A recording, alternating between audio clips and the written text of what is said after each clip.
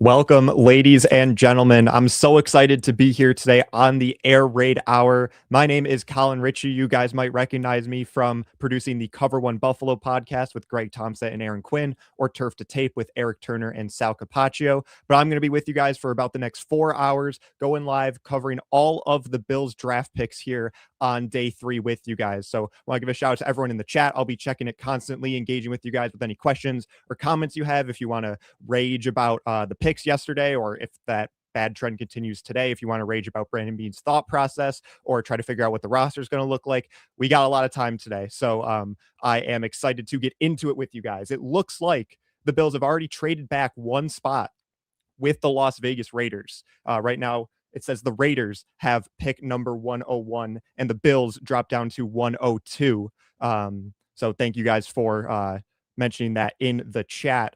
How are you guys feeling about this Bills draft class so far? I know the TJ Parker and Davis Igbinosun picks are very controversial. They're obviously premium positions, edge rusher and corner, but edge rusher with TJ Parker, you're getting pretty much the same archetype that you already have with Bradley Chubb and Greg Rousseau, a stout run defender on the edge with limited bend and speed off the edge. You're not quite getting a Von Miller with TJ Parker. And then Davis Igbinosun, I just don't see his path to the field until Christian Benford or Maxwell Hairston get hurt. So I'd love to hear your guys' thoughts in the comments. If you've got a different perspective on it, or maybe a more optimistic outlook, I'd love to hear it. I've been scrolling Twitter the last 2 days trying to find that, and I'm struggling to. But if any of you guys have anything to add there, would love to hear it. Someone saying, I've never seen producer Colin on camera younger than I expected. Thank you. I'll take that as a compliment that I look young. I appreciate it. I'm sporting a nice Bills polo today. Got to get dressed up for the occasion. Show you guys that.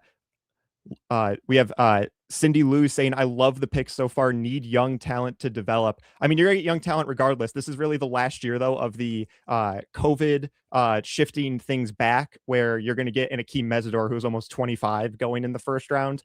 So a lot of these prospects are a bit on the older side, but Parker and Igbinosun are typical prospect ages that they got so far. Oakville, Bills fan, saying, I agree, Colin. First 2 picks were not helpful except for depth. And at the very least, the optimistic outlook, I think, in my opinion, is we got depth at premium positions, right? Edge rusher and corner. You can never have enough edge rushers. You can never have enough corners. Look at the last 2 Super Bowl winners, the Seattle Seahawks and the Philadelphia Eagles. They just sent wave after wave of pass rush against Drake May and Patrick Mahomes, and that's what really dictated that game. So if you're going to go heavy at a position and emphasize depth at a position, at least have it be a premium position like edge rusher or corner. That's the silver lining that I'm trying to find. That being said, I think there were more pressing needs where a guy could have stepped in and competed for a starting spot at inside linebacker or at nose tackle or at safety or at guard from day one. So it's just being emphasizing the depth at those premium positions before a potential starter at a non-premium position. And maybe that means too that the Bills maybe believe in Dorian Williams more than we're giving him credit for. We saw the same thing happen with Terrell Bernard, where they spent a 3rd round pick on a linebacker and we're like, oh, they don't need a linebacker. And then another year goes by and Bernard all of a sudden steps in and turns into at some points at his peak an all-pro caliber player. Now he battled injuries last year. It wasn't his best season, but maybe it's a similar trajectory for Dorian Williams, where we're stressing out about linebacker again, but we have this 3rd round pick on the roster. And then all of a sudden, Dorian Williams steps in and is fine, is more than fine as a starter. The benefit to Dorian Williams, too, is he's a different skill set than what Bernard offers, where Bernard's rangy sideline to sideline in pass coverage. Dorian Williams is that trigger, downhill, plug the run type of linebacker. So they do have complementing skill sets. I thought the Bills would maybe target another Dorian Williams archetype with one of their first picks here to compete for that spot and just elevate the ceiling of that room, specifically at that downhill plug-in linebacker spot. But maybe they just have a lot of confidence in Dorian Williams, and maybe that's something we need to just put a little bit more investment into. Extra 7th round pick to get a punter. It looks like that's what we traded down one spot for. It makes sense, one spot in the 4th round. Sal Capaccio has been talking about how the Bills have been doing extensive work on punters. We know they met with Jack Stonehouse from Syracuse. Pulling up the punter rankings here. They met with another punter as well from, let's see, what was his name? see. Does anyone have the name of the other punter the Bills met with?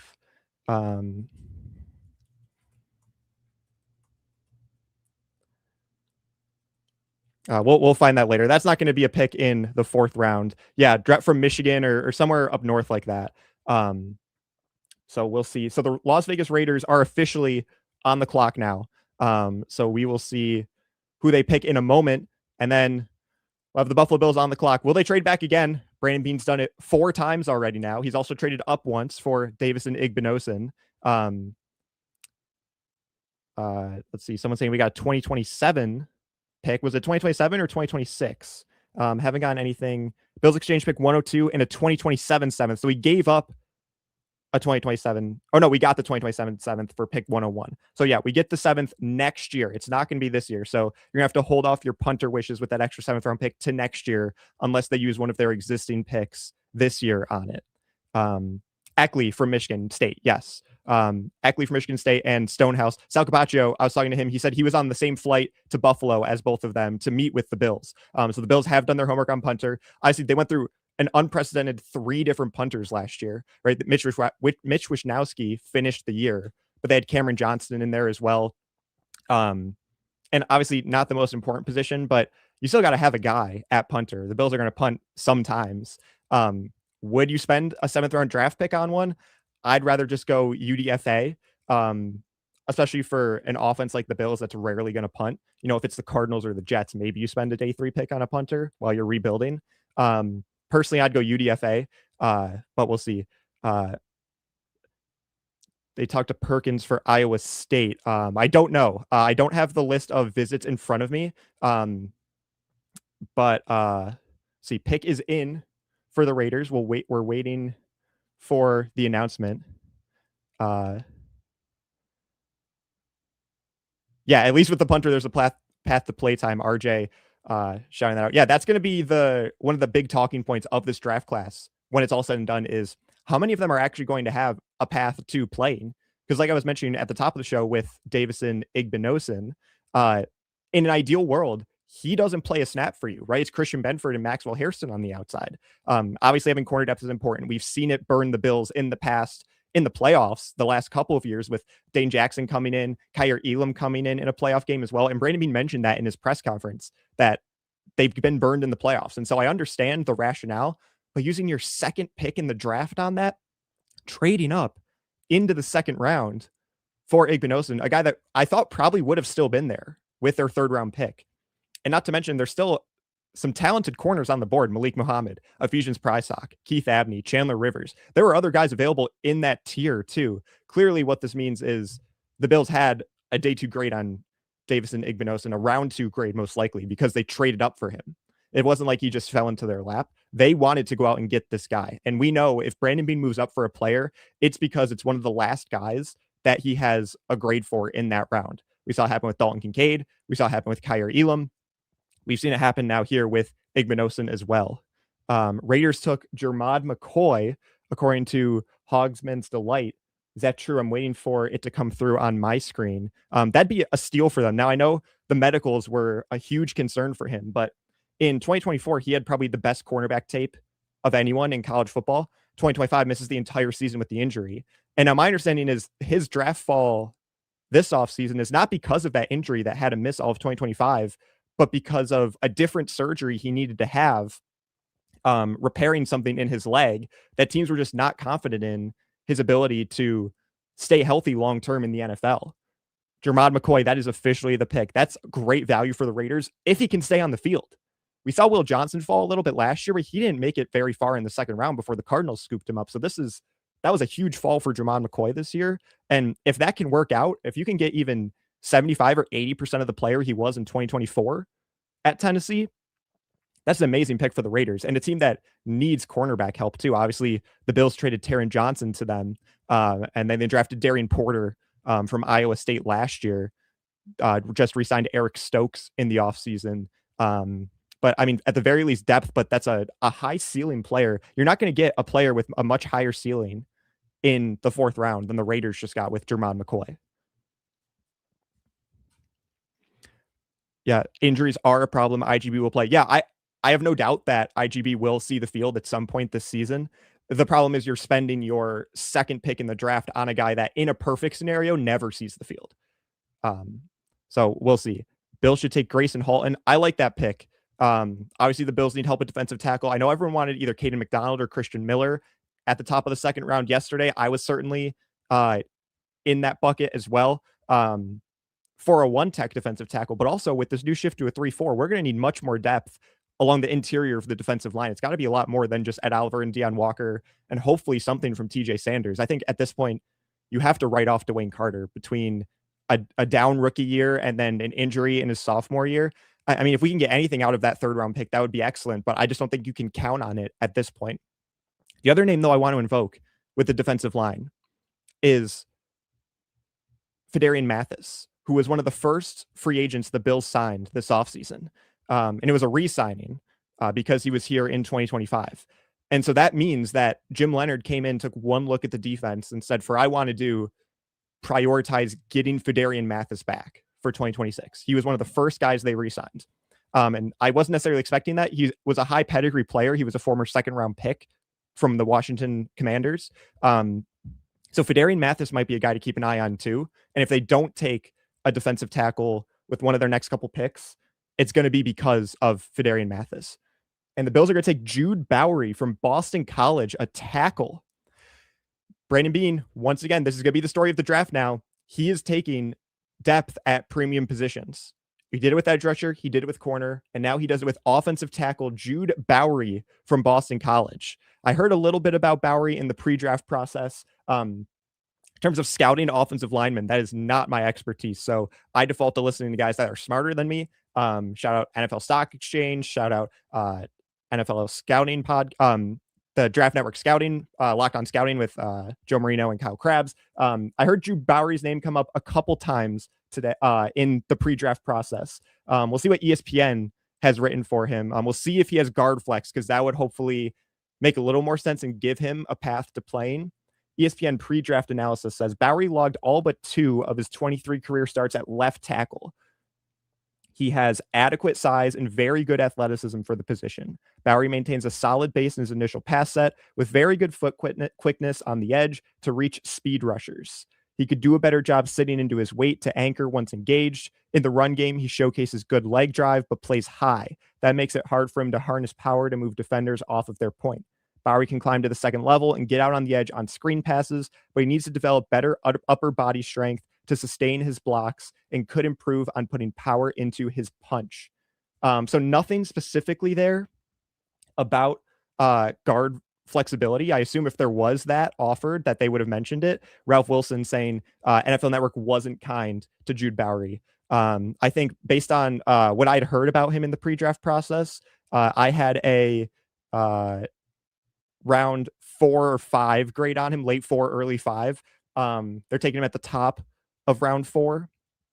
So is that a bit of a reach by Brandon Beane? I mean, clearly he's going after the guys he wants, regardless of where they're ranked. We saw that with the Davison Igbinosun pick. Another guy you can get later, draft grade D-. Welp. Yeah, people are not liking this draft pick. Swing tackle. I mean, here's the thing. They lost Ryan Vandemark in free agency. I didn't think they were going to give him a tender because it was going to cost them over $3 million for a swing tackle. And I did not think Vandemark was worth that much money. And then they did tender him. And then the Vikings matched it. And then that reached the threshold where it was too much for the Bills to match. So Ryan Vandemark went off to the Vikings. Is this a pick to help Tylen Grable maybe focus on putting his best foot forward to compete for the left guard spot vacated by David Edwards? Are they just looking for more competition?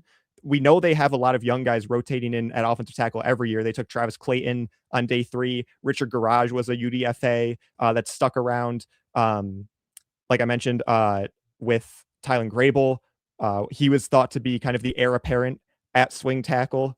Chase Lunt, who they drafted last year from UConn, has some inside-outside flexibility. Oakville saying 133 on the consensus big board. We got him at 102, so a bit of a reach from that standard. Jets, meanwhile, take defensive tackle Daryl Jackson Jr.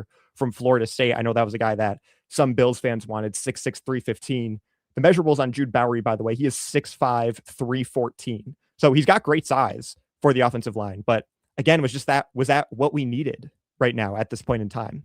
Yeah, do you see this as a Vandermark replacement? That's what I think it is right now. He played 505 snaps at left tackle last year, no snaps anywhere else. Yeah, so we've replaced AJ Epinesa, Ryan Vandermark, and Kyer Elam. That's one way to look at it. And when you say it like that, that isn't very kind to Brandon Beane, a guy that selected all of those guys in the first place. When you think about how those draft picks panned out for the Bills. Yeah, as long as Beane's in Buffalo, we'll never win a Super Bowl. We'll see. I mean, I think as long as Josh Allen's in Buffalo, that will at the very least counteract your distaste for Brandon Beane. NFL Network did say he had guard potential. Okay, so that's helpful to know. Immediately in competition with guys like Alec Anderson and Austin Corbett for that left guard spot. At this rate, Buffalo's next pick is going to be a QB. Yeah, quarterback, running back, another edge rusher probably. Just an interesting series of picks for Brandon Beane so far.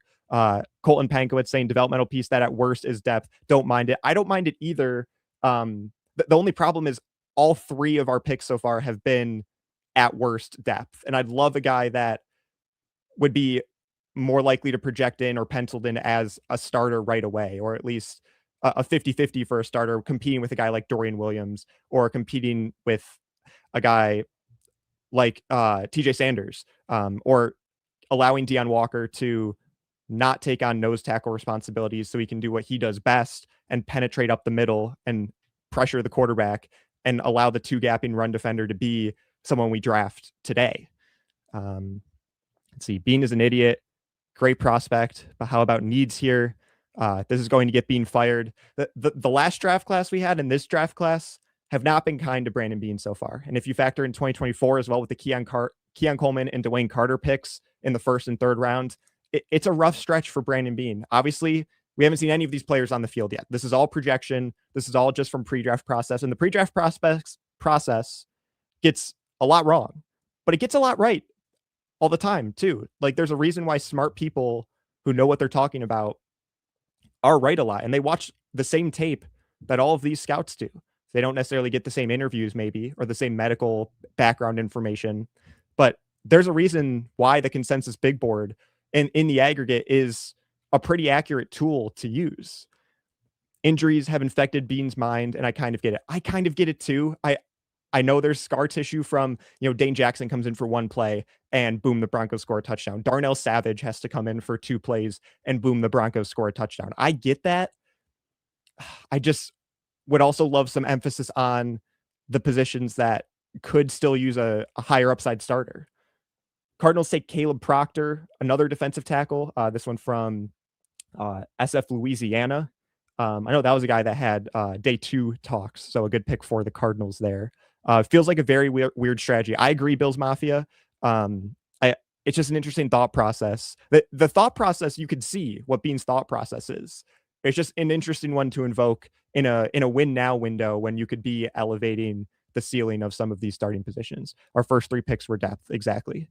Over under 2 years before Josh Allen requests a trade. Let's hope not. That would be worst case scenario. D tackle might not get drafted because of Walker and TJ last year. Yeah, I get it. I get they invested picks in it, and Dwayne Carter, the 3rd round pick the year before. But it's kind of that sunken cost fallacy. Like just because you invest all those premium picks, if you still don't have the answers you need, you got to draft it. And I think the other thing too is when people are calling for the Bills to draft a defensive tackle with one of their first picks, like a Caden McDonald or Christian Miller yesterday, like, yes, they have those letters DT next to their name, just like Deion Walker and just like TJ Sanders and just like Dwayne Carter. They're playing different positions along the defensive line, right? A one tech is going to be two gapping, stopping the run, a first and second down player. Whereas a guy like Ed Oliver or a guy like Deion Walker, they're penetrators. They're going to pressure the quarterback. They're going to push the pocket and compress the pocket. That's a 3 tech or a 5 tech in Jim Leonard's scheme. So yes, they're all defensive tackles, but they'll have different roles with the draft picks that the Bills fans wanted and who's already on the roster. And so we're still missing that traditional nose tackle that a Caden McDonald or a Christian Miller yesterday would have given us at the top of the second round. My thoughts exactly. QB will be next pick. I mean, who would you want at quarterback if they take a quarterback on day 3? Greg Thompson and I had this conversation on Twitter when free agency started and the Bills signed Kyle Allen. Greg says it best: every quarterback is equally not Josh Allen, whether it's Kyle Allen, Case Keenum, Mitch Trubisky, Shane Buechele, all the guys that have been rotating in here. Everyone is equally not Josh Allen. And the margin in talent between all those guys is minimal at best. If any one of those guys has to play multiple meaningful games this season, it's a lost season. And at that point, you'd rather just recoup a high pick like the Bengals did when they got Jamar Chase, like the Chiefs did when they got Mansour Delane this year. At that point, if you have a lost season because Josh Allen is done, just take the high draft pick to help you next year. Everyone is equally not Josh Allen. So from that lens, why not make that as cheap a position as possible? Bet on a guy with traits like the Steelers with Drew Aller, or a Taylon Green, or a Haynes King. Shout out to my brother Evan. It's his birthday today. He loves Haynes King. Bet on a guy with traits that at least is going to make it fun. And there might be something to mold there, and you maybe get a trade, like the Patriots trading Joe Milton after just 1 year. He played 1 game, looked fine, and Dallas was like, sure, I'll take a swing on that. Bet on a guy with traits. I mean, even guys like Garrett Nussmeier or Cade Klubnik, I mean, those were potential first-round picks just a year ago if you asked someone. Just someone that can give you something. Hopefully we're not having that quarterback conversation until round 6 or round 7. I also don't know if that's even going to happen this year because of the Kyle Allen deal. And I know some people were kind of pressing back against what Greg and I were saying on Twitter around that time, which was, this is not the draft to take a quarterback. It was a very weak quarterback class. So wait until next year to do that. So I'd be fine with that. I don't know, guys. I don't need another year of Josh Allen's best friend as the backup quarterback and we're paying him $3-4 million. Like, it can be a cheap quarterback on a rookie deal that we take on day 3 with traits. Let me know your thoughts on that. Our hope right now is that Josh doesn't play a snap. They fire Bean and Brady after the season, and we start over from scratch. Yeah, I mean, obviously that would be a worst case scenario. Josh Allen sitting out the year. It is kind of funny how they just refuse to invest significant draft capital in giving him as much talent as possible on the offense. I get they traded the 2nd round pick for DJ Moore, but we've seen time and time again that that's kind of Brandon Bean's only solution to helping the offense when it stalls, right? Trade for Stephon Diggs, trade for Amari Cooper, trade for DJ Moore. And then that's kind of it. Overpay for Curtis Samuel, overpay for Josh Palmer when they're at best like wide receiver 4s, like a rotational guy that subs in when one of your top 3 guys needs a break. And then everyone else he's drafted has been on day 3, Gabe Davis and Khalil Shakir being the 2 most notable ones. But that's when you get guys like Justin Shorter and Marquez Stevenson and Caden Prather last year. It's just an interesting philosophy for another premium position, right? We see him load up on depth on edge rusher, on corner. He double dipped at defensive tackle last year. We see him do this with all these other positions, offensive line with a guy like Jude Bowry in the top of the 4th round here. He does it with every premium position except for wide receiver. And that's the one that I never understand. His only day 1 or 2 draft pick wide receiver is Keon Coleman. And we all see how that worked out. But every other day 1 or day 2 pick used to acquire a wide receiver has been through a trade. It was Kelvin Benjamin, it was Stephon Diggs, it was Amari Cooper, and now it's DJ Moore. And that just can't be enough. It can't be enough.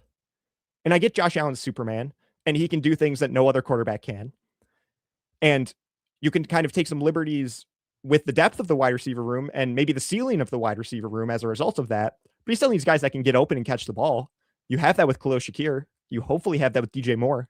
Can you say confidently that you have that with a 3rd guy on this roster right now? Dalton Kincaid's never healthy. Dawson Knox, he prefers an inline blocker, had drop issues a couple years ago. He's kind of settled down on that now. Decent red zone threat. But is that a guy you're going to on 3rd down when you need a catch? It's just mind-boggling that Brandon Bean emphasizes depth at all of these premium positions except wide receiver. And you have to think that's just because he takes Josh Allen for granted in that scenario and, oh, Josh will make it work. Josh will make it work. We'll bring back John Brown and Cole Beasley for playoff games in 2022. Josh will make it work. We'll sign Brandon Cooks and start Tyrell Shavers, who I love. But again, he's, I think, at best a wide receiver, low-end wide receiver 3, high-end wide receiver 4. And Josh will make it work. Chargers take a wide receiver. Speaking of a team that surrounds their quarterback with talent, I mean, they took Trey Harris and Keandre Lambert-Smith last year and the tight end Oronde Gadsden was a breakout rookie. They take Brennan Thompson from Mississippi State. I know this was a guy that Bills fans were interested in. 5'9", 164. So bit of a smaller guy, punt return flexibility and upside there. But again, right there, as I'm ranting about it, there's an example of a team surrounding their franchise quarterback with as many weapons as possible. On top of, I didn't even mention Ladd McConkey. They bring back Keenan Allen as a veteran. It's just frustrating sometimes watching them year after year not take a wide receiver. And the one time they do, it's the guy that can't separate, has character / off the field concerns, and hasn't really panned out after 2 years in the NFL. Texans taking Fabichi Nwawu from Oklahoma, offensive guard. So they double up there. They took Keelan Rutledge in the first round. I'm so jealous of the Texans draft. They're having a good draft. I like who they've taken so far. Let's just take a look at everyone here. Keelan Rutledge from Georgia Tech, Caden McDonald in the second round. Caden McDonald in that Texans defense is just so unfair. That's one of those, come on, man. Like, you're going to let the Texans get Caden McDonald. You could argue the one thing that defense didn't have was that true nose tackle, and they get the best nose tackle in the draft. They also get Marlon Klein from Michigan. That one I think was a reach. I didn't mind tight end because, I mean, Dalton Schultz, Cade Stover, Brevin Jordan, not the highest ceiling for a tight end room. Was Marlon Klein the pick at the 27th pick in the second round? There were much higher guys on that consensus board, but I like the position at least. And then double up on guard. That's one spot on offense that has really been holding the Texans back. It's offensive line. And I think they did a decent job of addressing that this year. And they're going to be a scary team to watch out for. I mean, we saw them last year on Thursday Night Football give the Bills trouble. And, you know, as long as CJ Stroud can stay healthy and they can protect him, they draft Keelan Rutledge. They signed Wyatt Teller, as Bills fans are very familiar with.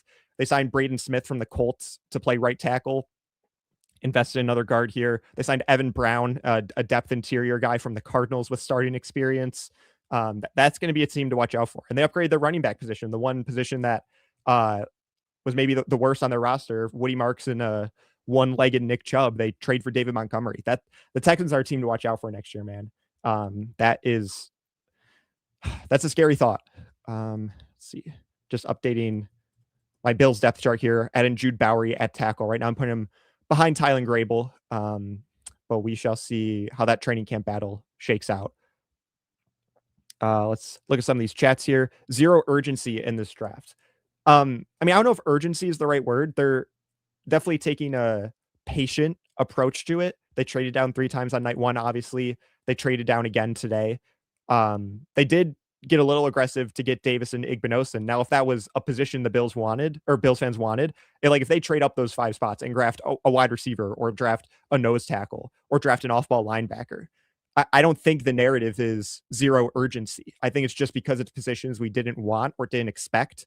That's kind of the feeling right now. Zero urgency to address the needs that we perceive that they have, I would agree with. Remember that time Brandon Beane traded away an All-Pro. If you're talking about Wyatt Teller there, yeah, that's like one of his biggest misses as a GM, his biggest whiffs, is trading away Wyatt Teller. 19 picks from double dipping. That was a couple minutes ago. So we are currently on pick 107, which is the 49ers. And the Bills double dip at 125 and 126.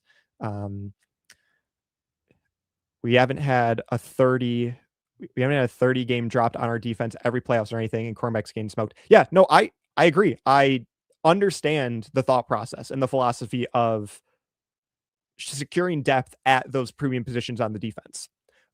But in the hierarchy of needs, is a rotational edge rusher and a backup boundary corner higher on your list of needs than a starting nose tackle, a starting off-ball linebacker, and potentially a starting safety / a long-term safety, because CJ Gardner-Johnson and Geno Stone are both on 1-year deals. So is long-term safety, starting off-ball linebacker, and starting nose tackle lower on your list than rotational edge and rotational corner? That's, I think, where the discrepancy is between Brandon Beane and between the fans. God bless the Sabres. Yeah, this is the first time in my life that I can remember the Sabres being good. So having playoff hockey coincide with the draft, I am in Buffalo sports heaven this week. It's been an amazing week. Obviously, the Sabres with a big win in Game 3 against the Bruins. We can talk a little Sabres today, too, because we'll have a lot of time to kill as well. Need a D tackle, one wide receiver, and linebacker. Yeah, I didn't even mention wide receiver. I talked nose tackle, linebacker, and safety. Wide receiver as well. That's another position. You're starting Josh Palmer in September, and is Keon Coleman your first guy off the bench? Because right now that's all you have. I like Tyrell Shavers, but again, I think he's a low end wide receiver 3, high end wide receiver 4, and he tore his ACL in January, so he's not going to be ready for a while. And then it's Mecole Hardman, Trent Sherfield, Jalen Virgil, and Steven Gosnell. Thankfully, there are some wide receivers available that I still like. We can talk about that in a minute too, especially as the Bills draft pick gets closer. A couple guys I'm surprised are still available. I had round 2 grades on Skyler Bell from UConn, Bryce Lance from North Dakota State, and Elijah Surratt as well. Are 3 guys I'm surprised are still there. Kevin Coleman, Deion Burks, Cyrus Allen, a couple other guys to invoke as well. So there's still entertaining options at wide receiver. Will the Bills take any of them with one of their next 2 picks when they go back to back here? We'll see. Just an interesting strategy so far. I don't get it. Does Bean know he's getting fired and he's just sabotaging? Well, no, he got promoted. He's the director of football operations. I know a lot of people, and not to necessarily rehash all these conversations from January, but a lot of people were of the opinion that if you were going to fire one, you should fire both. Just clean house, new everything in 2026. And they fired Sean McDermott, Brandon Beane gets a promotion. And their head coach hire was in-house. He was the offensive coordinator. We'll see. We'll have hindsight in a year or two to really evaluate how on the nose we were with that consensus analysis. But Beane following up a chaotic and stressful offseason where he got a lot of hate or a lot of criticism with this draft so far is certainly interesting. The Niners take Grayson Halton, defensive tackle from Oklahoma. That's a guy I would have liked for the Bills. Again, another defensive tackle off the board. He wasn't going to be that nose tackle that I'm emphasizing that they need. He was going to be more of a 3-tech, so similar to Ed Oliver and Deon Walker. But again, especially with this new 3-4 scheme from Jim Leonard and some of these even and odd fronts that they're going to present, you need that depth along the interior. You're going to need to cycle guys in and out. And I just don't know. You have to hope TJ Sanders can be that 3rd guy. And then I think they still need a 4th guy, whether it's Dwayne Carter, whether it is Fidarian Mathis. I thought there'd be a significant draft pick invested in that too, but so far I'm wrong. Do you think there's a link between Brandon Beane job security and drafting only depth? That's an interesting point, right? Like if Brandon Beane knows he's not going anywhere, then he kind of has time to address the depth. He's not as pressured to draft immediately for need if he thinks it's a reach. And instead he can play the long game and focus on the depth of these premium positions. Because right now these first 3 picks are not picks from a GM that feels like they're on the hot seat, right? Like the Cardinals draft. If you look at the Cardinals taking Jeremiah Love at 3 and taking Carson Beck at the top of the 3rd round, those are draft picks from a GM that knows he's on the hot seat, right? Those are desperate picks. The Cardinals are in no place to take Jeremiah Love at 3. There's no point in the Cardinals wasting a premium round 3 pick on a quarterback when, I mean, they have Jacoby Myers and Gardner Minshew to just kind of get them through the year. They're going to have a good draft pick and a bad season, regardless of whether or not Carson Beck is on the roster. So you might as well just invest in a position of need, which is essentially anywhere on defense. But he knows he's on the hot seat. And so he takes a running back at 3, who's maybe the best player in the class, to be fair. And he takes a quarterback in the 3rd round. So that's a good point by Sterling Archer here. Brandon Beane knows he's not on the hot seat, and that's why he's taking these depth positions. Jonah Coleman, running back off the board from Washington, going to the Denver Broncos, one of their weaker positions on a pretty well-rounded team. Jonah Coleman was my highest ranked running back available. This is a pretty weak running back class overall. Obviously, we saw Love and Jadarian Price go in the 1st round. But I heard someone talking that like there were 26 running backs drafted last year.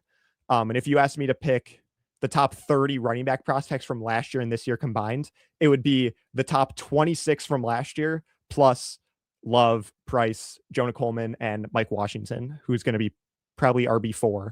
Kalen Black was taken by the 49ers yesterday, actually, but was not viewed as RB3.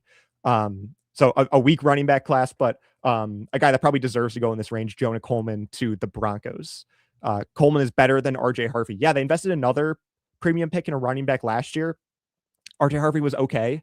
He wasn't really a needle mover for me. They still have J.K. Dobbins. They still have Jaleel McLaughlin, Tyler Bidet as well.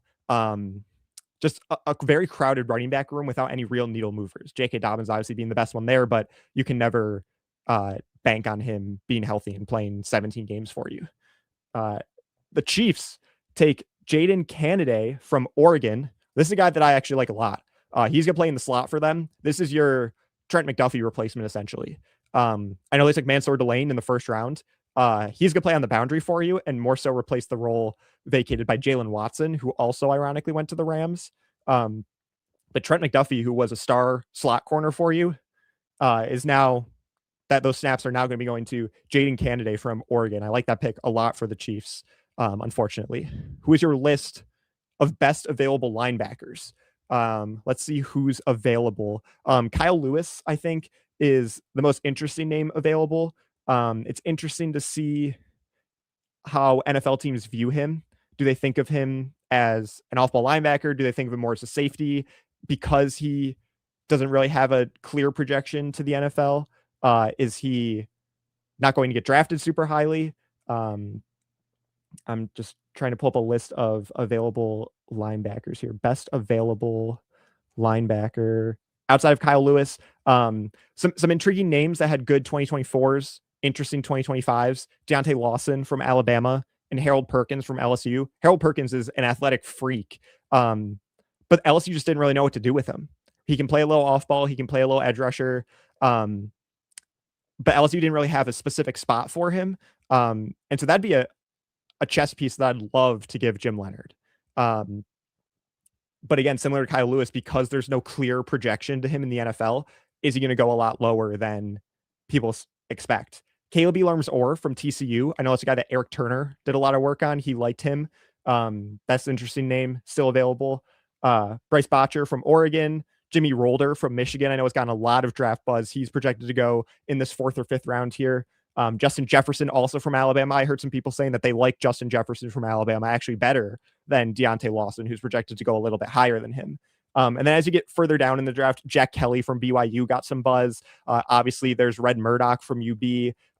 So all that to say, I think there's still plenty of linebacker prospects available. You're just at the point now where whoever you draft is almost certainly going to start the year behind Dorian Williams. Whereas if you drafted a guy yesterday, there was a good chance he could compete with Dorian Williams for that starting spot. So hopefully the Bills do address off-ball linebacker. It's just going to be a guy that you're not going to be able to depend on to give you meaningful snaps in year one, just based on who's left. This KC draft is looking nice. I like Kansas City's draft so far. Mansour Delane, they had to trade up for him a little bit, but he was one of my top players in the class. He was a top 5 player in the class for me. And again, like I just said, after mentioning losing Trent McDuffie and Jalen Watson to the Rams, they lose Joshua Williams as well. So their top 3 corners from last year were gone. And so they get Mansour Delane from LSU. They just grabbed Canaday from Oregon. They took Peter Woods at the back end of the first round. He's going to help that Chris Jones contingency plan. They've invested a lot in defensive tackle. Chris Tonga from the Patriots, who Bills fans should know, Kairos Tonga, Peter Woods, and also they took Omar Norman Lott in the draft last year. And then R. Mason Thomas, the speed rusher from Oklahoma. Again, they've invested a lot in there with George Karlaftis and Felix Anudike-Uzomah and Ashton Gelati last year. So a good looking draft for the Chiefs so far.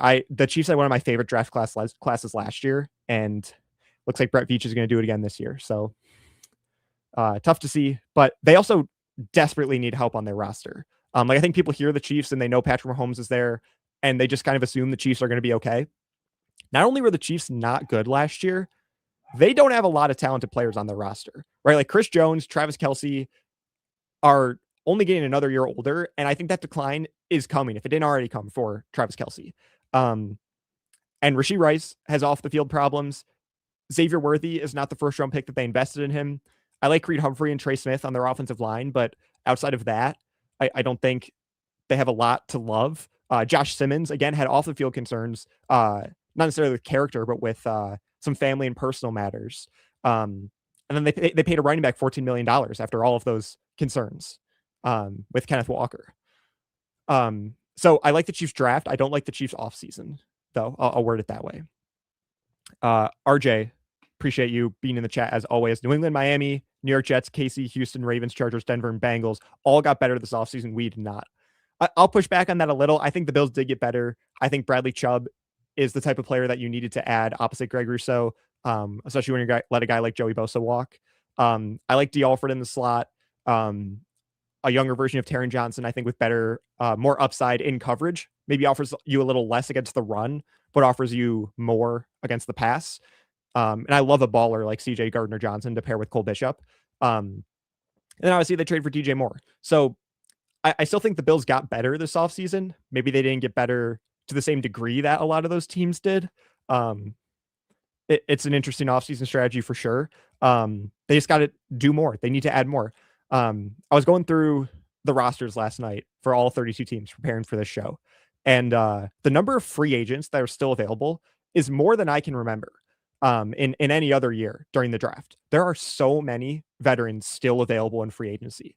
And so you're going to see a lot of those guys signing in the next couple days. Now that they're no longer going to affect the compensatory pick formula, there's a lot of notable free agents still available at essentially every position. So if there's a glaring need that the Bills walk out of this draft without, like nose tackle, like off-ball linebacker, like depth at safety, like depth at wide receiver, there's guys in free agency that hopefully they'll take a long, hard look at, or hypothetically, they already have a plan in place for, and that's why they're not attacking one or multiple of those positions at this point in time. Wow, the Jets trade up and take Cade Klubnik from Clemson. So they get their quarterback at the top of the 4th round now. He's going to most likely back up Geno Smith. Took Brady Cook a couple years ago, and they still have Bailey Zappi as well. Cade Klubnik to the Jets. That's an interesting one. That's a guy I wouldn't mind taking a swing on in the 4th round if you're a team like the Jets. Carson Beck at the top of the 3rd was a little too rich for my blood. Cade Klubnik here in the 4th. He wasn't my highest ranked quarterback available. I had Cole Payton, Garrett Nussmeier, and Taylon Green ahead of him, but I did have a 4th round grade on Cade Klubnik. So interesting pick for the Jets here. The Bills could face off against Cade Klubnik once or twice this season. Let's see. Someone said Chubb is not Bosa.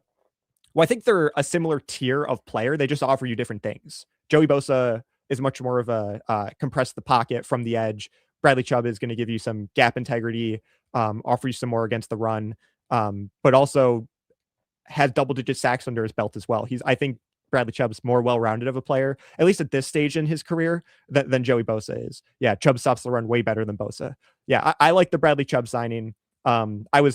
I did not want the Bills to re-sign Joey Bosa, but I still wanted them to add that veteran edge rusher because I wanted something different.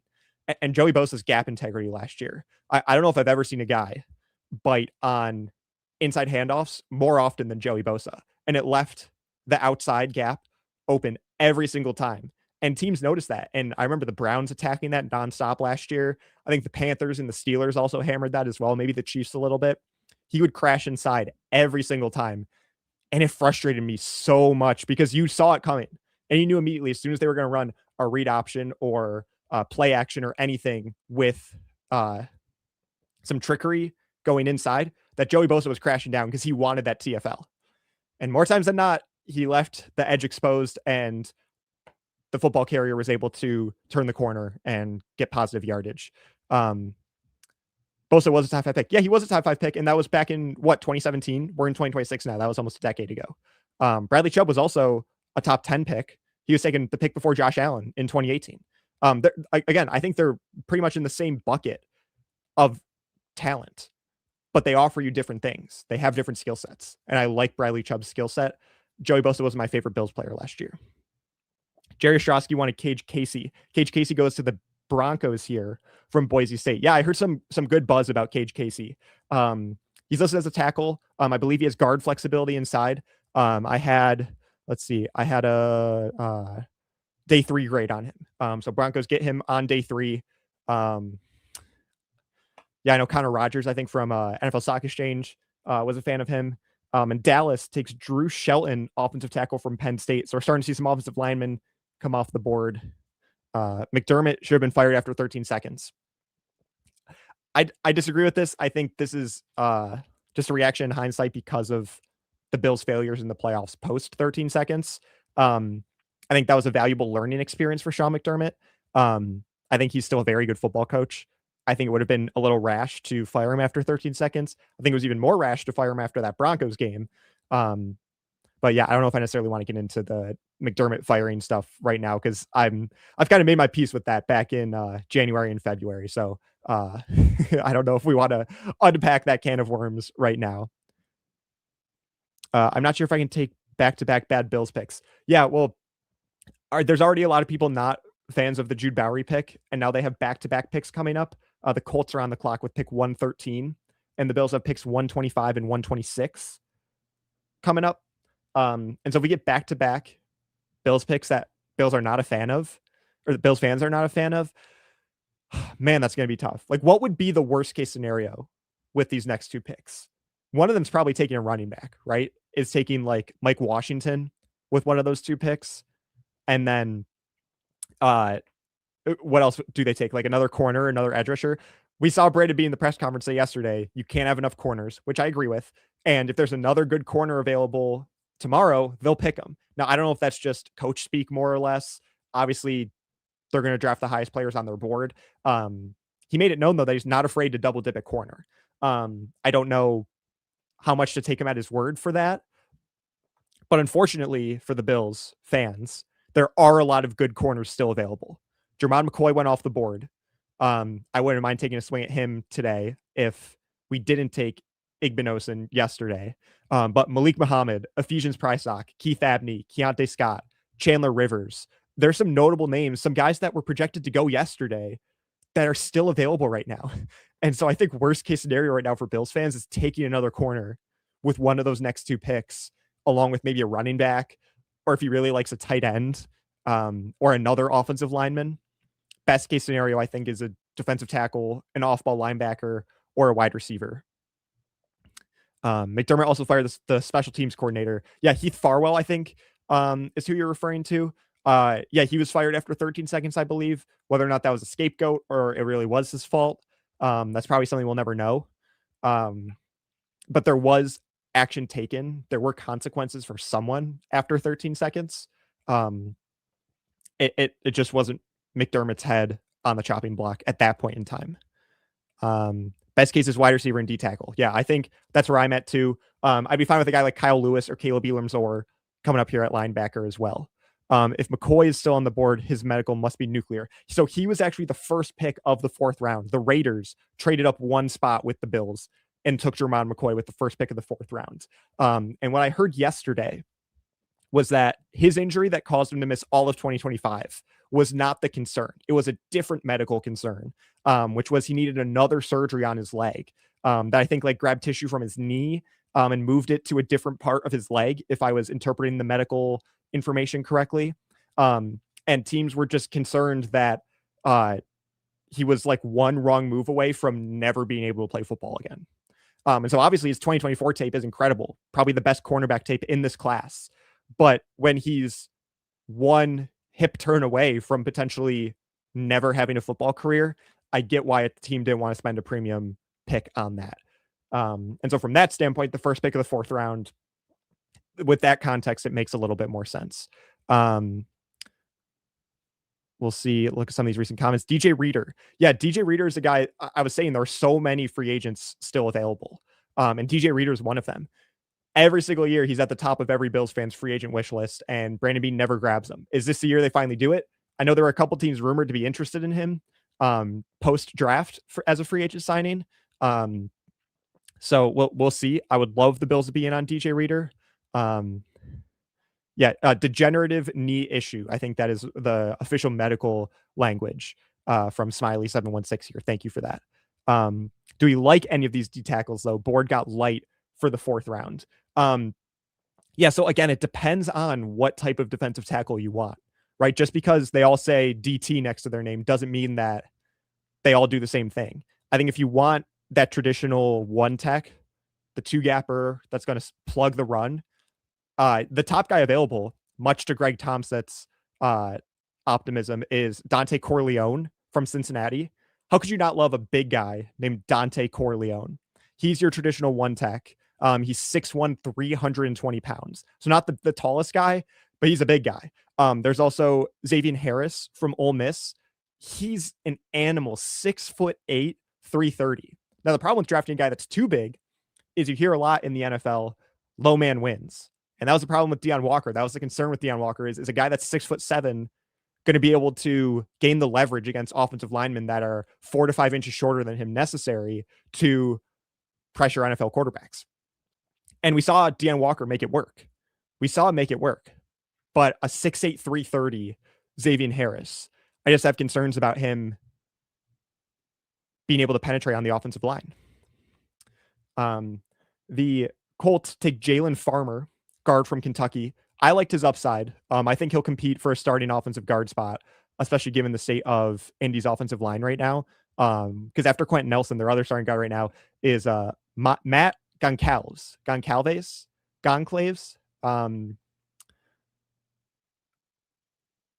And obviously Quentin Nelson is an all-pro starter, but Jalen Farmer, I think, has the upside to potentially fight for that day one guard spot opposite of Quentin Nelson.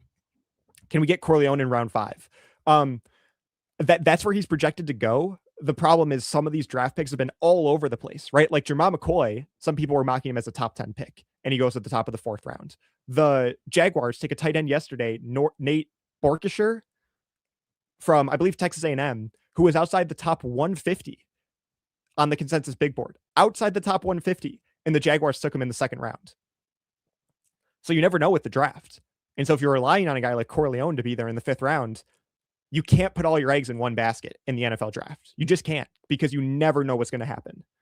Cowboys take Devin Moore from Florida State, corner from Florida. I apologize, not Florida State. He was not a guy that I scouted. Malik Muhammad and Ephesians Prysock are my top 2 corners available. But again, that would be pretty redundant with the Bills already taking Davison Igbinosun. Tight ends got way overdrafted on day 2. It was wild. I agree. We talked about Marlon Klein that the Texans took from Michigan also being another interesting name that went. The order that they came off the board was really interesting. Obviously, everyone knew Kenyon Sadiq was going to go in the 1st round. And he goes to the Jets, which I don't think a lot of people expected. The Jets taking a tight end when they took Mason Taylor in the 2nd round last year. Eli Stowers going to the Eagles. I like that fit. He was also projected to be the 2nd one off the board. So that was pretty chalk. And then the 3rd tight end off the board was Nate Borkisher for the Jaguars, which I mentioned. 4th tight end was Marlon Klein, another guy, I believe, outside of the consensus 150. That was another surprise. Rams taking Max Clare. Max Clare going in that range was not a surprise. The surprise was the Rams taking him because they have 4 really good tight ends already, and they invested in Terrence Ferguson last year. Colby Parkinson had a great year. Tyler Higbee's still there. Davis Allen played a role last year. Sam Roush to the Bears, another team that already had Cole Kmet and Colson Loveland, and they took a tight end in the 2nd round. So yeah, just the order of some of those tight ends, and then the fits for some of those tight ends too were interesting. So it'll be very interesting with hindsight to go back and look at that tight end class. Ravens take Elijah Surratt. That was one of the wide receivers you were hoping would be there with one of the Bills picks. Wide receiver from Indiana, 6'3", 210. I know at least one draft analyst. I think it was Trevor Sikkema, but I apologize if it was someone else. I believe Trevor Sikkema had Elijah Surratt as like a top 50 player for him. He loved Elijah Surratt and thought he could offer everything that Denzel Boston offered, who went at the top of the 2nd round to the Browns. All 31 other teams' draft is better than the Bills' draft. Thanks, Brandon Butthead.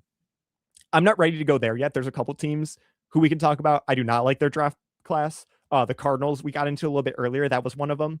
But the Bills are going to be on the lower end of my grades, just from how it is right now.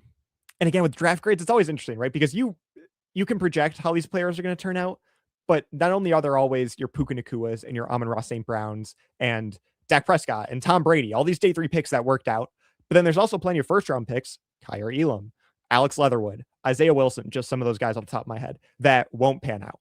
And so I like to grade it more from just a pure position standpoint, and comparing that also with the consensus big board. Did you take guys around their consensus draft slot, and were they for positions of need? Did you allocate the appropriate resources to the appropriate positions? That's how I like to look at my grades.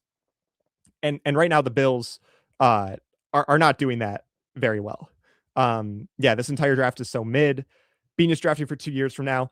That goes back to the conversation we were having earlier. Is this feels like the draft of a GM that knows he's not on the hot seat? Developmental / depth edge rusher, a backup corner, and a backup swing tackle. This is exactly the draft of a guy that's not on the hot seat whatsoever. And why would Bean feel like he's on the hot seat? He got promoted. Sean McDermott got the axe. He was the scapegoat. And Brandon Bean got promoted. And so I don't blame him for drafting for the future like that. Realize maybe 3 guys make roster from draft. Bills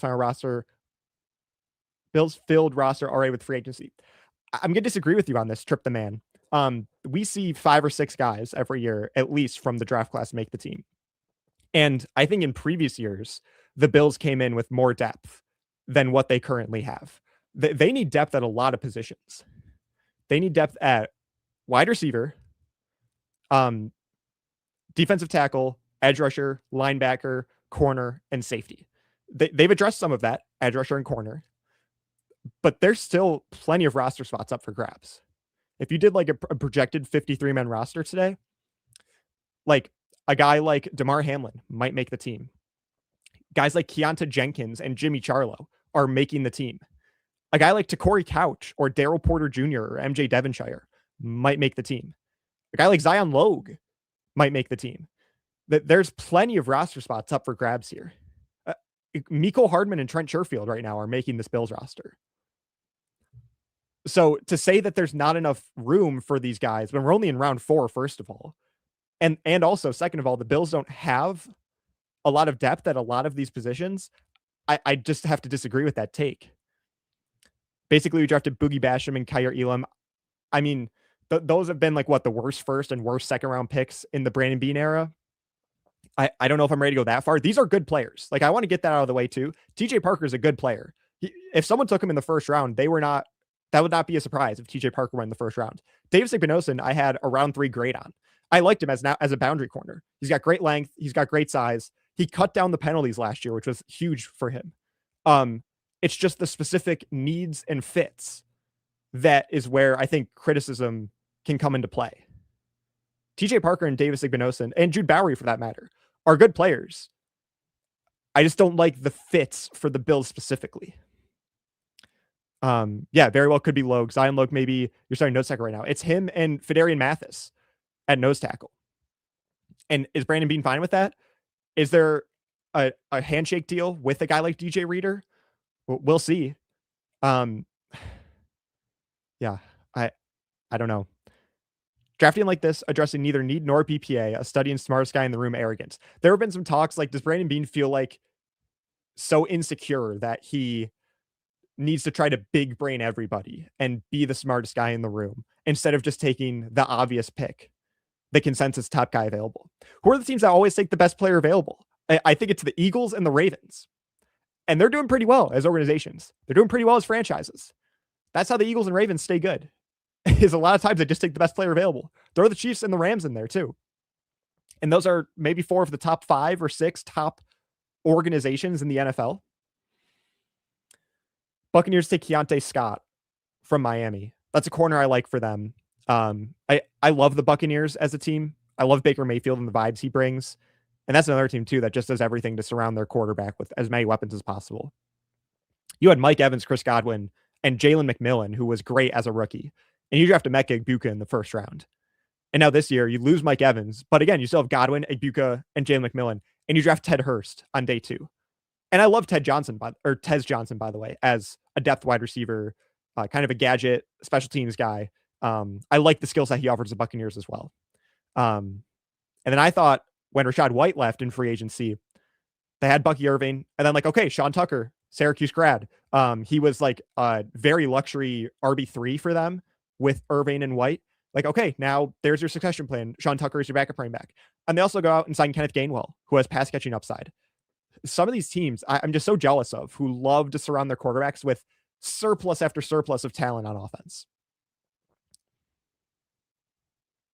Bean drafted 2 people with his first 2 picks that would have still been on the board today. TJ Parker would definitely not be available today. TJ Parker would have gone in round 2, not just day 2. TJ Parker would have been a second round pick yesterday if the Bills didn't take him. There's an argument that Davis Igbinosun would be available here, but I had a round 3 grade on him, and he went late second round. A lot of people had him in that 3rd, 4th, 5th round range. So I don't think you can say with confidence that Igbinosun would be here. It wouldn't necessarily be a huge surprise, but it also would not have been a huge surprise if he went yesterday. And TJ Parker absolutely would not have been here in the 4th round. Chargers take Travis Burke, tackle from Memphis. That's a great developmental pick, similar to the Eagles taking Markel Bell from Miami. I love Travis Burke.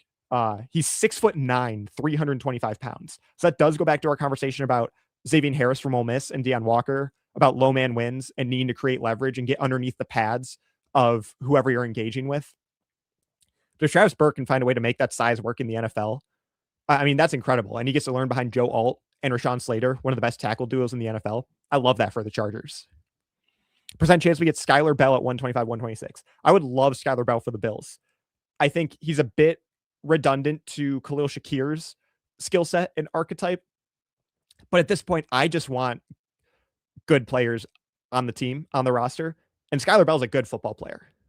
And worry about the position versatility and the specific archetype later. Just draft good football players. And Skyler Bell, man, he's a good football player.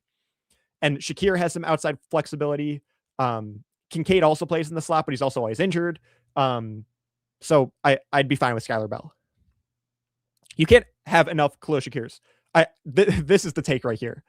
After Josh Allen, Khalil Shakir might be the next most fun player to watch on the Bills. He's always breaking tackles. His hip fluidity and contact balance is incredible. He offers you yards after the catch, reliable hands. You can line him up in the backfield. You can line him up in the slot. You can line him up out wide. You can never have enough Shakirs. That's a great 0.716 Matt. Lions. This is going to crush some people. They take Jimmy Rolder, the linebacker from Michigan. Doubling up on Michigan players in this draft. They took Derek Moore yesterday.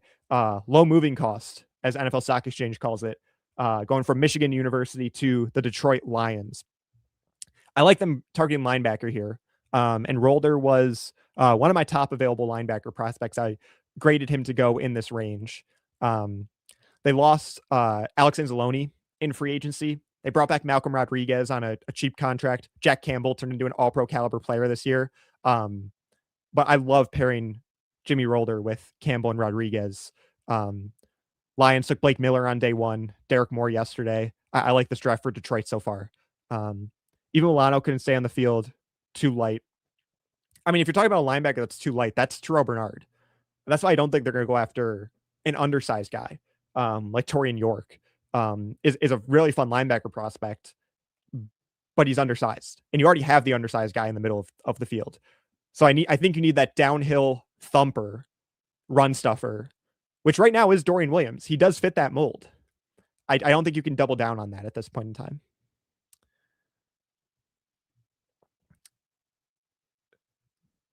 Where are we in this draft? When do we pick next? Roger Stevenson asking. So the Jaguars just took Wesley Williams, edge rusher from Duke, with pick 119.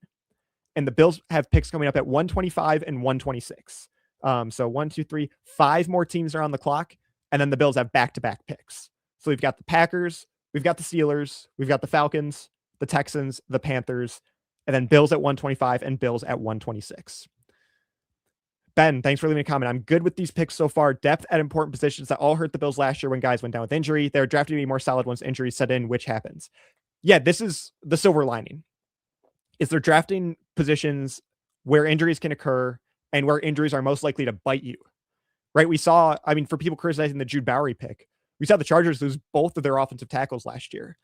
And that was what held them back from being a real Super Bowl contender. If they had Alt and Slater healthy, I think they're seriously a Super Bowl competitor. But because they lost both of them, that held them back. And so if the Bills lose Deion Dawkins for let's not even say the season. If they lose Deion Dawkins for a 5-game stretch or a 4-game stretch, is Tylen Grable going to be able to hold the fort down? Because you don't have the experience of Ryan Vandermark. Tylen Grable's been the swing tackle, but he hasn't been on the field. When Ryan Vandemark's been the swing tackle, he's had moments where he's needed to be on the field. Spencer Brown missed the Chiefs game 2 years ago, and Ryan Vandemark had to play that game. And I think he played well. I think he held his head above water. Tylen Grable, it's a projection. You haven't seen him play tackle at the NFL level in a meaningful game. So just adding another body to that room to give you the best chance of having a good swing tackle, I don't hate it. I don't hate the allocation of resources to premium positions. You can never be mad at that. The problem is, would you rank the depth at those premium positions over but the need for potential starters at nose tackle, at off-ball linebacker, at wide receiver? Do you rank the need for starters under the need for the depth at those premium positions? That's where I think there's a bit of a missing link between Brandon Beane and the fan base. Grable had surgery again. He's got injury concerns. He won the swing tackle job and then got hurt, and Ryan Vandemark stepped in. Yeah, I'm not going to be mad at them for drafting premium positions. The problem is the order in which they address those premium positions over the need for starters at certain positions. Yeah, exactly. We need play now, guys. Josh Allen's about to turn 30, guys. Like, I hate to be the bearer of bad news. He's about to be 30. We're slowly, the window is slowly starting to close. How many more years is Josh Allen going to be able to run for 500 yards in a season? It's not that many.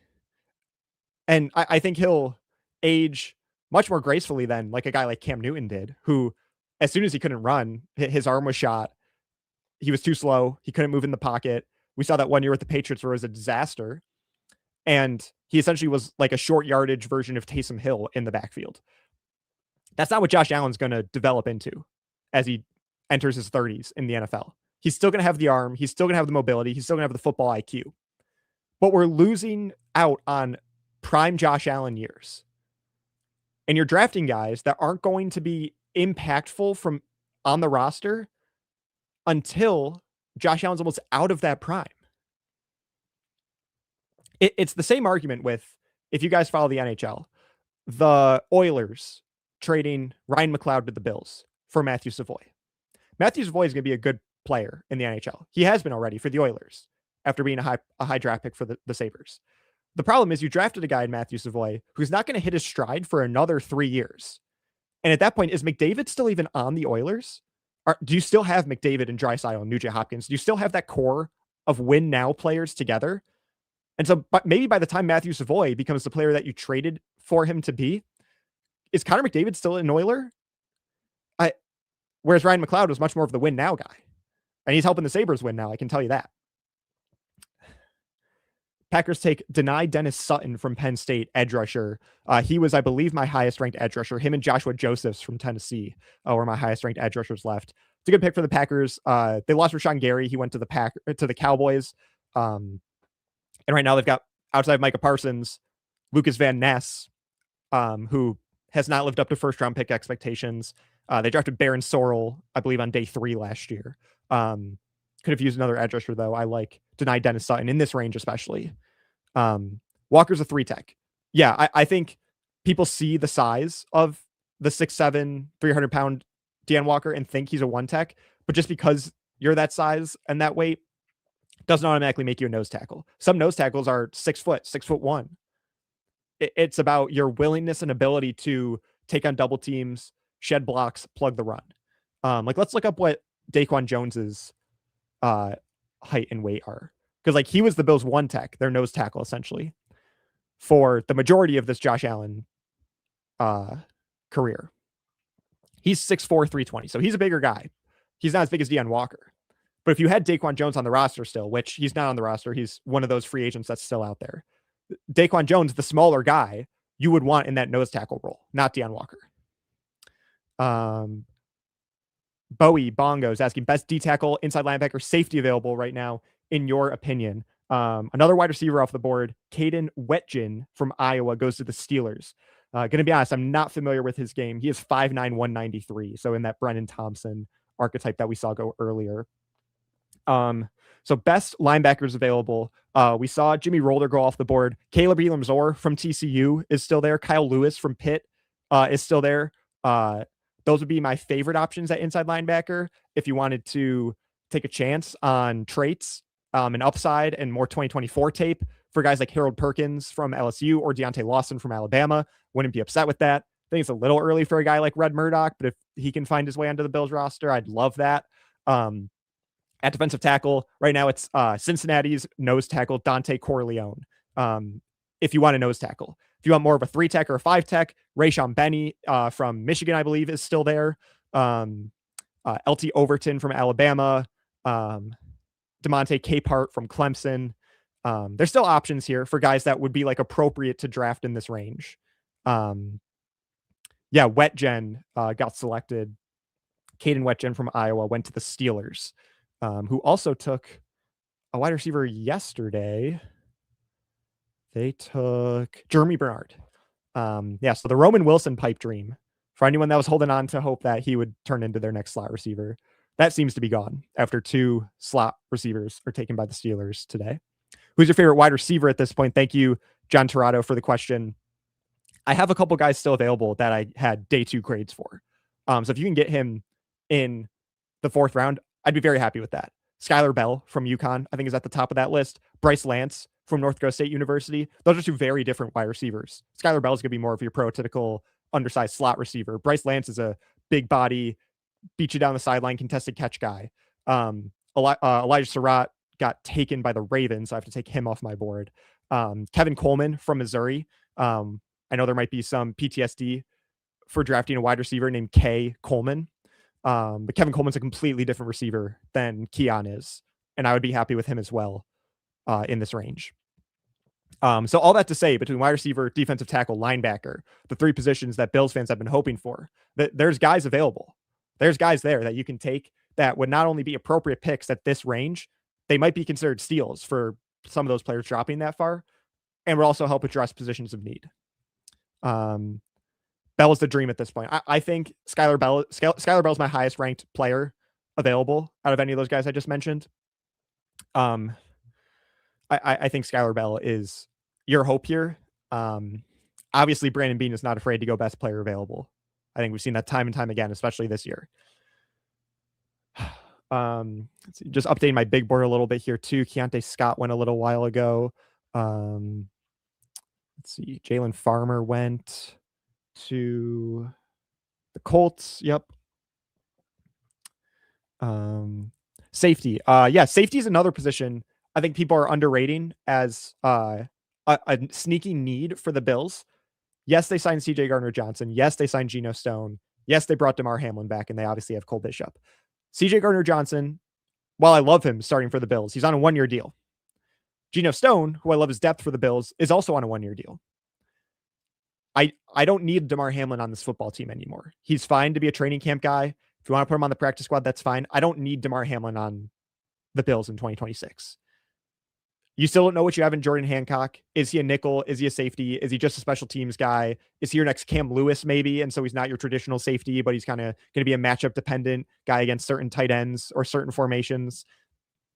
When you look at the safety room after 2026, it's Cole Bishop, Jordan Hancock, who has question marks, and Wande Owens, a UDFA from last year. Sam Franklin plays special teams. DeMar Hamlin, I don't need on this football team. The long-term outlook at safety is definitely something that the Bills need to address at some point.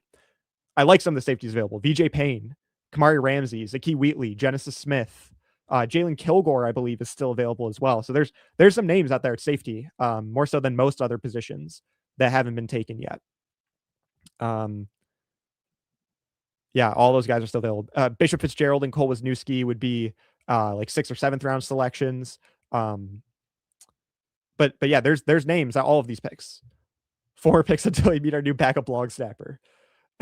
Like backup quarterback and backup long snapper would be, I think, the way Bills fans are looking at this draft is like that is how they see these next 2 picks playing out. Hamlin's practice squad, I think that's what he is at this point. He was a great story. I think he was an interesting prospect to develop. And for drafting him on day 3, like the fact that you got a starting caliber player at certain points in time when you needed him, it is great for a day 3 pick. But at this point in time, in the year 2026, I unfortunately don't need Damar Hamlin on my team. You can take a fast wide receiver later on if available. There's always going to be those straight line speed fast wide receiver guys. We saw the Bills do their homework on Dante Thornton and Keandre Lambert-Smith last year. They didn't end up taking either of them. But there's always those straight line speed guys. Yes. But I think a guy like Skyler Bell, I think a guy like Bryce Lance, and a guy like Kevin Coleman, those would be my top 3 options at wide receiver. They're a tier above anyone, and that you would just generically get in that archetype in the 6th round or the 7th round.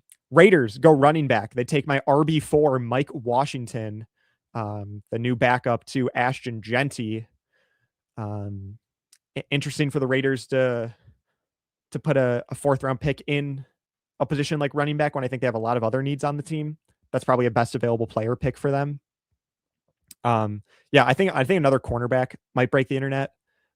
He sucks. If that's to Mike Washington, he's got a lot of traits. He's very shifty, very speedy. I think you like that from a running back. But he can't pass protect. You question if some of his reads through the offensive line can translate to the next level. I think it's the type of running back you wouldn't mind taking a swing on day 3 for a team like the Raiders specifically. I think they had greater needs to focus on. Yeah, they traded up for that pick, by the way, for a backup running back. I mean, just when you look at this roster, there's so many other things they could have done. Overall, I still think they're having a decent draft in a good offseason. But let me just confirm that they haven't drafted a wide receiver yet, because that was one of my top needs for them. They took Mendoza, Treydon Stukes, Kieran Crawford, Trey Zune, Jermon McCoy, Mike Washington. I like that draft in a vacuum. And I think even for the Raiders, for most of those picks, I like it. It not only makes sense, but they got good value at some of those spots there. But their 3 starting wide receivers right now are Trey Tucker, Jalen Naylor, and Jack Bash. And they have Dante Thornton and Derek Young from Seattle on the bench. Those are the 5 wide receivers you're rolling out with for Fernando Mendoza. I get you got Jeanty, I get you got Bowers, but those are the wide receivers you're going to roll out for your rookie quarterback. That's an interesting philosophy. Sweet Spike saying Colin's going places in this industry. I appreciate it, guys. I'm gonna be honest, when I was told that I'm gonna be kind of solo hosting for about 4 hours here, just kind of talking to the void, that was a bit daunting. I love talking about football. There's nothing else I'd rather do for 4 hours. So I greatly appreciate your guys' engagement in the chat, your questions, your hypotheticals, your concerns. I appreciate the engagement. It makes my job a lot easier. And I did my best to be prepared for this. I'm excited for who the Bills are going to pick in these next couple selections, as the Texans take Wade Woodaz from Clemson, a linebacker. So a linebacker off the board, but not one of the ones that I was hoping to target. So that's a good sign. Bears are on the clock, and then the Bills have 2 picks. Yeah, I appreciate the kind word, guys. Colin, you're a G. Thank you that. Thank you, Bowie Bongos. I appreciate your engagement in the chat. Thank you, guys. Yeah, keep it up. We've got over 3,000 live viewers, guys. I want to give a shout out to you draft sickos who are sitting here listening to me ramble on during day 3 of the NFL draft. I appreciate you guys being here. Like I said, I appreciate the chat engagement. We'll have some guests lined up as well. If you guys saw my tweet yesterday, by the way, you can follow me at Colin Richey _NFL. We're going to have Carl Jones from Channel 4 and Matt Parrino from Syracuse.com. They'll be jumping on a little bit later. I know they have actual work to do for when the Bills make these next 2 picks here. So I'm expecting them to jump on at some point as well, just to get a fresh perspective, get a different outlook. You guys can hear someone else's voice for a little bit as well. So stay tuned for that. But right now, the Bears take Malik Muhammad from Texas. That is great value in the 4th round. And now the Bills are on the clock. Their first of 2 selections. Malik Muhammad to the Bears. That's a great pick. I think they needed cornerback depth. They've got a great starting trio with Jalen Johnson and trying to update my big board here and talk about the Bears depth at corner at the same time, which is not easy to do. Jalen Johnson obviously is their CB1. Kyler Gordon and Tyreek Stevenson, they used day 2 picks on a couple years ago. They add Malik Muhammad now as presumably their CB4, and then you don't have to pay one of those guys when they hit free agency. I love that. Bears have had one of my favorite drafts, I think, this year. We can talk about that in a little bit. I'm not going to go into that now because the Bills are on the clock. They take Skyler Bell from UConn. They did it, guys. They took Skyler Bell from UConn. We did it, guys. We said that was our top player available. We said that was the player we wanted. We said they needed a wide receiver. They take Skyler Bell from UConn. Let's get some W's in the chat. Let's go. Skyler Bell. Bell, finally a good pick. Skyler Bell, finally a fun pick. Wide receiver, Skyler Bell. Not only did we take a receiver, we took, in my opinion, by far the best wide receiver on the board, Skyler Bell. We got a great football player in the 4th round. I'm seeing the W's in the chat. I love it, guys. Boom. Everyone's happy. I hate this fan base. That's professional sports, man. The fan base is always going to be hot and cold. Hallelujah. That's what's up. Weiler well. Yes. Yes. W's in the chat. Let's just riot anyway. I had enough rioting yesterday. Let's take this win, this W from Brandon Beane. This is going to be a pick to win the fan base back over after TJ Parker and Davis Igbinosun yesterday. Skyler Bell, ladies and gentlemen, we have a wide receiver that can compete to be a starter in 2026 with DJ Moore and Khalil Shakir. Skyler Bell. Finally, go Bills. I love the pick. He's super fun to watch. Yeah, go turn on some Skyler Bell highlights after this stream. Big dubs. Deontay Lawson or Kilgore next. That'd be great if we went linebacker or safety and we took one of those guys. Deontay Lawson, Kyle Lewis, Jalon Kilgore, Dante Corleone. There's Caleb Elarms-Orr. There's a lot of fun names available. We're on the clock again. The Bills took Skyler Bell. Will they double down? Will Brandon Beane double down and take another position and or player that the fan base wants? Skyler Bell from UConn. Very rarely is there a player that you want your team to draft and they actually draft that player. I just wanted to bask in that for a second. Very rarely is your top ranked player on the board available the player that your team ends up selecting. Caleb Elarms-Orr from TCU. Ladies and gentlemen, we have a linebacker. Eric Turner loves him. I love the value of this pick. He could compete with Dorian Williams to be a starter. Skyler Bell and Elarms-Orr in the bottom of the 4th round. Ladies and gentlemen, I think Brandon Beane is cooking right now. I think he's cooking right now. He took the depth at premium positions yesterday, and now he's cleaning up some of these falling prospects at positions of need. Skyler Bell and Caleb Elarms-Orr. Brandon Beane did it, guys. This is what you needed from him in the 4th round. Jude Bowry, I know, was not everyone's favorite pick. Skyler Bell and Caleb Elarms-Orr at 125 and 126.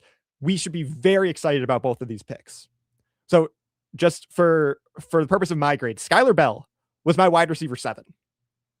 The top 5 wide receivers that went in the 1st round, I had 1st round grades on. Chris Bell and Denzel Boston were the other 2 receivers I had graded higher than him, even though I wasn't a Denzel Boston fan. I didn't want him for the Bills, but I liked him as a prospect enough. Skyler Bell was my wide receiver 8. He was my wide receiver 8, and we got him in the 4th round. Caleb Elarms-Orr, the only linebacker available that I had ranked higher was Kyle Lewis. But again, he's that lighter linebacker that I don't know if the Bills necessarily want to double down on because we already have Terrell Bernard in that archetype. And he might project better to safety in the NFL anyway. The reason why he's falling is because teams probably don't know what to do with him. Is he a linebacker? Is he a safety? Is he Mark Barron 2.0? And is that worth a premier pick? Caleb Elarms-Orr, I had a 4th round grade on. We get him late in the 4th round. And he was the 2nd best linebacker grade that I had available. And probably would rank him 1st based on specific archetype that I'd want the Bills to target. Skyler Bell and Caleb Elarms-Orr are your 2 picks for the Buffalo Bills. Okay, question. Is it possible the scouts just understand board value more than us? I know it sounds crazy. The problem is it's never a guarantee, right? I was talking earlier in the stream. You can never guarantee that a guy like Dante Corleone is who we were talking about was going to be there in the 5th round. Maybe he will be, but there's always going to be your Cleveland Farrells, your Devon Stribling being the 1st pick of the 2nd round, right? You never know. You never know. The fans have been correct in criticizing the allocation of assets in the draft in the past. doubling down on edge rusher and taking Boogie Basham over Creed Humphrey is the top one that comes to mind. The fans have been right in the past about criticizing the philosophy of the draft pick usage. I don't want to say Brandon Beane got lucky, because I don't think that's giving him quite enough credit. But I think this had to be how the draft fell for Brandon Beane. It had to be. And thankfully it did. You got the depth at premium positions. You emphasize that. Because if you take an edge rusher or corner now, it's the drop-off from TJ Parker and Davison Igbinosun to who you'd get now is steep. The drop-off is steep. So you got the depth at premium positions yesterday, and you get the guys that should have gone yesterday but fell through the cracks at your positions of need today. Again, I don't want to say that Brandon Beane was lucky, because I don't think that's quite giving him enough credit. But at the same time, this was like the only outcome where you were going to dramatically improve the team enough to the point that you needed to. This was the only outcome that was going to work. And it happened to fall that way. And so credit Brandon Beane for that process, for that philosophy. It was a risk. I want to emphasize that. It was a risk. There was no guarantee that Skyler Bell was going to be available at 125. There was no guarantee that Kaleb Elarms-Orr was going to be available at 126. It was a risk, but it paid off. Still one of the weakest wide receiver trios in the league. Yes, but you can afford to have that a little bit more when Josh Allen is your quarterback. But also, just because Josh Allen is your quarterback doesn't mean you can stop devoting assets to it. I don't need 3 Jamar Chases on the field. I don't need what the Bengals have with Jamar Chase and T. Higgins. I don't need what the Cowboys have with CeeDee Lamb and George Pickens. But I need better than Josh Palmer and Keon Coleman as my wide receiver 3 and my wide receiver 4. I need better than that. And Skyler Bell, I like his projection more than Josh Palmer and Keon Coleman. And this is coming from a Josh Palmer fan. I like Josh Palmer. Skyler Bell's a great football player. Elite Raz for both. Yeah, they're getting athletic guys. These guys are athletic. Imagine we picked Caden McDonald and AJ Halsey, though, we'd be gushing. Yeah, I mean, that's just going to be one of those hindsight things where we could have taken Caden McDonald. Clearly, the Bills do not value nose tackle the way that the fan base does. And they either don't think it really matters, is option 1. Option 2 is they think they can get a guy in the 5th or 6th round that will be fine, like a Dante Corleone, like a Xavier Harris if they like the big guy. Or number 3 is Jim Leonard loves Fedarian Mathis. And I think number 3 can be true, where he loves Fedarian Mathis, but it still could have made sense to draft a nose tackle earlier. But if they go nose tackle in the 5th round, and it's a guy like Dante Corleone or Xavier Harris, or who was the other guy available from One Tech? Tim Keenan, maybe from Alabama. If they get one of those One Techs available next round, I think the fan base is going to be singing a different tune about this draft overall. Cognitive dissonance. I don't like Palmer. I hated the signing from the start, and I hate it even more now. We gave him a lot of money, but that's the state of wide receivers in the NFL. If you are good enough to start, even if you're like a low-end wide receiver 3, if you're good enough to be a low-end wide receiver 3, you're going to get paid.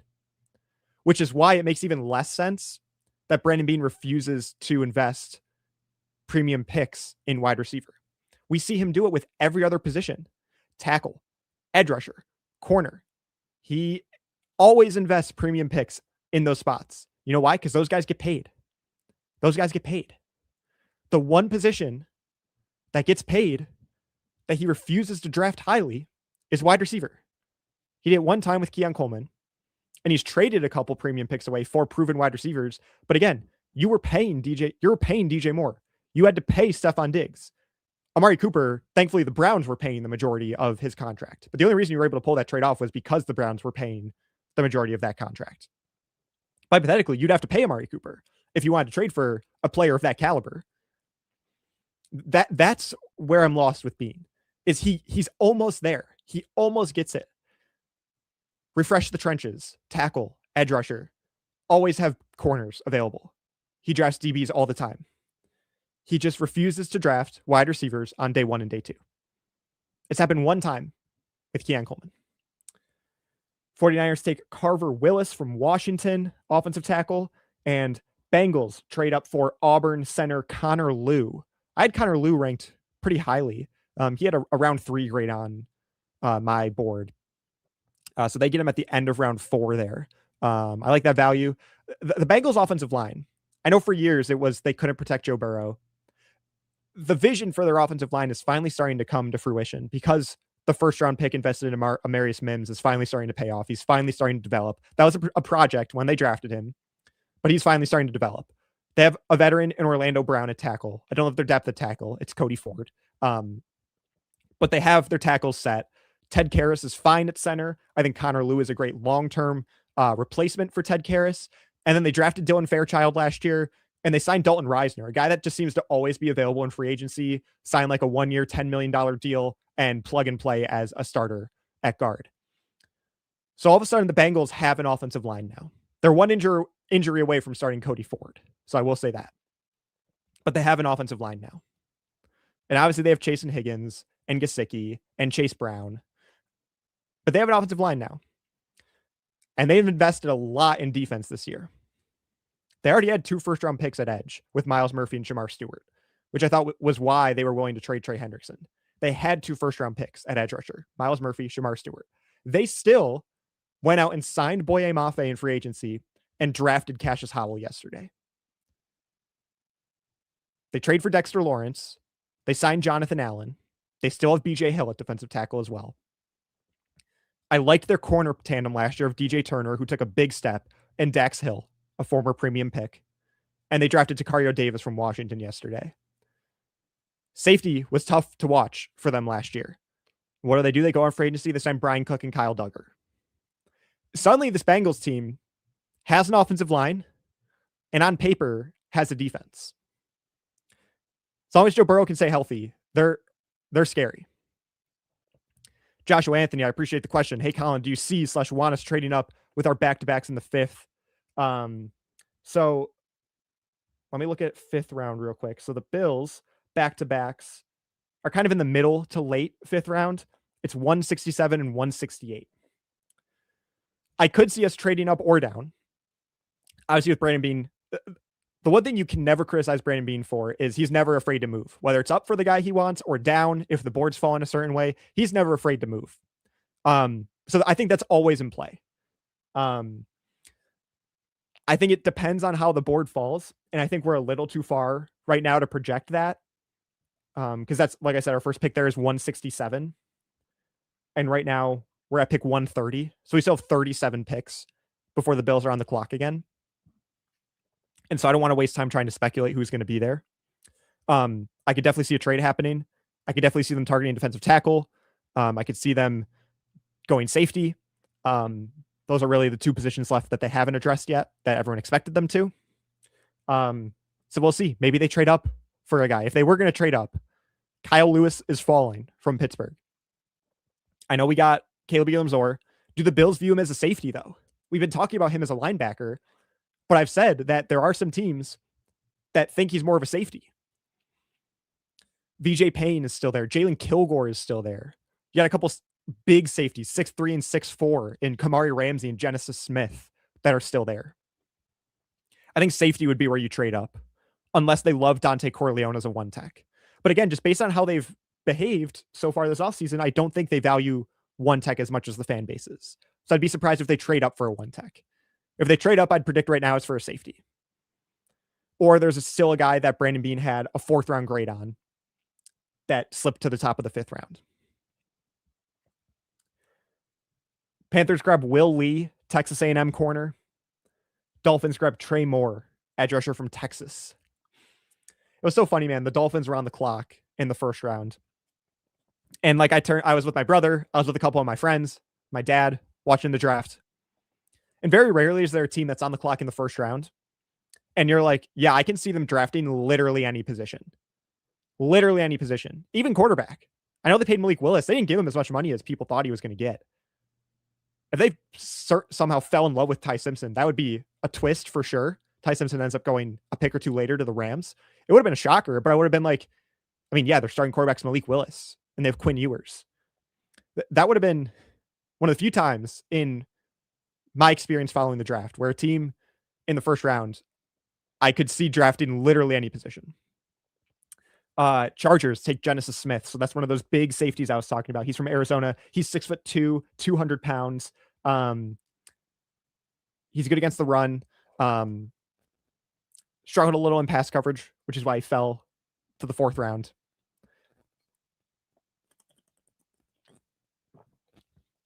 But that's a guy potentially we could have targeted in the 5th round off the board.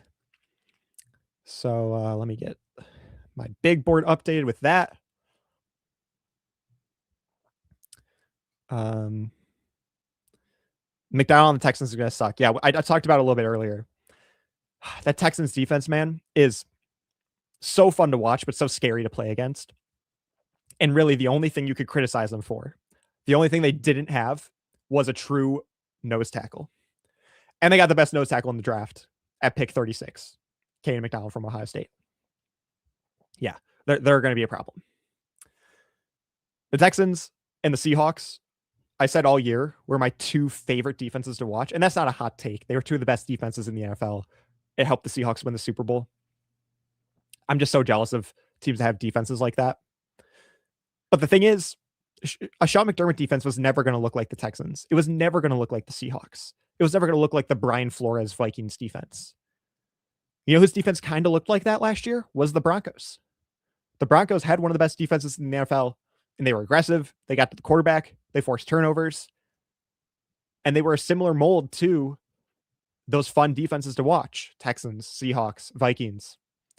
And the Bills got Jim Leonard. So I'm optimistic for what that means for the Bills defense in the future.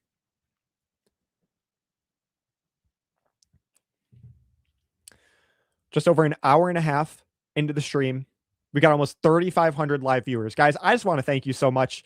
You guys clicked on this video. It says Air Raid Hour. You're tuning in to Colin Richey. For those of you that don't know me, when I introduced myself at the top of the show, if you weren't here, I'm the producer for the Cover One Buffalo podcast with Greg Thompson and Aaron Quinn. I also produce Turf to Tape with Eric Turner and Sal Capaccio. I also produce Sal's House for Sal, if you see me in any of his live shows. So I'm making my way around the Bills media, if you will. And so for those of you that don't know me, yeah, follow me on Twitter at Colin Richey NFL. But I appreciate you tuning in and staying and being engaging in the chat and giving me plenty of stuff to talk about, and celebrating the Skyler Bell and Kaleb Elarms-Orr picks with me, and questioning the Jude Bowry pick with me, and just listening to me talk about the NFL teams, the teams the Bills are going to face.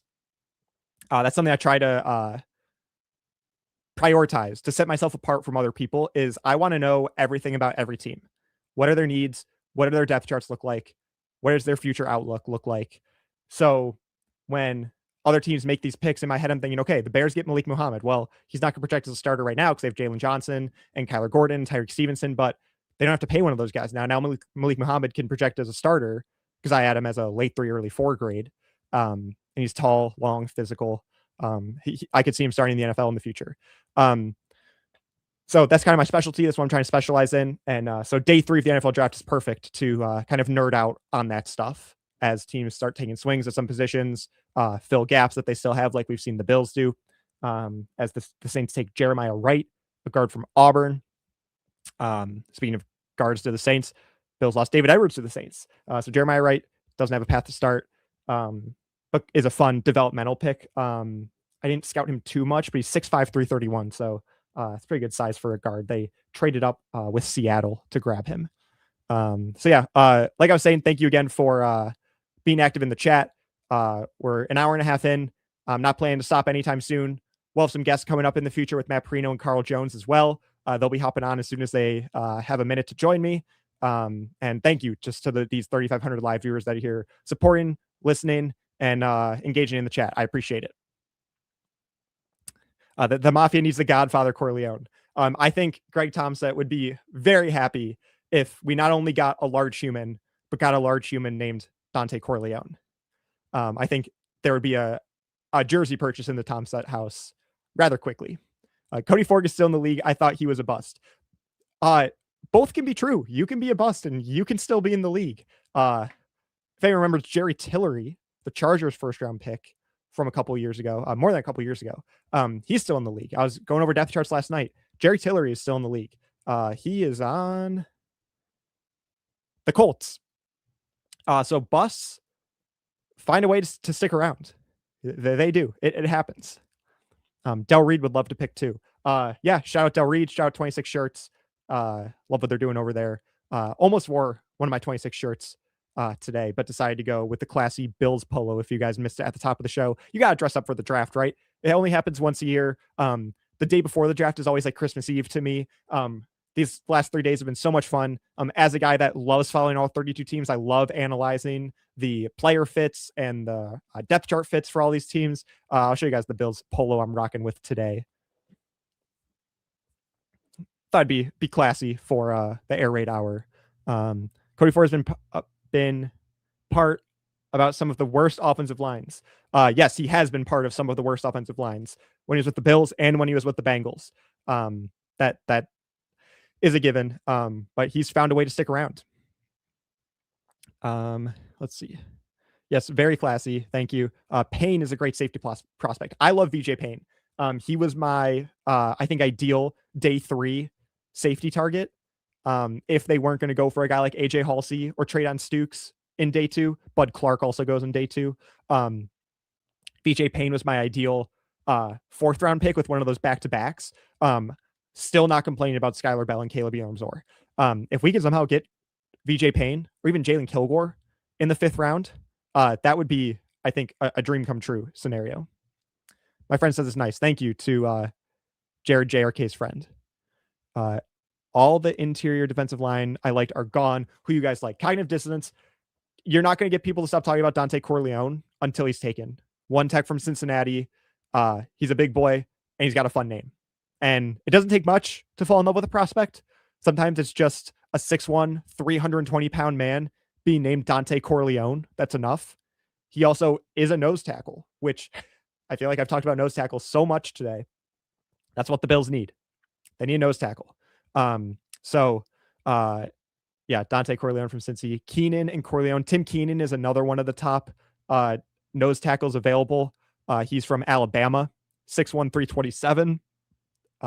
Terrible RAS score. I'm looking at this now, 2.7 from Tim Keenan. Dante Corleone didn't test enough to have a RAS score. But do you need your nose tackle to be super athletic? No, you just need him to plug gaps and fill the run. Let's see. Cody Ford. Oof. Yeah, sorry for reminding you guys that Cody Ford existed and was a 2nd round pick spent by the Buffalo Bills. Ravens traded up for Matthew Hibner, a 6'4" tight end from SMU. They lost Isaiah Likely and Charlie Kohler this offseason. So expected them to target a tight end at some point. I'm not too familiar with Hibner's name. They also signed Durham Smythe, if any of you guys know him from the Dolphins.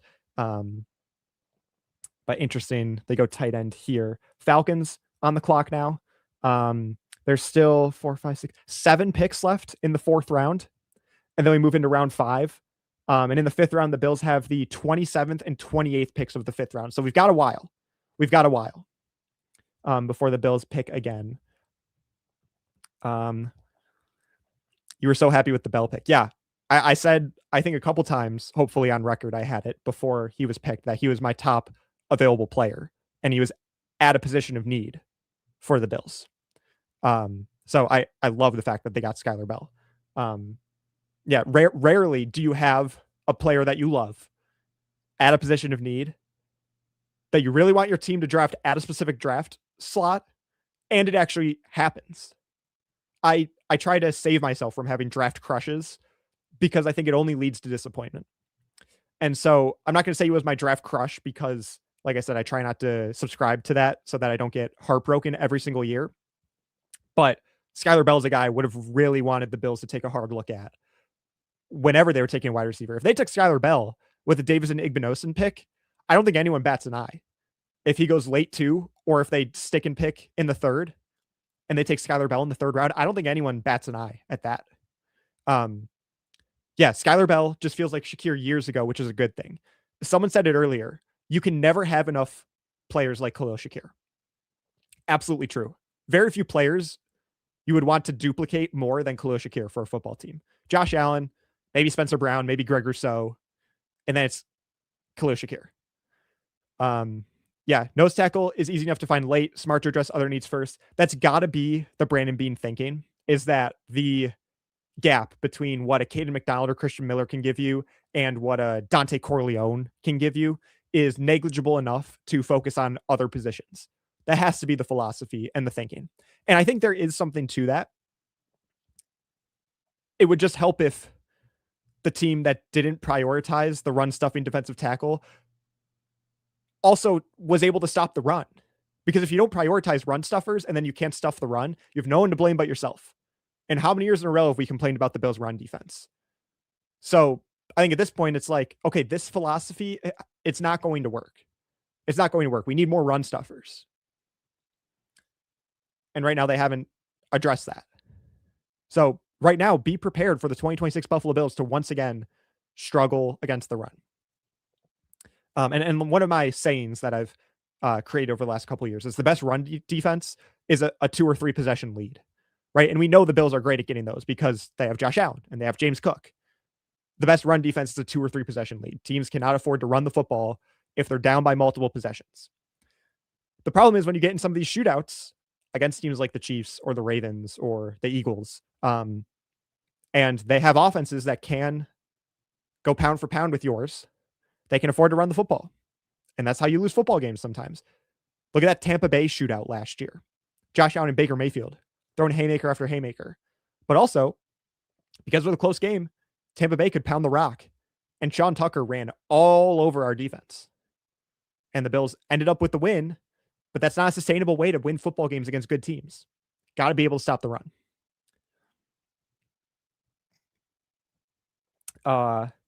Falcons take Kendall Daniels from Oklahoma, a linebacker. We got a little run on linebacker now because the Colts just took Bryce Botcher from Oregon. He was one of the better linebackers available. I had a day 3 grade on him. We have Matthew Da Silva asking, hey, just got to the stream. Does Jude Bowry have guard versatility? From what I've heard, yes. I'm not going to lie. I didn't scout Jude Bowry a lot. But from what I've heard, yes. When the pick was made on NFL Network, they mentioned that he had potential guard versatility. The problem is he played left tackle all throughout college.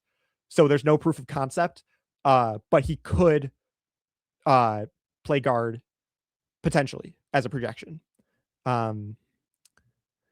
Yeah, not just a run stuffer, but a tree trunk that you can creatively blitz around is missing. Yeah, and also having a big run stuffer nose tackle like that is also going to make the job of your linebackers so much easier. And what's maybe the worst roster position on paper for the Bills right now is linebacker. And your best linebacker, Terrell Bernard, is undersized. So the number one position that the Bills should be trying their best to cover up or assist is linebacker, because they have no depth. Now they have Kaleb Elarms-Orr. They had no depth, and their best player at that position is undersized. And a nose tackle would immediately be a force multiplier to help keep Terrell Bernard clean. That's the other thing. That's the other reason why it's important. Because we don't have Luke Kuechly in the second level. It's Terrell Bernard. And I love Terrell Bernard. I love his side-to-side, rangy athleticism. I love him in pass coverage. He loves to study film. That's one of the first things Eric Turner will tell you about him, is you can tell the guy watches film. A lot of it. He's a very smart, instinctive, high IQ, green dot football player. But he struggles against the run because of his undersized frame that allows him to do all those great things in pass coverage. He struggles against the run. We got super chat here from Michael Barber. You know your stuff, sir. I had to give you something for all the knowledge you have. You know all these players in depth of all NFL teams. Well done. Michael, I can't tell you how much this means to me. Thank you so much. It's been an honor and a joy talking to the 3,500 of you guys for the last almost 2 hours. Like I said, there's nothing I'd rather do for 4 hours on a Saturday than talk about football. So this means so much. Thank you. I really appreciate it. All of you guys in the chat that have been super engaging, super supportive. Like I said, I really appreciate it. Bills have some more picks coming up. Looking forward for the second half of the stream, which is crazy to say that we're only about halfway there. But super grateful, super thankful for you guys and your support. And let's keep the train rolling. Bernard will be in for us on passing downs only. That's the hope, but in a lot of base sets, you're going to have two linebackers on the field. And so if it's not Bernard next to Dorian Williams, is it Joe Andreessen? Is it Keontae Jenkins? I hope not. Maybe now it's Kaleb Elarms-Orr. We'll see. Yeah, I definitely recommend checking out some of Eric Turner's film room stuff on Elarms-Orr. I know he did his homework on that TCU linebacker, the newest official Buffalo Bill. So definitely check that out after the stream is done.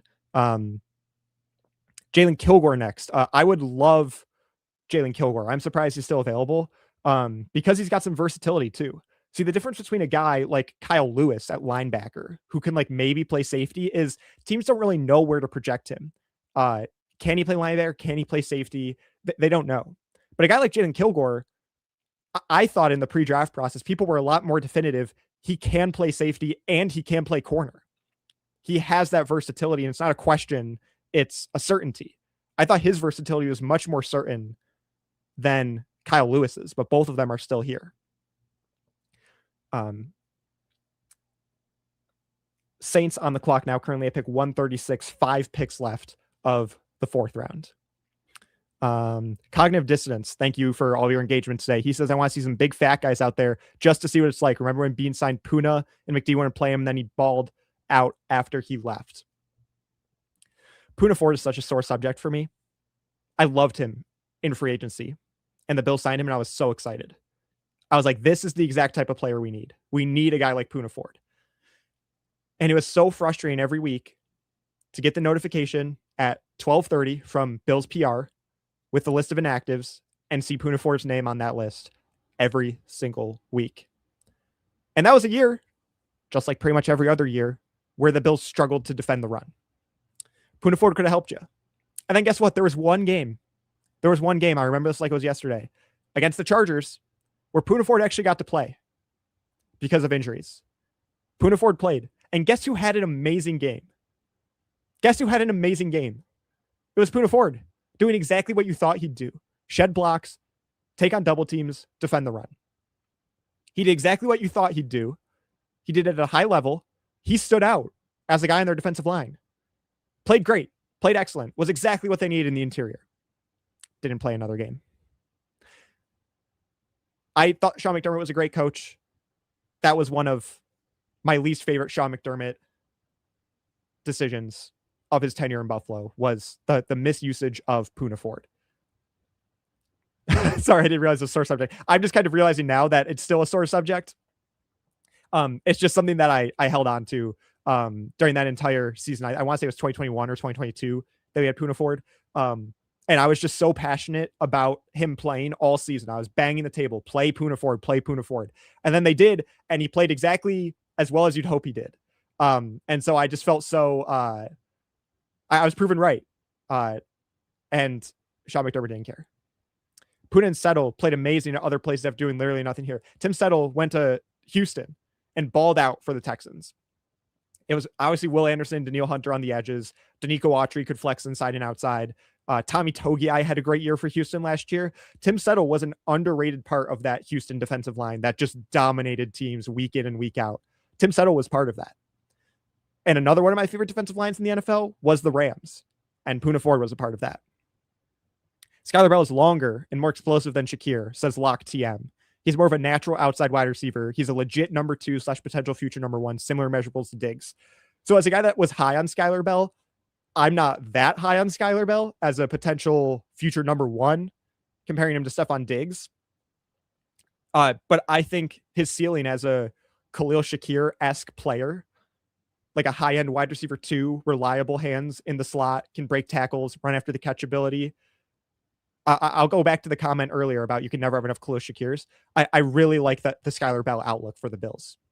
Future number 1, might be pushing it a little bit, but future long-term reliable pass catching option for Josh Allen, absolutely. And that's the thing with having a guy like Josh Allen, is you don't need multiple number ones. You don't need Jamar Chase and T. Higgins. You don't need George Pickens and CeeDee Lamb. You don't need A.J. Brown and Devontae Smith, or Devontae Smith and Mekhi Lemon now. You don't need 2 number ones. But if you have a mid to low end wide receiver one like DJ Moore and a couple high end wide receiver 2s, high to mid wide receiver 2s like Skyler Bell and Khalil Shakir, plus factoring in Dalton Kincaid in the passing game as well, that's what Josh Allen needs. He doesn't need multiple high-end playmakers, especially when you have a guy like James Cook in the backfield too. But if you can just give him enough guys with a high enough floor and a high enough ceiling, he'll make it work. And that was the problem, is it didn't take too much for the Bills to make that happen, but they refused to do it year in and year out. Another wide receiver off the board, a guy that the Bills could potentially looked at if they didn't take Skyler Bell, that's Bryce Lance from North Dakota State. He goes to the Saints. So the Saints, who took Jordan Tyson earlier to add with Chris Olave, now also get Bryce Lance from North Dakota State. I was looking at the Saints depth chart last night, and I said to my brother, I don't know if I've ever seen a greater drop-off in talent from like your top 2 guys to everyone else you have. Because the Saints, I feel like, have like notable depth guys. It's just no one like super good. They had Chris Olave, Jordan Tyson. They had Bryce Lance to that. Devon Vele, Trey Palmer, Mason Tipton, Bub Means, Samori Toure, Ronnie Bell, and Jalen Polk. Guys that I know. Hopefully some of you have heard some of those names before. But just no one that you'd want as your wide receiver 3 or 4 on a team. Maybe Devon Vele as a 4 or 5. They had Bryce Lance to that mix. Bell being a number 1 means we struck out for the next 5 years at wide receiver. Yeah, you almost hope that Skyler Bell isn't your wide receiver 1.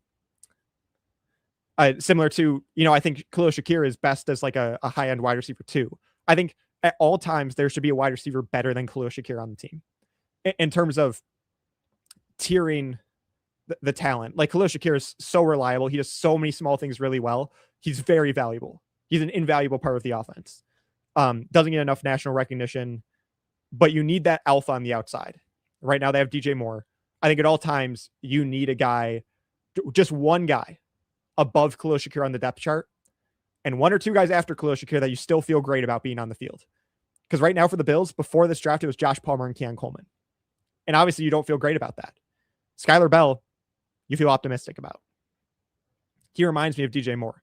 Yeah, there's certainly shades of a lot of different players with his route running, his separation, and his smooth maneuvering through defenses and through coverages. There's definitely shades of that there. The 2 players I wanted him to take went back to back. Man, he was listening. If you're referring to Skyler Bell and Kaleb Elarms-Orr, I don't think you were alone.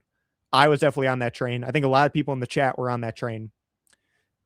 Maybe Brandon Bean is one of the 3,500 people watching the stream right now, or one of his scouts are. Yeah, that's a great way to redeem yourself to the general public, is with picks like Skyler Bell and Kaleb Elarms-Orr back to back.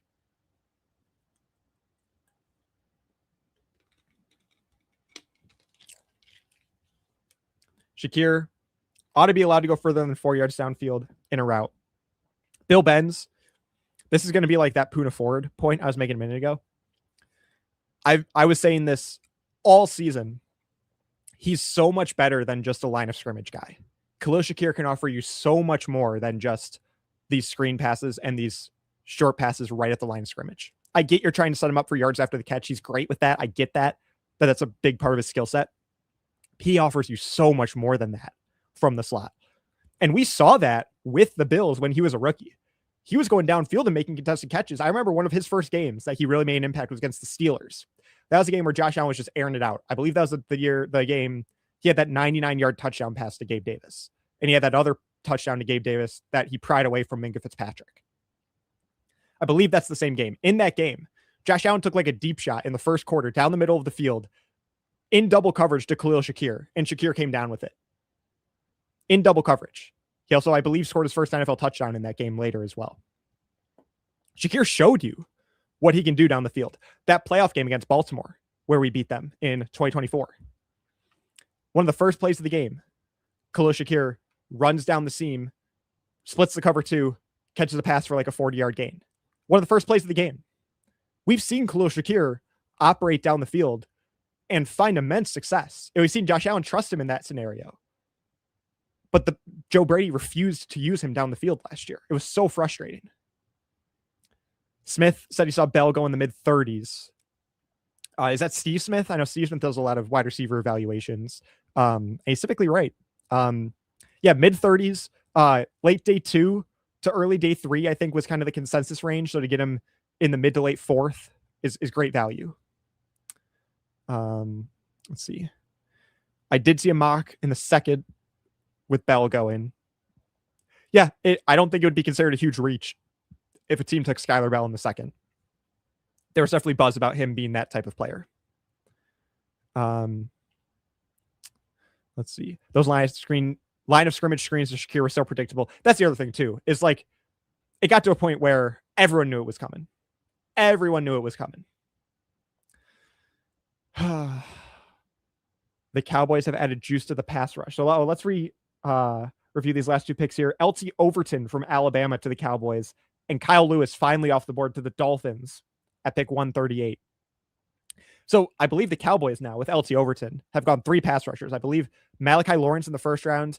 I believe they got Jayshon Barham from Michigan yesterday. Yes, Jayshon Barham yesterday with Malachi Lawrence. And now LT Overton from Alabama. And that's on top of acquiring Rashawn Gary in the offseason and spending a day 2 pick on Donovan Izaraku last year, who was pretty good for them as a rookie. And they've obviously heavily invested in defensive tackle with Quinton Williams and Kenny Clark. And they signed Otito Ogbanya from the Chargers as well. They're loading up that front 4. They got nothing to linebacker. You need to depend on a healthy Demarion Overshone, and they traded for D. Winters yesterday. But definitely loading up that front 4 in the post-Micah Parsons era. Skyler ran a 4.4. Shakir ran a 4.43. I think Shakir's a good comp for what Skyler Bell can give you. Let me see if I can find a player comp for Skyler Bell from Lance Zierlein. I know on NFL.com he does player comps for some of his higher rated players. His NFL comp with a round 3 draft projection was Michael Gallup. Inside outside target with adequate size and field stretching speed, tools to be pressed quickly, and the acceleration/cut quickness to open clean windows. Elite production, ranking among the FBS top 3 in catches, yards, and touchdowns. Instant acceleration becomes runaway speed, turns short slants into big plays after the catch, threatens all 3 levels of the field. It sounds like Khalil Shakir to me. And I get Michael Gallup. I see a little bit of DJ Moore. But yeah, I just can't say enough about the Skyler Bell pick. Another guy on my Bills board that just went, the tall, long corner from Washington, Ephesians Prysock to the 49ers. His teammate, Takario Davis, goes yesterday. One of the best names in the draft, Ephesians Prysock, goes to the 49ers. Skyler plays inside outside. Yeah, I think it's that similar thing to Shakir where it's like, ideally you have him in the slot. That's where he's at his best. But like if you absolutely needed him to, Khalil Shakir could play on the outside. And if you absolutely need him to, Skyler Bell could play on the outside. But in an ideal world, he's in the slot or on the inside of the formations. There's some guys that like go great inside and outside, like CeeDee Lamb plays in the slot and plays outside really well. But there's some guys that you'd prefer in the slot, but also in a pinch could play on the outside. And that's Shakir, that's Skyler Bell. Orr is my favorite linebacker in this draft outside of the fringe first round guys. Yeah, once the Bills passed on all those linebackers by taking TJ Parker, and we saw CJ Allen and Jacob Rodriguez and Josiah Trotter and Jake Golday and Anthony Hill. Once we saw all those guys go off the board, one, you knew that they had a lot of trust in Dorian Williams, but 2, you knew they were going to wait on linebacker because there was no one to take. With that Davison Igbinosun pick, there was no one worth taking in that range. If they take Kaleb Elarms-Orr, I don't think anyone would be mad because of the need and because he was like a 4th round pick projection, but getting him in the 4th was a more appropriate projection for that type of player.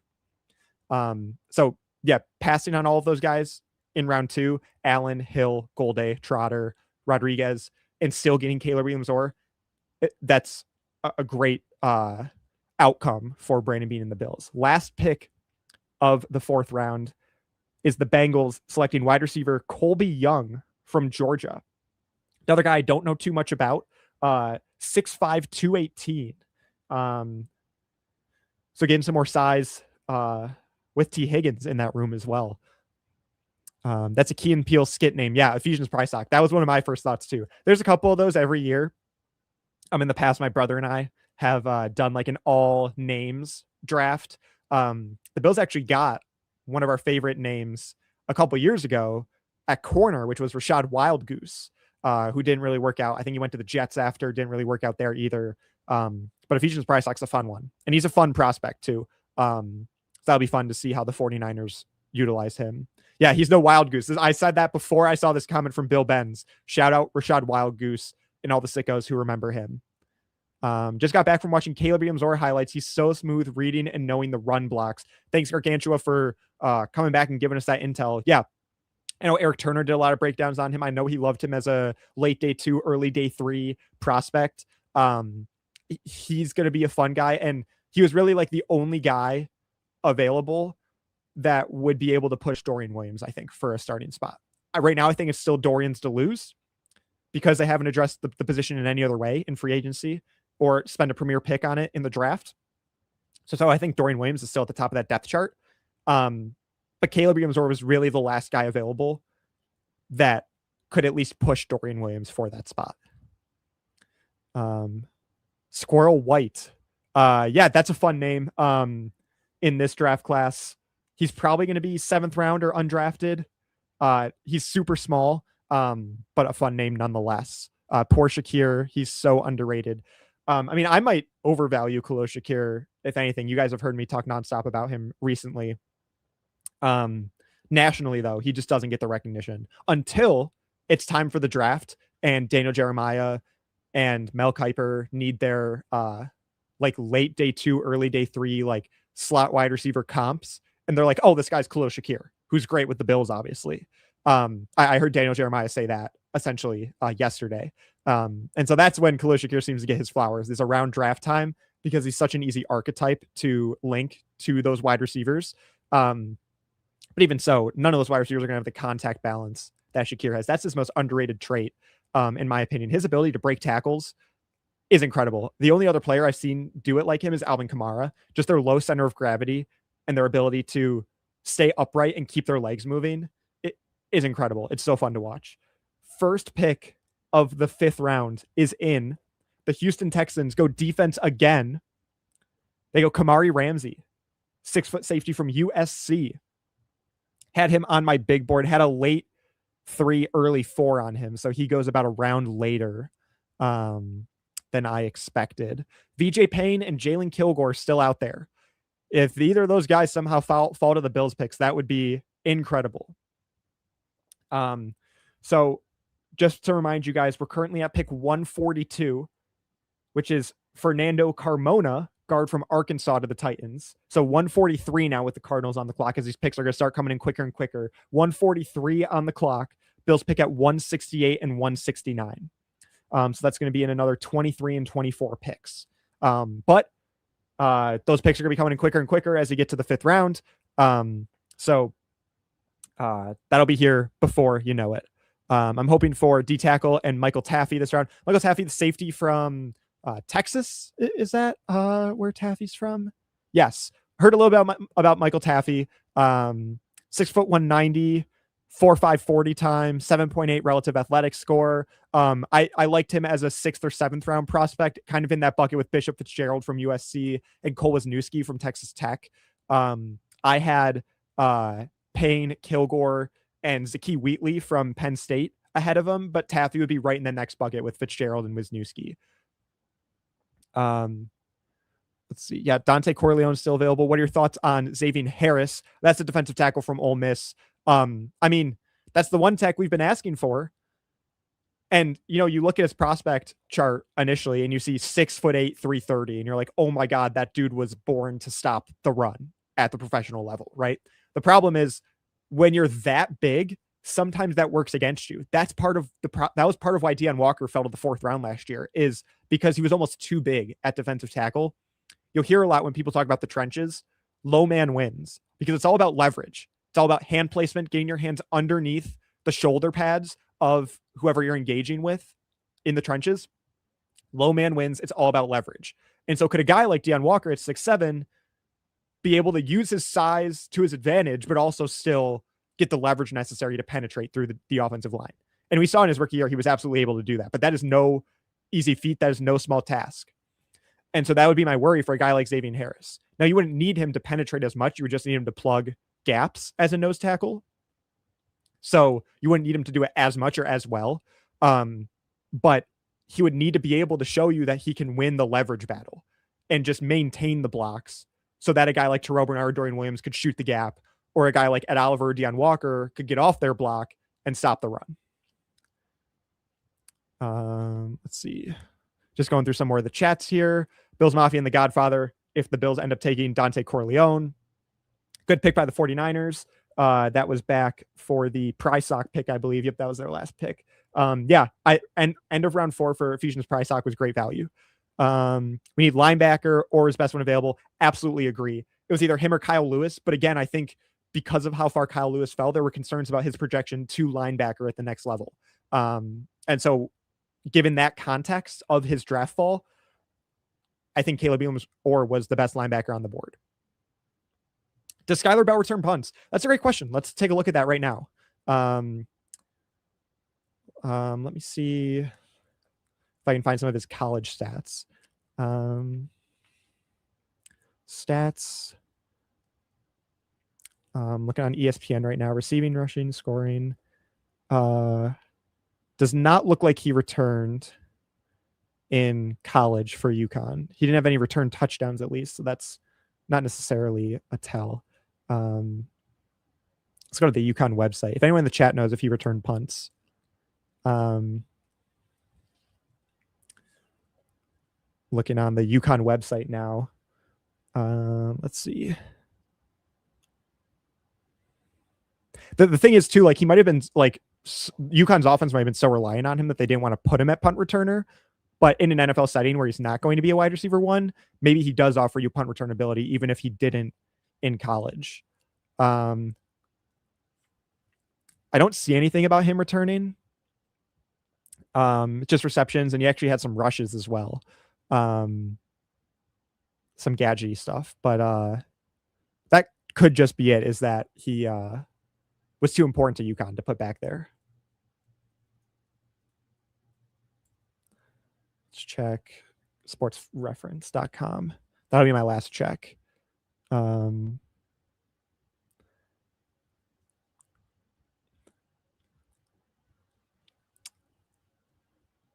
I'm not seeing anything about returning, so I don't think he returned in college, at least.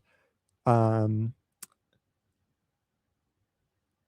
see. And we have Mercy Rule saying, I don't think Skyler was a return guy in college, but scouts think his skill set translates to be a return man. Yeah, that was kind of what I was thinking too, without knowing for a fact.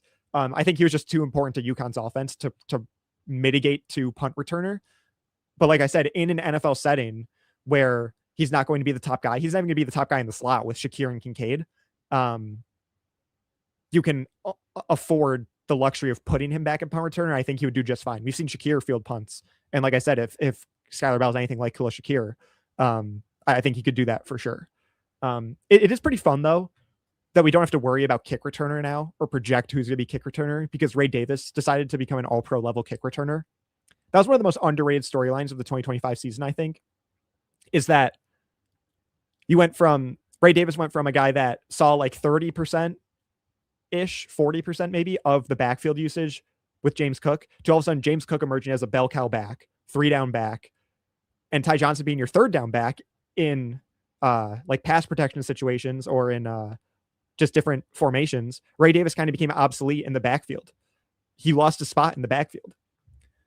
But Ray Davis is a fun player. He's a great player, great story, a good enough football player to be on the Buffalo Bills, but he just didn't have a path to the field.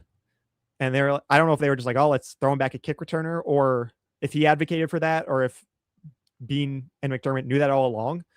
But they throw him back at kick returner. He houses one against Houston, leads the NFL in yards per return, and is an all-pro in 2025 as an all-pro kick returner.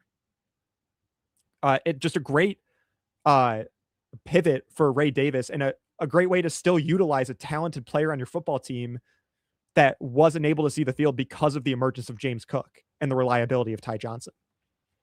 So it's just an underrated position that we don't really have to worry about anymore, thanks to Ray Davis.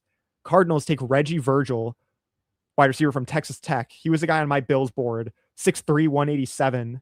Would definitely give you that size if the Bills wanted to try and replace Keon Coleman.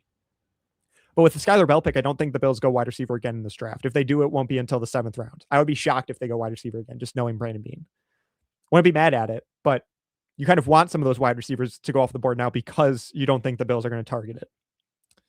Bell's UConn's entire passing offense couldn't use him on punt returners too. Yeah, that's what I was saying. Running game and kick return may struggle without Gilliam blasting holes. That's one of the most underrated losses in the offseason. And I know it's not necessarily underrated in the local media and the local fans. Reggie Gilliam was just such an important part of this team in the run game and on special teams. Some forced a fumble on a kick return 2 years ago, I think, against the Jets. Just a do everything guy. He could do everything for you. He could play inline tight end in a pinch if you needed him to. He caught his first NFL touchdown in his rookie year was when he lined up as an inline tight end against the Miami Dolphins in week 2. In a bit of a contested catch too, if I remember correctly. Just kind of that do-it-all versatile player. Didn't get paid a ton of money from the Patriots, but of course he had to go to the Patriots, right? Of course he had to go to the Patriots. And so I was wondering, like, are the Bills going to transition away from a fullback now in the Pete Carmichael era of the Joe Brady offense, if you want to word it that way. But then there were reports that the Bills were in on, I think it was Michael Burton, the fullback that ended up re-signing with the Broncos. So if you're not interested, if you're phasing out fullback, you also wouldn't have interest in Michael Burton at the same time. So clearly they still want a fullback. I don't know if they think Jackson Hawes can do that.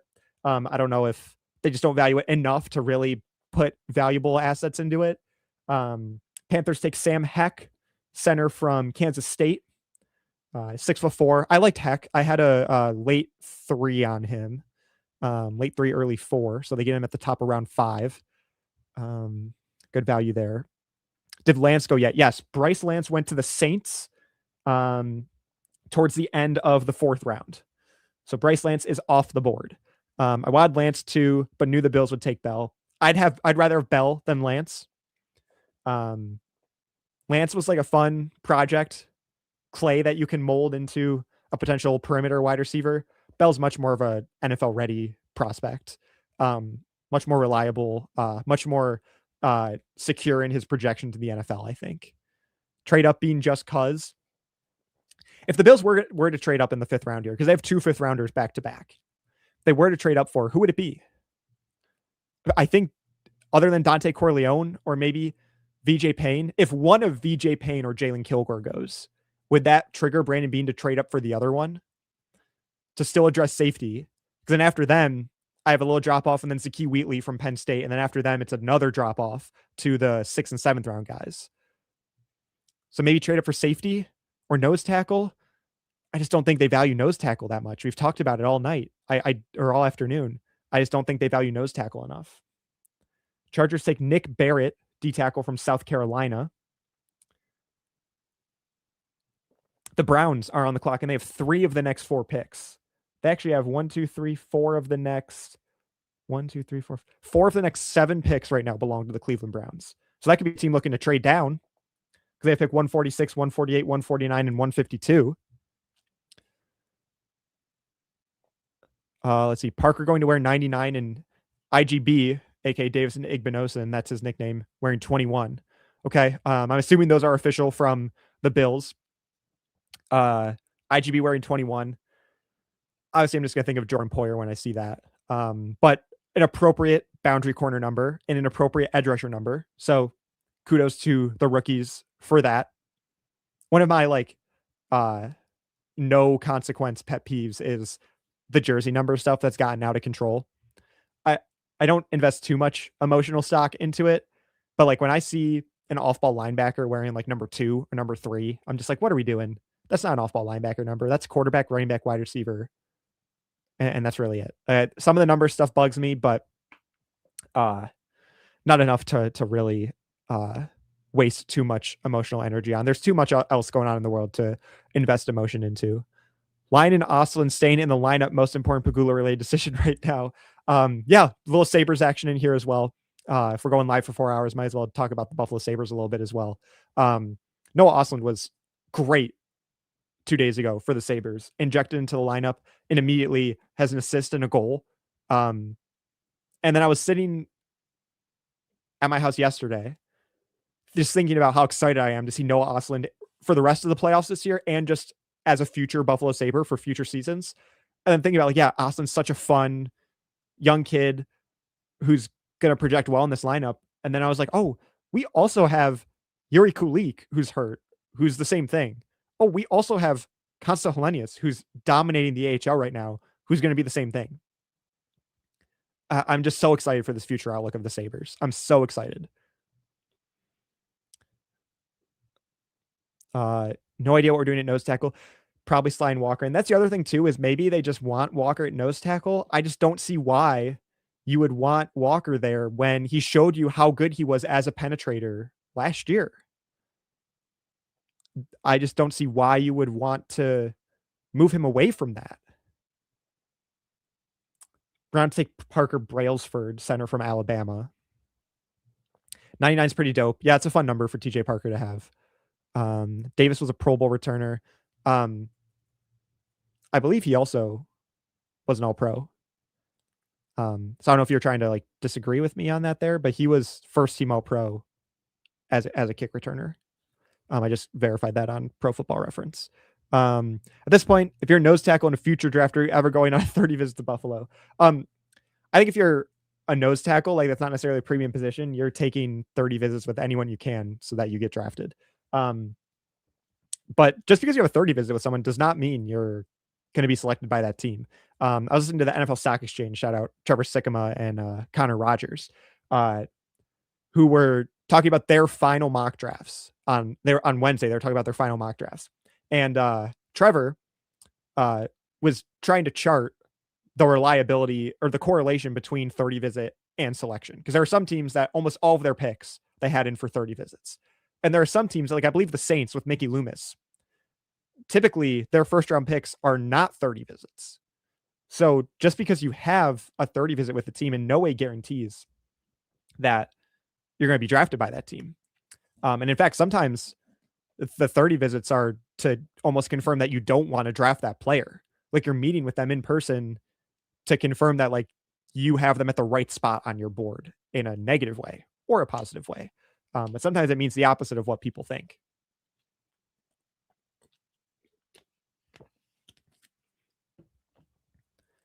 Oakville, Bills fan, saying, Colin, you are doing amazing. Thank you, Oakville. I appreciate it. We're over 3,600 live viewers. That's over 3,200 on X, another 400 on YouTube. And shout out to the one person on the Cover One Twitch channel watching right now. Appreciate the kind words. Appreciate all the engagement in the chat. When's the last time we drafted an actual nose tackle? Anyone remember? Because I don't. Like, would that be Marcel Darius in 2011? First round pick, number 3 overall. I'm trying to think. After post Marcel Darius. Drop it in the comments. What nose tackles are the Bills drafted post Marcel Darius? Let's see. Yeah, X Titan X saying Marcel Darius. That's where my head went to. Walker's out position, nose tackle would be amazing to end in a 3-4 like Jim Leonard. Yes. If it was a 4-3 like Sean McDermott, I'd disagree with you. But now with our new scheme, with some of these odd fronts, I could see it. He has the size. Like Ed Oliver could never play on the outside because he's undersized. But with Deion Walker's size and athleticism, he could play on the outside in a pinch.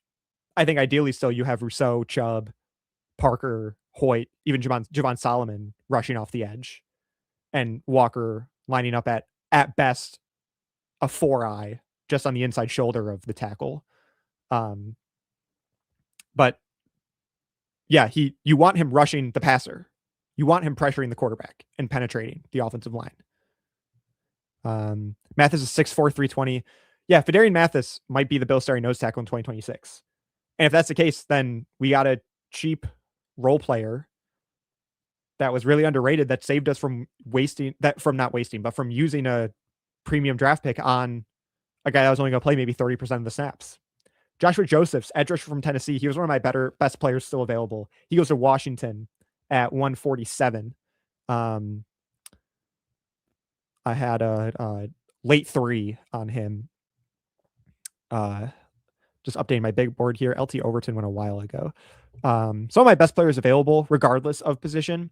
Billy Schrauth, guard from Notre Dame. If he didn't get hurt last year, he'd be a early day 2 pick, was kind of the general consensus from the scouting reports I was reading. He's clearly fallen this far, I guess, because of the injury concerns. Keith Abney, I believe the corner is still there. Best available. Overall best available. Yeah, Kilgore, Keith Abney, Zakee Wheatley, Deion Burks. Those are like ESPN's best available. That was more or less who I had as well, too, just in a slightly different order. VJ Payne in that bucket as well. Chandler Rivers, I'd throw his name in there as well, too. Shout out Just the Tip Canoe. I see you in the Cover on Buffalo chat all the time. Thank you for the $5 super chat. I said it before, as a mail carrier who walks all day, I love having Bills talk for the afternoon to listen to. Beautiful day outside. Go Bills. Good to hear that's a beautiful day outside. It was raining earlier. I'm down in my basement now, so I don't actually have a window to the outside, but glad it's a beautiful day. Hopefully you guys are outside enjoying the sun and the fresh air.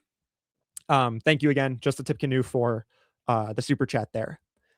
Phi Mathis on early downs, Walker third and passing downs, at least as of now. I think that's the plan as of now. Is Fidarian Mathis is your obvious rushing downs and Deion Walker is your obvious passing downs. But I think even on obvious rushing downs, you'd rather have Mathis and Walker out there than Mathis and Oliver, because Oliver's undersized and he struggles against the run at times. Although sometimes, man, he just sheds a block and makes a TFL. Like when he forces that fumble against Derrick Henry in week 1 last year, where you're like, okay, maybe this guy should be on the more against the run. Even though on paper, it looks like he has no business being out there for anything other than passing downs. Yeah, first team All-Pro, so I got them mixed up. Yeah, no, you're good. Pro Bowl, I think, was Chamari Dike for the AFC, who led the conference in return yards. But Ray Davis had the highest return average. And so he got the All-Pro nod, which All-Pro always means more than Pro Bowl. Pro Bowl's a joke. It's a popularity contest. All-Pro always means more. Preach, Colin. I don't know, Sweet Spike, what you were agreeing with me with, but I'm sure I was saying something smart. So thank you for that. Let's see. John Green. Yes, Colin, you're killing it. Thank you, John. I appreciate it. Thanks for tuning in and the kind words. Thank you. Let's see. Just catching up on some of these chats. Let's see. Does VJ Payne have versatility? It depends who you ask. I've heard some people say yes, some people say no. Like Skin is saying he's a bigger thumping safety and he's fast for his size. I think if NFL teams thought he was versatile enough to be moved around, he would have been taken already. So the fact that he's still here, maybe the tea leaves are saying that, he's not as versatile as some people projected. A good summary here of what I'm hoping for the Bills: VJ or Kilgore at safety or Corleone at D tackle. Completely agree. W African 125. Let's see. Yep, people agreeing with that. Yeah, Roger Saffold made the Pro Bowl. It means nothing now. Shitter Sanders made the Pro Bowl last year. Mac Jones made the Pro Bowl. Tyler Huntley has made the Pro Bowl. Josh Allen has only made 3 Pro Bowls in his career, despite being on year 7 of being a top MVP candidate. It really doesn't mean anything now. And so hopefully in another 10 years, when all the guys currently in the league you're making Hall of Fame cases for, we don't really put a lot of weight into Pro Bowl selections, because that it just doesn't mean anything anymore. It just really doesn't. Roger Saffold had one of the worst years for an offensive lineman that I've ever seen, and he made the Pro Bowl because people knew his name because he was good on the Rams. And that's why he made the Pro Bowl as an alternate. Now that we've gotten a linebacker and wide receiver, what's the true feeling on Jude? Yeah, I think you feel much better about the whole draft class. Jude Bowry in the early 3rd or in the early 4th, and then TJ Parker and Davison Igbinosun yesterday. You feel much better about emphasizing the depth at premium positions, because you're still able to get guys to compete for starting roles later in the draft. So I think in hindsight, you feel a lot better about all of it now. But I also still think in the moment it was fair to criticize the thought process because there was no guarantee that Skyler Bell and Kaleb Elarms-Orr were going to be there in the late 4th round. So it's just a lesson to, you can be critical, you can criticize the plan or the thought process, but there is a plan or thought process in place. I promise you, Brandon Beane had a plan. He had a thought process, whether or not you agreed with it. But now it works out in the end with Bell and Elarms-Orr. Ladies and gentlemen, now you guys finally get to listen to someone else's voice after I go for almost 2.5 hours straight of just talking. We got a special guest joining us now, adding to the stage.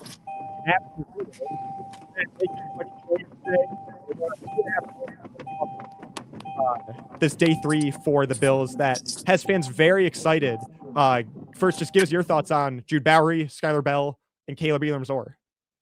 Yeah, I think Bell and Elarms-Orr kind of saved the day a little bit for Brandon Beane because there was a lot of frustration built off of yesterday. And, it's hard. Like, I think for fans, you spend all this time over the couple of months building up your own little personal boards for how you see things without a lot of like insight, especially into like the Bills are one of those organizations that, even for all of the little bits and pieces that kind of come out throughout the process, we really don't have a great idea of what their board looks like. And then you kind of throw into that, it's compounded by new head coach, new defensive coordinator, scheme change on defense. Like the priorities in there are something that we're all trying to kind of piece together on the outside. And so when they go Parker after going Chubb, I think historically you probably your first reaction to that is like, well, wait a second. It seems like they're kind of good there. Don't they need a X, Y, and Z here? Should they have gone in that direction? I kind of get it. And, Brandon Beane, though, has always kind of had an MO as a drafter. And, we could talk about the cornerback pick separately because that's kind of in its own bucket. But he goes best player available on day 1 and day 2, and then he tries to fill needs on day 3. And I think that's what we're kind of seeing him do in round 4. He goes out and takes an offensive lineman that's probably going to play tackle, but can also maybe play at guard in Bowry. You have the linebacker and the wide receiver, which I think everybody had one of those at least in most of their 7-round mock drafts. And it just so happens to be 2 guys that they did a ton of work on. I mean, Bell was here on a top 30 visit, Elarms-Orr as well. 2 guys that I think fit really nicely into what they want to do on both sides of the ball. I mean, Bell to me is just like another iteration of the style of receiver that they covet in Joe Brady's offense. I mean, Khalil Shakir esque in a lot of ways with, I think, maybe a little bit more downfield ability. I mean, the production was absolutely off the charts. And, you start seeing the people reacting to the pick of Bell, and you start to ask yourself, how is this guy even available there in the 4th round? And so I think that's the kind of grade, like when we talk about draft grades, that's when I give Beane the highest marks, is when you talk about a guy that everybody's kind of sitting there like, oh yeah, this makes all the sense in the world, the fit, the player, the need to. I mean, the Bills don't necessarily need a wide receiver, depending on what your thoughts are on Josh Palmer and Keon Coleman. But, I think it's more than about just 2026 too. It's starting to think about, all right, is Khalil Shakir going to be another contract guy? Like DJ Moore's in the plans for the next 2 years. Like, I think it's always important to start thinking about what your wide receiver room is going to look like in a couple of years. Would they even consider extending Keon Coleman? That feels like such a distant world to even consider.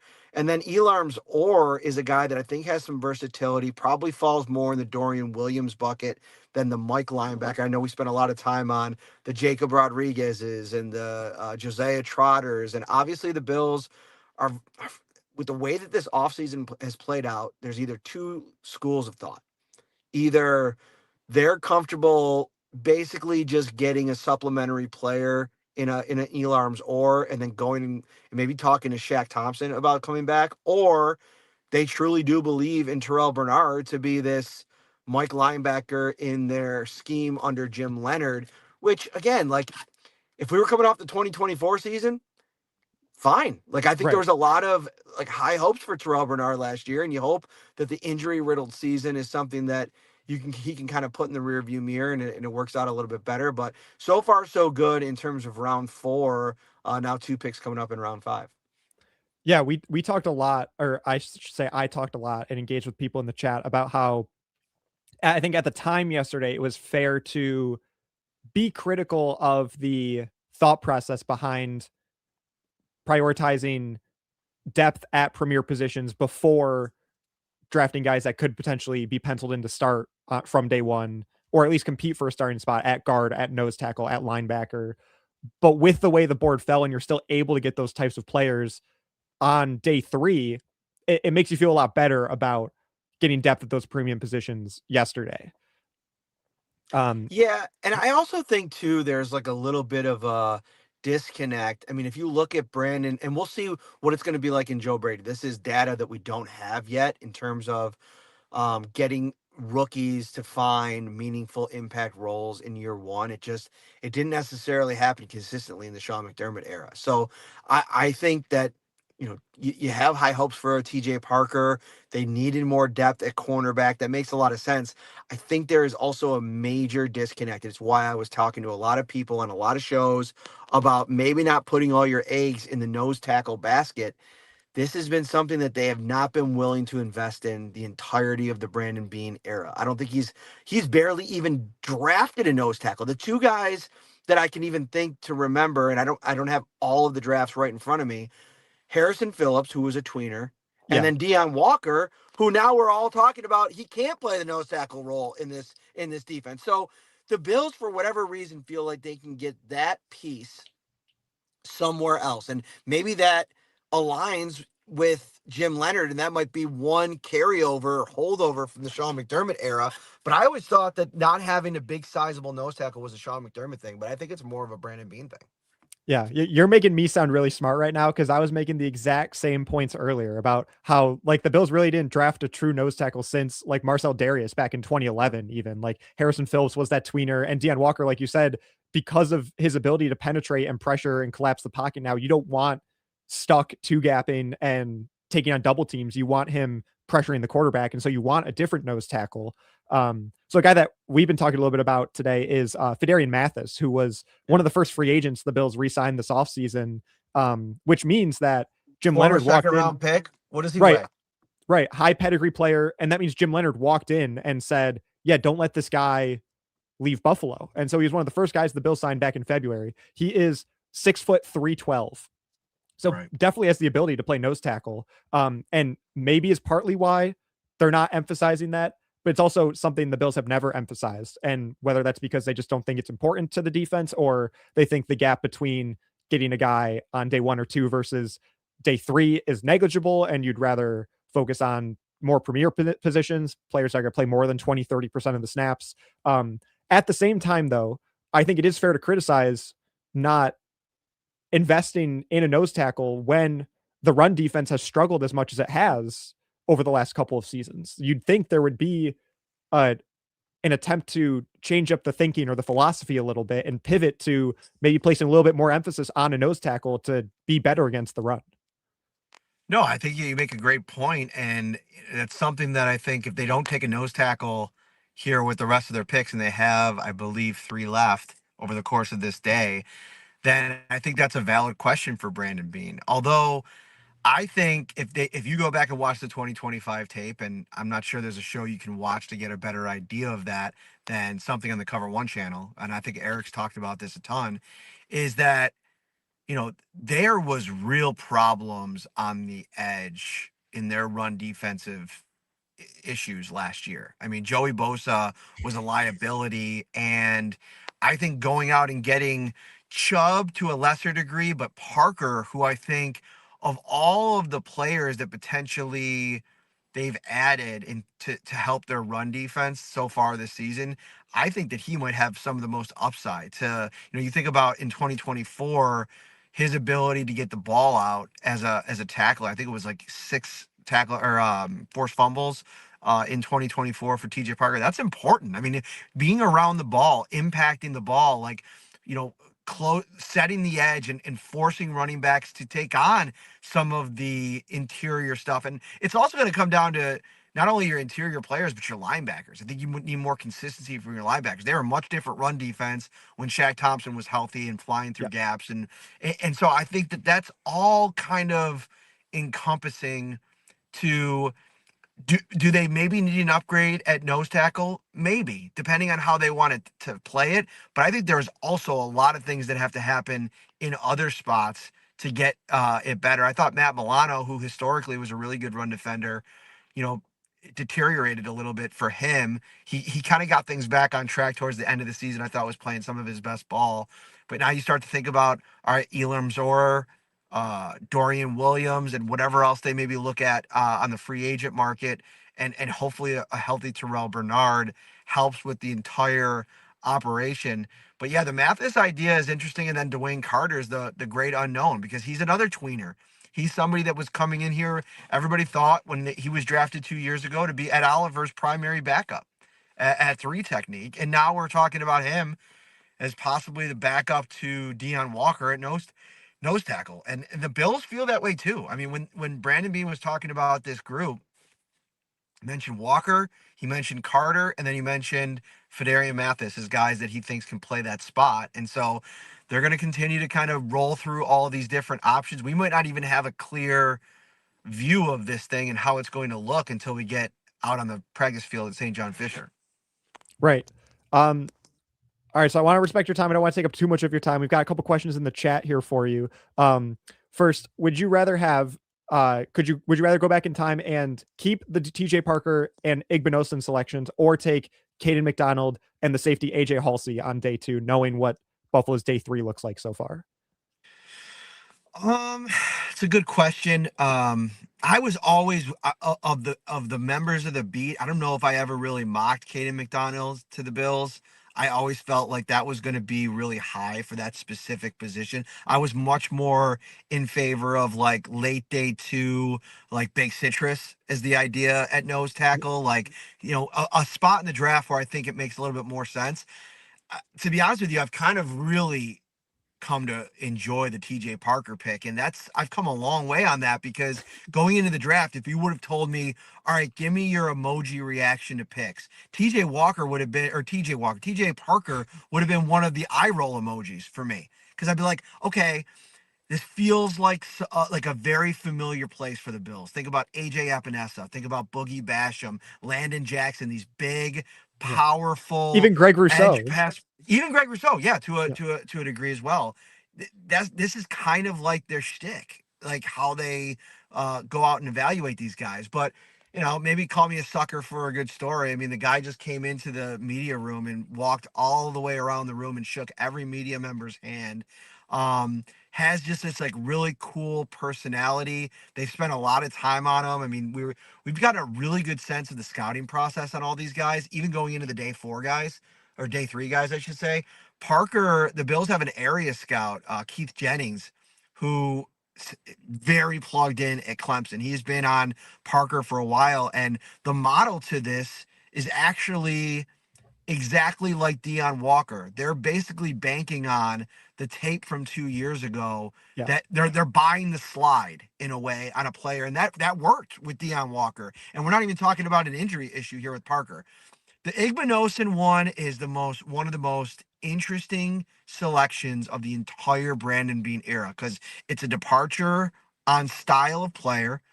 It is a positional like curveball that I don't think anybody really saw coming. Even though if you go back and read my one mock draft before we went into this week, I said don't be surprised if the Bills draft 2 cornerbacks in this draft. So maybe we should have seen it coming a little bit more.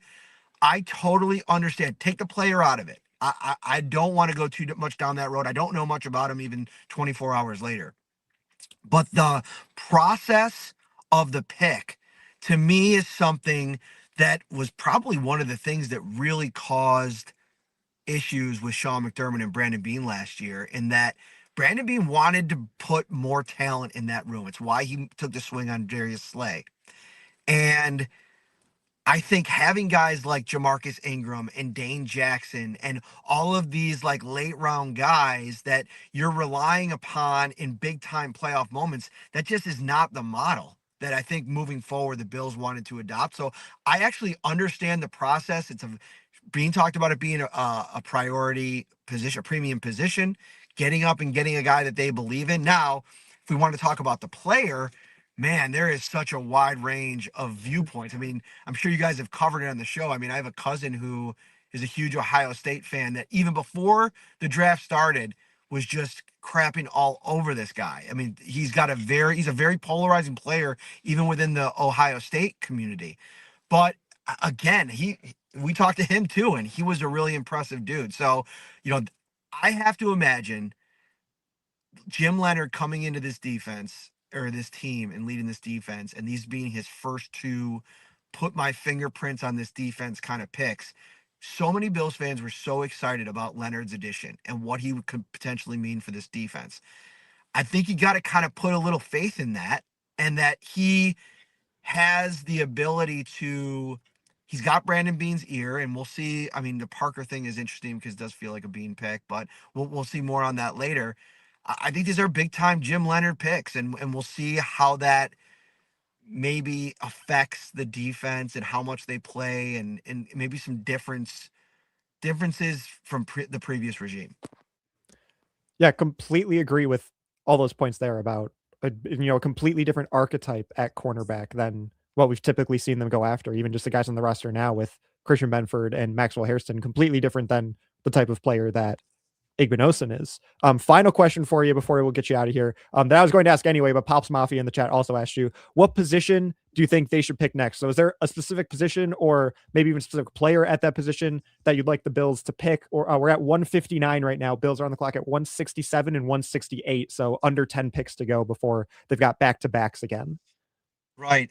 So I think punter at some point is probably going to be in play. I think another linebacker, another cornerback, tight end. Did Jolly go off the board yet? Yes, he just went, since we've been talking, Yeah. he went to Denver a couple picks ago. Yeah, that was one kind of name. The Bills did a lot of work on him. And again, it's tough. Like, we're gonna find a roster spot for him. So I think Right. that's kind of a tough sell. But I would say linebacker and corner, and who knows? Maybe I think it was the Alabama defensive tackle Keenan that I had the Bills taking either in the 4th or the 5th. Tim That could be Keenan. a target. Yeah, Yeah, that he's could be still a there. target for them coming up. Okay, well, you heard it here first from Matt Parrino, potentially Tim Keenan, potentially a tight end. They did their homework on a couple. Matt, thank you so much for taking the time to join me today. I really appreciate it. Good luck with the rest of your Bills coverage. I know everyone here in the chat probably knows you, but why don't you just remind them where they can find your work? Yeah, over on the Shout Podcast network, YouTube, or on Facebook, on all the audio platforms. We'll be live at the end of today to recap this entire thing and see where things land after a couple more picks. All right, awesome. Thank you so much, Matt. All right, buddy. Take care.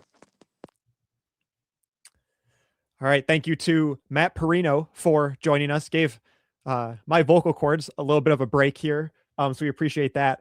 Some notable players did go in that time while Matt was given his expert analysis that we greatly appreciate, and some insight from the media room as well. So I believe one of the last picks we covered was Bo Stevens, the Iowa guard, going to the Seahawks. I like that fit for them there. They don't have the best guard depth. So Bo Stevens can even push a guy like Anthony Bradford, who I know Seahawks fans are not in love with, for a starting spot. Justin Jefferson, not the wide receiver. It's the linebacker from Alabama. He goes to the Browns. Dalton Johnson and Zakee Wheatley, the Penn State safety that I had my eye on, they go to the Raiders and the Panthers. Justin Jolly, I mentioned, the tight end, goes to Denver. The center, Jaeger Burton from Kentucky, goes to the Packers. The 49ers take Louisiana linebacker Jaden Duggar. Buccaneers get Clemson defensive tackle DeMonte Capehart. I liked Capehart, but he was a 3-tech or a 5-tech. He wouldn't be the nose tackle 1-tech that the Bills were looking for. Colts take Florida edge rusher George Gums. I know Matt Parrino's counterpart on the Shout podcast, Ryan Talbot, had the report about the Bills doing their homework on George Gums Jr. from Florida. So he goes to the Colts.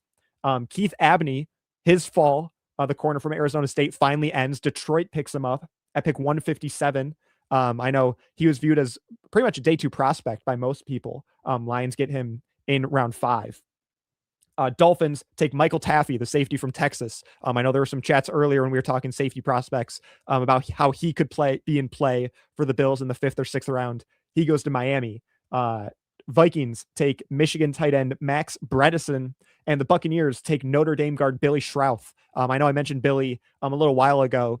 He had injuries last year that prevented him from being too impactful. But without those injuries, he would have been like a day 2 pick was the general consensus for him. So he falls all the way to the 5th round. Tampa ends his slide. And now the Chiefs are on the clock at pick 161. The Bills have picks 167 and 168. Just catching up with the chat now. Rantingly says, I'm predicting Indiana tight end Riley Nowakowski is our next pick. He will convert to fullback and replace Gilliam. That would be interesting. How would you feel about versatile tight end / fullback to replace Gilliam? Hopefully some special teams upside in that if that's the direction they want to go. How would you feel about a Reggie Gilliam replacement in the 5th round? Really no room for safety. Have 5 or 6, says Trip the Man 65. So here's the thing about safety, and I divulged into this a little bit earlier, is I like the CJ Gardner-Johnson signing. I think he's going to be a fun starter next to Cole Bishop. I like the Geno Stone signing as depth. I think ideally he's not starting, but he's fine as a depth guy. And you bring Damar Hamlin back in free agency as well. Let me just double check that Damar's contract was. Yeah. So you make all of those moves in free agency at safety, but all 3 of them, CJ Gardner-Johnson, Geno Stone, and Damar Hamlin, are on 1-year deals. You still have Jordan Hancock, but what is he? Is he a nickel? Is he a safety? Is he just going to be a special teams guy? Does he have a path to being a true NFL safety? Sam Franklin, who's special teams only, and Wande Owens, a UDFA. So what does your 2027 safety room look like? Right now it's Cole Bishop, a question mark next to Jordan Hancock, a question mark next to Wande Owens, even more so as a UDFA, and Sam Franklin, who's special teams only. And Gardner-Johnson, Geno Stone, and Damar Hamlin are all free agents again. That's why short term, sure, maybe there's no room for safety this year, but long term, there is absolutely a need for safety. Absolutely. I could definitely, I'm honestly hoping safety is one of these next 2 picks here for the Bills for that reason. And there's still some good safeties available as well. I know Zakee Wheatley was a guy I was keeping my eye on. He went. Jalon Kilgore and VJ Payne still out there. I'll hope for one of those. I'll hope for just the position of safety overall. Just because of that long-term outlook. Who do you have next to Cole Bishop for 2027? Updating my big board here now with guys like Bo Stevens, Jaeger Burton, Justin Jolly off the board. Let's see, Cage Casey and Jude Bowry went a while ago. Jimmy Rolder went a while ago. Still some interesting linebackers too. Harold Perkins and Deontay Lawson are both still there. Red Murdoch from UB is still there. We know that UB to Buffalo pipeline is real. DeMonte Capehart went. George Gums went. So, I mean, obviously some names off the board for sure, but, it was never going to be a certainty that there were going to be all these options available for the Bills in the 5th round. How many safeties do we need, though? Cognitive Dissonance is asking. Well, even for the 2026 roster, let's take it first as a short-term perspective. Yes, Cole Bishop and CJ Gardner-Johnson are your starters. Geno Stone's your backup. He's probably your first guy off the bench. Geno Stone's also not great. I don't think the presence of Geno Stone should stop you from drafting a safety that could project to be a starter in 2027 or just as a developmental special teams backup safety guy. If you draft the next Dean Marlowe in the 5th round, or you have the opportunity to draft the next Dean Marlowe in the 5th round, I don't think that signing Geno Stone to a 1-year veteran minimum contract should stop you from doing that. And then it's Damar Hamlin, who we talked about earlier in the show. I'd be fine on the practice squad, but I don't need him on my football team in the year 2026. Jordan Hancock, who, what is he? Is he even a safety? Is he going to play in the nickel? Is he going to be kind of the hybrid Cam Lewis replacement where he's matchup dependent, doesn't always even get a game day jersey? Wande Owens, who's a UDFA from last year, and Sam Franklin, who's special teams only.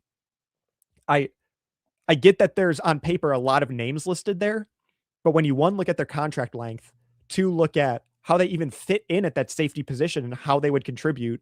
And then 3, what the long-term outlook is. I think you should absolutely look at taking a safety here. Consider that at the very least. Kilgore, Lawson, even Perkins would be solid, even though I still want nose tackle. Well, here's the great thing, Mercy Rule 24. The Bills have back-to-back picks, so they could grab one of those guys and take a nose tackle if you want. Oakville saying Kilgore, 88 on consensus big board. Please take it 167, 168. Oakville, thanks for your chats all afternoon. Thanks for the update on the consensus big board. I would have to think that Kilgore is the highest or one of the highest consensus big board players still available, if anyone wants to take a look at that for me. I think Hancock is the Cam Lewis replacement. I agree, RJ. At the very least, I think that's what they drafted him to be. Now, whether or not he will be as good as Cam Lewis, obviously only time will tell. But I think it was something that Jordan Poyer gets banged up in the playoffs against the Jaguars. And then in Denver, when he gets hurt again, it was Darnell Savage that came in. It was not Jordan Hancock. Darnell Savage obviously gets burned and Denver scores a touchdown on him. But they turned to Darnell Savage before they turned to Jordan Hancock. And Cam Lewis, I think, was also banged up because he was turned to first in that Jacksonville game. And then he was hurt and Poyer was hurt against Denver. And they turned to Darnell Savage before they turned to Jordan Hancock. Now, is that just because Hancock is a rookie? Is that because he did play a little bit in the Jacksonville game and he struggled? In another year with another offseason under his belt, is he better? I would like to think so. But just because the vision is to have him be the next Cam Lewis, it's not a guarantee that he will be the level of player that Cam Lewis was. I like the vision, though. I hope that's the vision for Jordan Hancock because I think that's going to be his best fit. Chiefs take a running back, Emmett Johnson from Nebraska. He was my top-ranked running back available. I had a 5th-round grade on him. So it's appropriate value. They pair him now with Kenneth Walker after Isaiah Pacheco leaves to the Lions in free agency. They used a day 3 pick last year on Brashard Smith, and they signed Amari DiMercato from the Cardinals. So if I was a Chiefs fan, I would not necessarily want a day 3 running back when you have Walker, who you paid $14 million, Amari DiMercato, who you signed, and Brashard Smith, who you drafted last year. But that's just me. Rexland, bet on the upside of Perkins here. I wouldn't mind it. Just kind of an athletic freak, a chess piece that can play off the ball, on the edge, could play in space and coverage, but just couldn't do anything well enough to have like a specific projection into the NFL. LSU didn't know what to do with him, and I don't think these NFL teams know what to do with him either. But if that's a guy that Buffalo's defensive coordinator, whose name I'm now blanking out on, Jim Leonard, if that's a guy that Jim Leonard looks at and says, yeah, I can figure something out with him, or I'd love to try to figure something out with him, I would not be against that pick at 167 or 168 at all. Ravens take Chandler Rivers from Duke. I think it's a great pick for Baltimore. Chandler Rivers was one of my top ranked options available. He's 5'10", 185. I think I had a late 3, early 4 on him, or a 4. I had a 4 on him. He was my top corner available. He goes to the Ravens. Ravens just love drafting good players, man.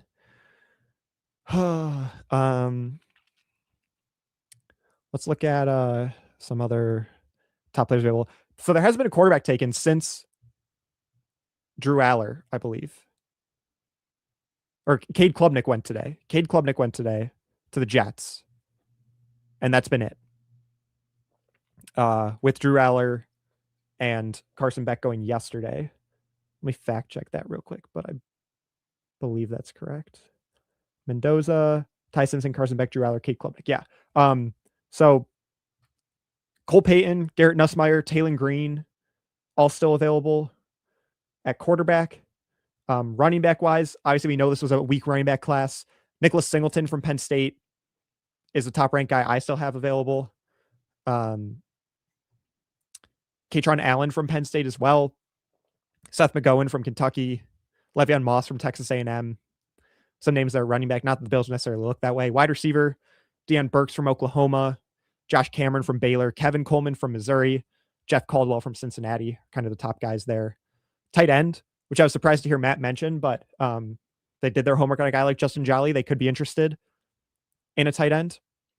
Michael Trigg, a really intriguing prospect from Baylor. He's 6'3", 240. He was super productive at Baylor, but he can't block. And so I don't know what to do with Michael Trigg. Offensive line, speaking of offensive line, Charles Demings, corner from Stephen F. Austin goes to the Vikings. I know he was a fun day 3 pick that a lot of scouts liked. Demetrius Crownover, tackle from Texas A&M, and Diego Pounds from Ole Miss are 2 guys that I've heard talked about for day 3. Pat Coogan, the center from Indiana as well. That's kind of what we're looking at on offense. I wouldn't expect the Bills to take offense here, but we'll see. We will see. This is a deep draft for depth players. Yeah, so the top of the class, the top 10 to 15 picks were like first-round caliber players. And then picks like 16 almost to 75 almost were all kind of in a similar bucket for me. And then everyone else was kind of in the day 3 bucket for me. And so this wasn't a very top-heavy class. But there are intriguing options available on day 3, especially with the way some of these guys have fallen. So hopefully the Bills can take advantage of that with the amount of day 3 picks that they have, because they trade down 3 times in the first round. Jeff Caldwell would be sick as far as metrics go. He's a fun player to watch. I just don't know if they go him and Skyler Bell. I would not complain about another wide receiver. I just doubt Brandon Beane has it in him. Looking at some defensive players available. Defensive line, Dante Corleone is still there for 1 tech. Xavier Harris and Tim Keenan for 1 tech as well. Rayshawn Benny from Michigan, I think, should have been gone by now. He's more of a 3 tech though. Skyler Gill Howard, a 5 tech from Texas Tech, is interesting as well. I know Chris Trapasso liked him. Edge rusher, names I'm looking at are Caden Curry from Ohio State, Mikhail Kamara from Indiana. If they want to double down on edge rusher, when they got TJ Parker earlier.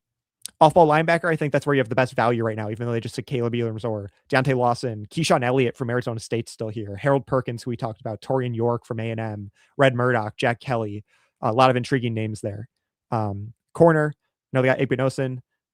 Bean said he would not be afraid to take another corner today. TJ Hall from Iowa, Damani Jackson from Alabama, Hezekiah Massis from California, Devin Marshall from NC State are some of the top guys there.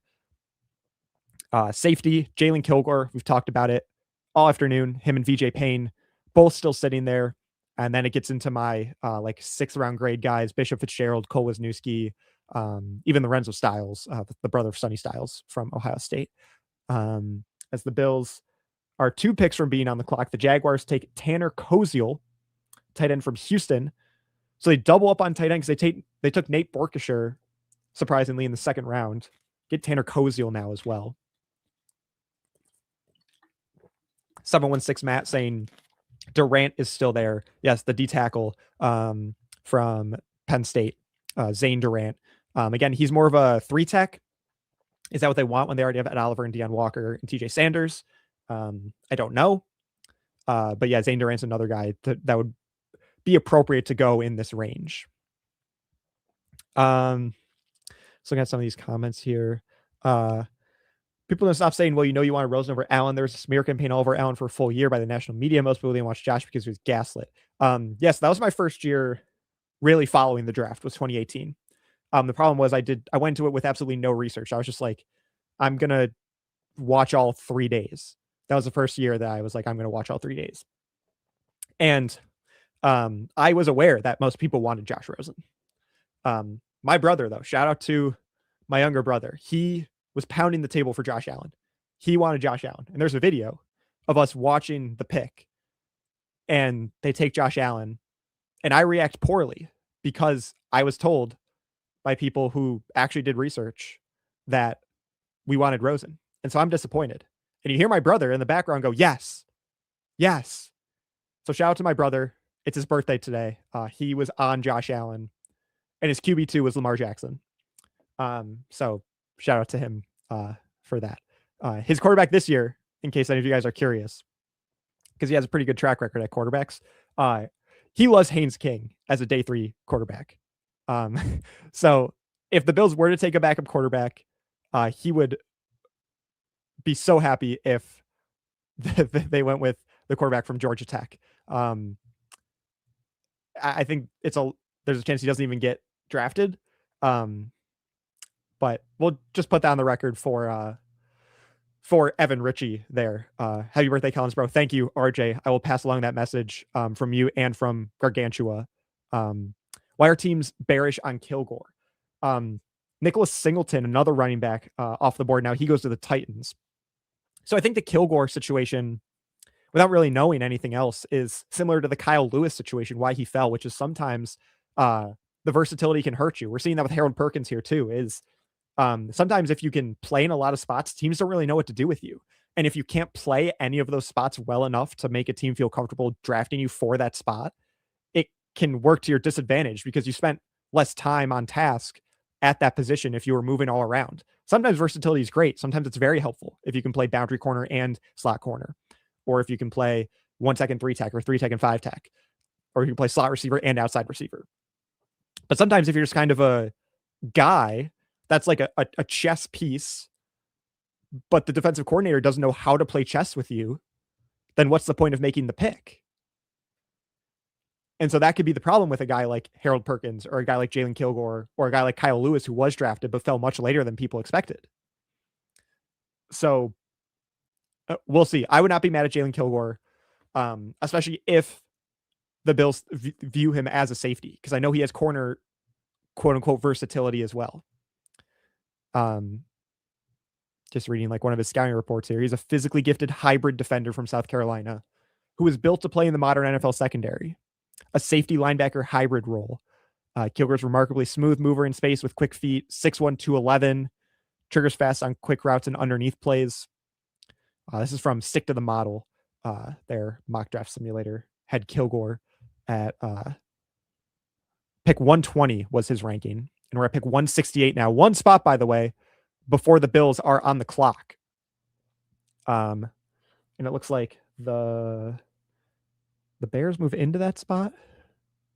So mock draft simulator is telling me Jacksonville's pick. ESPN's telling me the Bears are on the clock. So one of those teams traded up for that pick. Yeah, worth gamble that he can straighten it out. Yeah, I'd say for a lot of these guys, especially in the 5th round at this point, take the risk. I know it'd be crowded, but Jeff Caldwell would be sick. I would not be mad at another wide receiver. I wouldn't expect it. But Jeff Caldwell, I had a couple other people in that range as well. Cyrus Allen, Josh Cameron, Deion Burks, Kevin Coleman. I believe all of those guys are still available, and I didn't miss one. Deion Burks, Josh Coleman, Kevin Coleman, Jeff Caldwell. Yeah, pivoting from mock draft to big board. Yeah. Whenever anyone feels frustrated with our team, just remember the Rams use their number 13 pick to reach for a quarterback a year after they're starting QB1 MVP because his dad is good friends with the GM and owner. So the Bears take Keyshawn Elliott. Cognitive distance, we'll get back to that a little later. The Bears take Keyshawn Elliott, the linebacker from Arizona State. I don't know if the Bills were going to double dip at linebacker when they took Elarms-Orr. Keyshawn Elliott, though, I think was the best linebacker available, or one of them. I had him in the same bucket as Harold Perkins, Deontay Lawson, and Red Murdoch. So that's a good value pick for the Bears there, who lost Tremaine Edmonds in the offseason. They still have TJ Edwards. They like DeMarco Jackson, I think his name is, who I wasn't super familiar with until like the end of this season. They like his outlook. But they also signed Devin Bush from Cleveland and Jack Sanborn. I know that was a Bills free agent draft crush. The Bills traded one of their picks, it looks like, because the Lions have pick 168 right now. So the Bills are on the clock at pick 167. Evan Anderson saying Bills traded with Lions. So right now ESPN says the Bills are still picking at 167, but their next pick right after 168, they traded to Detroit. Some people are split. Someone wants Mercy Rule wants Stonehouse. Cognitive Distance does not want a punter. Peter saying must be a pick for next year. Yeah, we'll get the trade details on that momentarily. Yeah, I would agree with dissonance. Like use a 7th for a punter or priority UDFA. I just don't want to waste a 5th round pick on a punter at this point in time. Yeah, so hopefully a guy like Jalon Kilgore, or VJ Payne, or a defensive tackle, like Dante Corleone, as a 1 tech. We'll wait for that pick to come in momentarily. If they traded pick 168, I assume they're sticking and picking at 167. Why are we talking trades? How many extra picks do we need? Yeah, so I think you were seeing that it might be a pick from next year. And then yeah, Evan Anderson reminded us too that we have the last pick of the 5th round as well. So we're on the clock right now at 167, and then at 181, we have another pick in the 5th round. So is that from the trade? We got 181 and 213, which is in the 7th round or end of the 6th round. Pick number 32 in the 6th round. Looks like that was the trade. We got 181 and 213. Okay. So we moved down from 167 to 181. So quick math, that's 14 spots. Bills move down 14 spots, get a 6th round pick. Yeah, sure. What did Tony say? Oh, Tony is mad about something. No one else seems to know what that is. Yeah, I'm trying to stay off Twitter. I don't want to spoil anything for people that don't want to know the pick. Let's see. Waiting for that pick to come in.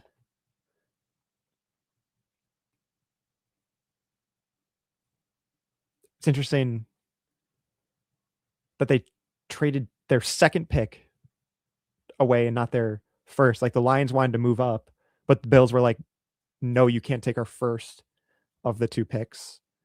I see a name in the chat. I don't want to say it in case it hasn't come on the TV yet and people don't want to get spoiled.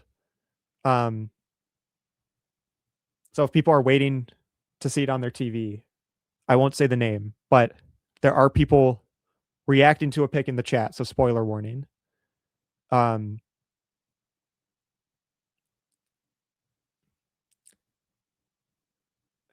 pick is officially in. The Bills took Jalon Kilgore, safety from South Carolina. Guys, Brandon Beane is listening to us. He's listening to us. He's doing what we wanted him to do today. He took a wide receiver, and not just any wide receiver, it was Skyler Bell. He took a linebacker, not just any linebacker, it was Kaleb Elarms-Orr. And he took a safety, and not just any safety, it was Jalon Kilgore. Love that pick. Yeah, we got Kilgore. Let's go. Kilgore. Kilgore is the pick. Everybody already knows. I just didn't want to spoil it for people in case they like watching the draft. Love the pick. Completely redeems himself. I think this was one of the last players you could get that has like a real shot of making the 53 is Jalon Kilgore. Good job, Brandon Beane. Good job, Brandon Beane. Big baller Beane. I think it's fair to invoke that nickname now. My favorite pick. Claude said I called it. Brandon Beane's not listening to you. I'm being sarcastic. Obviously, he's got his own board. But he's making a lot of picks that me and a lot of other Bills fans wanted. Right? I was not alone in my love for Skyler Bell and my love for Kaleb Elarms-Orr and my love for Jalon Kilgore as day 3 picks. And he grabbed all those guys. I'm fine with that. Cognitive dissonance says I wanted a D tackle, but if you guys are okay with this specific prospect, I'll trust you. This guy was supposed to be well gone by now, is what I'll say. We got into some of that position versatility stuff earlier as well. We can read more of his scouting report in a second. The Lions trade up for Kendrick Law, wide receiver from Kentucky. That was who they traded up with us to get. Colin, I think the trade down to get an extra pick could possibly indicate we will use the extra capital to get a kicker or someone on special teams. What are your thoughts? Yeah, Joshua Anthony, thanks for the comment. I appreciate it. Yeah, I definitely wouldn't rule it out. Talked a little earlier at the top of the show about how the Bills did their homework on a couple punters. Jack Stonehouse from Syracuse, the Michigan State punter Eckley, I believe his name is Ryan Eckley. They did their homework on him as well. So it would not shock me. From an asset allocation standpoint, I'm not a huge fan of like using a punter, using a draft pick on a punter. I'd kind of prefer a non-drafted free agent signing. But if you tell me they use a 7th round pick or a late 6th round pick on a punter, I'm not going to be upset. So yeah, that's, I think, definitely within the realm of possibility. Pops Mafia now take linebacker either Perkins, Lawson, or Fisher with the next pick. Who is Fisher? You're talking about Aiden Fisher from Indiana. This is not a guy I scouted, but projected to go in that range, it looks like, for sure. So definitely another fair name to invoke. We have 2 7s. Yeah, so right now the Bills still have the last pick of round 5. And then in round 6, they have the 32nd pick. There are 35 picks in that round because there are some compensatory picks as well. They have picked 32 of round 6. And then in round 7, they have the 4th pick. And I'm not seeing another 7th round pick. So the trade we made earlier today with the Raiders, that was for, I believe, a 2027 4th round or 7th round pick. You guys can correct me if I'm wrong on that, but I think we only have one 7th round pick. Let's see. Yeah, so we still have the last pick in the 5th, pick number 32 in the 6th, and pick number 4 in the 7th. And right now, those are our final 3 picks. The trade was a 2027 7th when the Raiders moved up 1 spot at the beginning of the 4th round to take Jermod McCoy. ESPN had Xavier Harris at 63 overall and still available. 63, that's really high for Xavier Harris. I disagree with it being that high, but I think we're past the range now where I would have expected him to go. I'm not totally surprised he's still here, but if he went 30 picks ago, I also would not have been surprised. Forget punters. Anyone trust Bass? Get a kicker. I think that's a fair point. I thought Matt Prater looked great last year, but he's 40 something, right? You can't rely on that long term. Someone saying Jeff Caldwell. Yeah, he's still there. I just don't know if Bean takes another receiver. Right now, it's been all defense except for Jude Bowry and Skyler Bell, but I don't think that's necessarily a bad thing. And Dante Corleone, still there. Still there. I'm not going to put too much emotional investment into it, though, because we've talked how many times now about the Bills not valuing nose tackle. The Steelers take Indiana tight end Riley Nowakowski. I know there was a prediction in the chat from someone about the Bills taking him. He goes to the Steelers 2 picks later. Tight end from Indiana. Yeah, sorry, Rantonly. I think it was you that had the prediction. So he goes to the Steelers. They have so many tight ends. I think Jonnu Smith, did he leave in free agency? Connor Hayward, I think, left in free agency. I think they both did. So it's Pat Fryermuth and Darnell Washington still. But yeah, they were running those 4 tight end sets last year. Because we know Arthur Smith loves his tight ends. So now they get Riley Nowakowski. And now I'd like to draft the Godfather, Kilfor, and Stackhouse just for the names. Some fun names still available in this class for sure. It's more the fact that I don't know if you mean Stonehouse or if there is a prospect named Stackhouse as well that I'm not familiar with. RJ saying it's more the fact that Stonehouse is an NFL lock and I'm unsure about kicker in this class. We need an alternative to Bass, though. That's true. Like Stonehouse does project to be like a starting caliber punter in the NFL. So that's the pro for using a draft pick on a punter. Why doesn't whatever you think of Hamlin still here matter, though? I assume it's talking about like safety and safety depth. I think at this point, like in the past, Damar Hamlin has started in pinches and at times been a reliable backup. But at this stage in his career, especially how he's looked recently, you can't rely on him to be that. And his ceiling is so low that you can do a lot better. And so Jalon Kilgore, I would want on the roster over a guy like Damar Hamlin. Reader went to the Giants. No. So there was a report that the Giants were interested in DJ Reader. and there was only one source. I forgot who it was. It wasn't a super credible source, but they reported that the Giants essentially had a deal in place with DJ Reader to sign him after the draft, so that didn't affect the compensatory pick formula. But I did not see that reported anywhere else. So I don't know if that's a done deal or not. So potentially there's buzz of Reader to the Giants, but that's not a done deal as far as I know. Yeah, he's still a free agent, but it looks like he's expected to be pursued by the Giants after the draft. I'm seeing that from a couple sources. No like significant sources though. Kilgore's flex for nickel as well. Yeah, obviously, I mean the Bills replaced Taron Johnson with D. Alford. D. Alford has nickel, is probably gonna be your starter in the nickel. CJ Gardner-Johnson in a pinch can be in the nickel for you. Kilgore can play in the nickel for you. So I like the options they have there. And Jordan Hancock as well, obviously another guy you can invoke. I was agreeing with you. I'll disagree with someone else. Okay, sounds good, Bills fan. Let's see.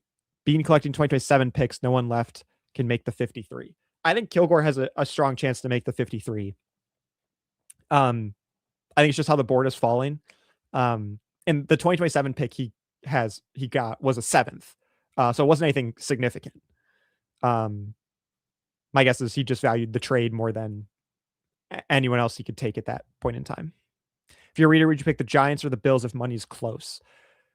I mean, obviously I'm not in DJ Reader's shoes. I mean, I think the Bills are a good run organization. I think John Harbaugh being in New York now would be intriguing for any player.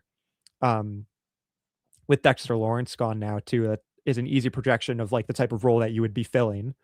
So I don't know. I think Harbaugh helps add some stability and more credibility to that organization. You're in a much more fun pass rush room with Brian Burns and Abdul Carter, Kayvon Thibodeau if he's not traded. If Arvo Reese has any snaps at edge, you've got some fun guys lining up next to you. I don't know if you can necessarily put those guys right next to the Bills guys and say that's the same. I think I'd rather take that Giants edge rusher room. But I think there's it's appealing for both of those teams. But right now the Giants are the only ones to be rumored to be in on DJ Reader. If Gary Matthews was the first guy we re-signed, maybe he's the dude. That's kind of what I'm settling on at this point. He's just kind of the dude and they don't value it that much. They're not going to use it that much or they don't care about it that much. I just hope after all of this, I hope that the answer isn't Deon Walker.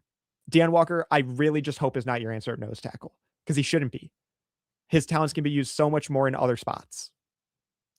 So as long as it's not Deon Walker, I don't necessarily mind them not prioritizing nose tackle. Be fine with it being Fedarian Mathis and another veteran they sign, whether it's DJ Reader or someone else. As long as it's not Deon Walker. Actually having a decent chance in the nickel is huge low key. Been a thorn too many times. Yeah, I like the versatility for Kilgore. That's why he was one of my top players available for the Bills in that spot. Punter incoming, potentially. Sweet Spike predicting that. Burks, the wide receiver, is still available. Yeah, there's a couple wide receivers that I think are surprisingly still there. Deon Burks from Oklahoma being the top one. Kevin Coleman from Missouri, I really liked. Josh Cameron from Baylor. Jeff Caldwell from Cincinnati, I know has gotten a lot of love in the chat. I just don't know if Bean would do that again after taking Skyler Bell. But we'll see. Browns took Joe Royer, tight end from Cincy. And Patriots take Wake Forest corner Karen Prunty.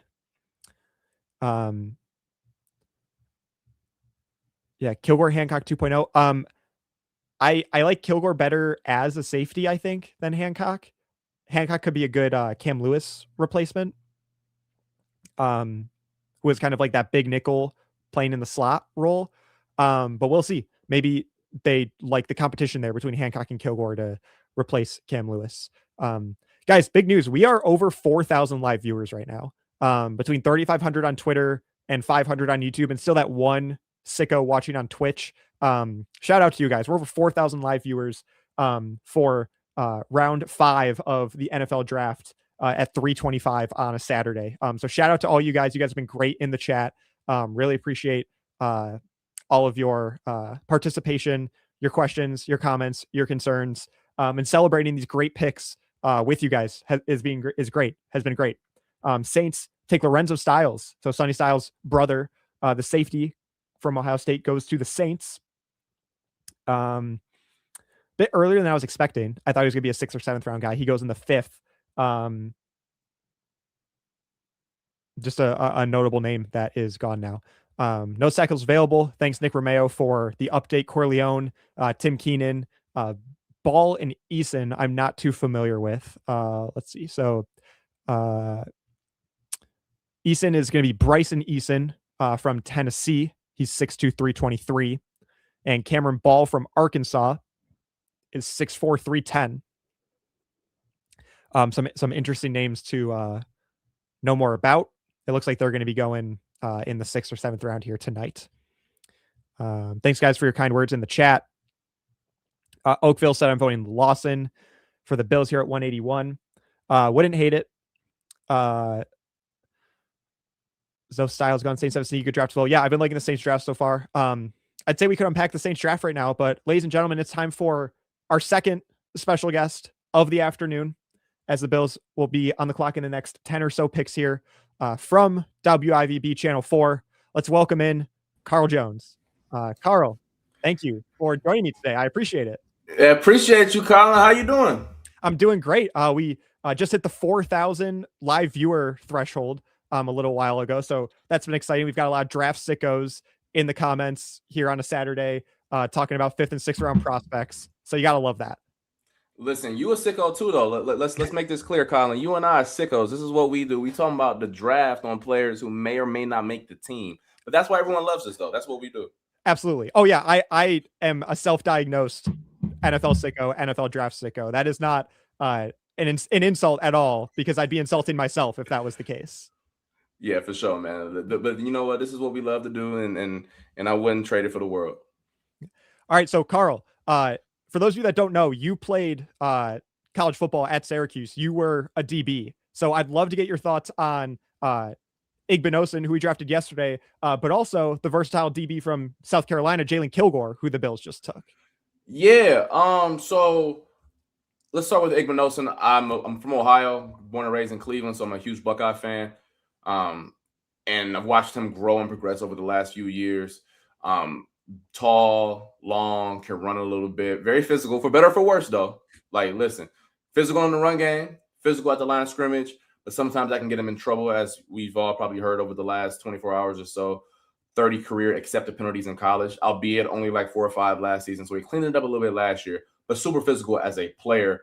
The process is the process with how Brandon Beane arrived there. But in terms of what I like as a skill set, I truly think he is going to be a solid player at the NFL level. The comp I came up with is like Jalen Watson from the Chiefs. For those who don't know, He's number 35 for them.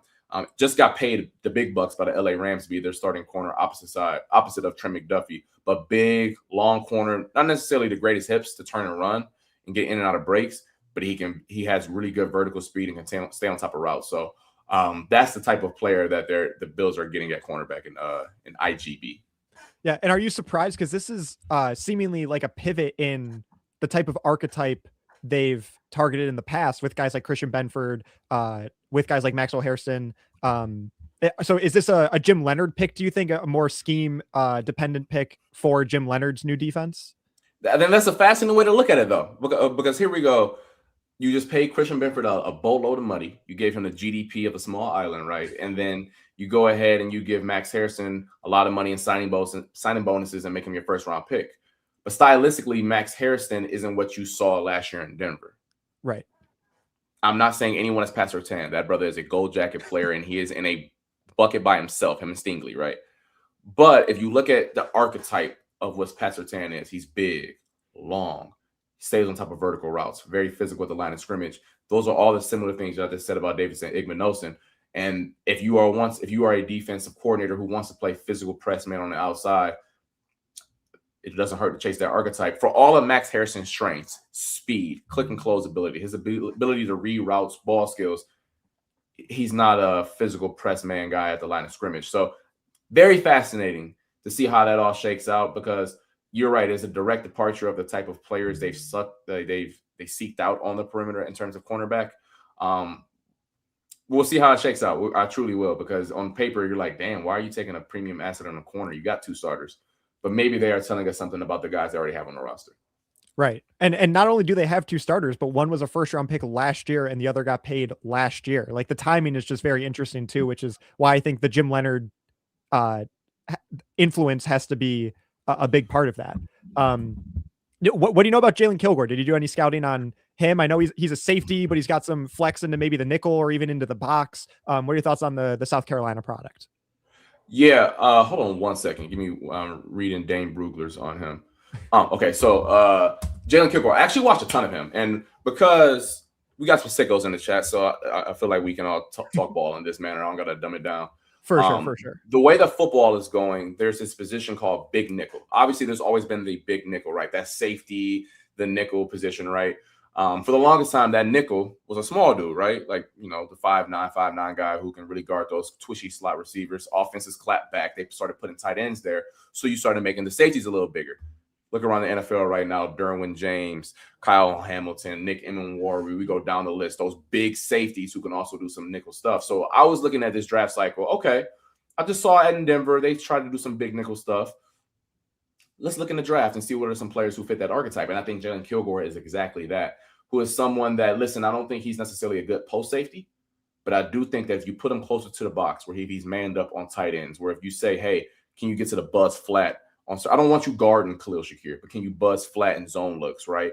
And I think that's where I was excited when I watched this tape, and the fact you get him in the 5th round, and he's a superb athlete. I want to make that abundantly clear. I believe he's a 4'4" guy, jumped like at least 37 vert.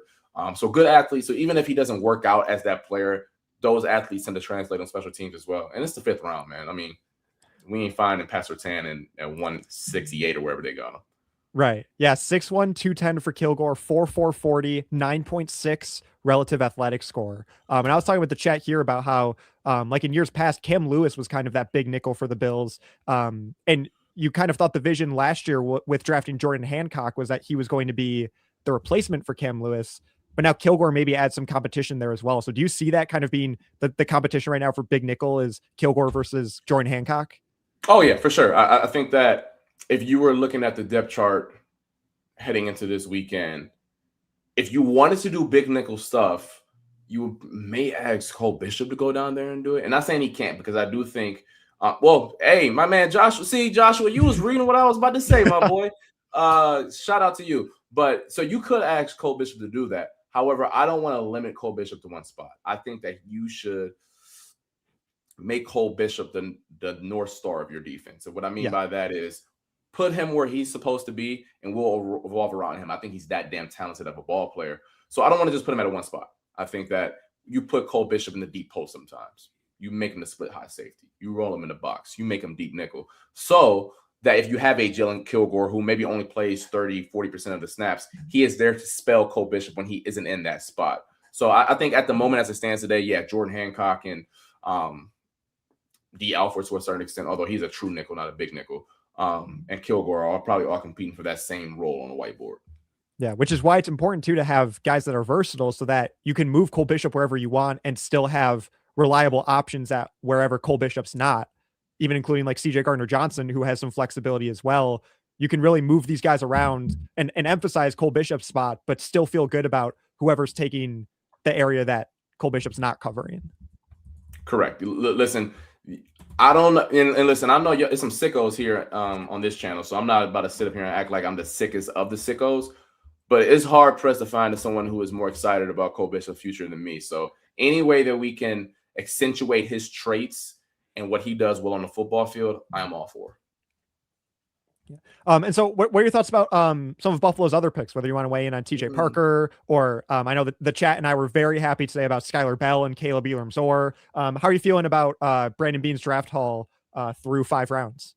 Yeah, let's just go down the line here. TJ Parker, I don't think he's a bad player. I think I was just a tad shocked in terms of the fact that for so many years, we just assumed that the big defensive ends were Sean McDermott's guys and his skill set and what he was looking for.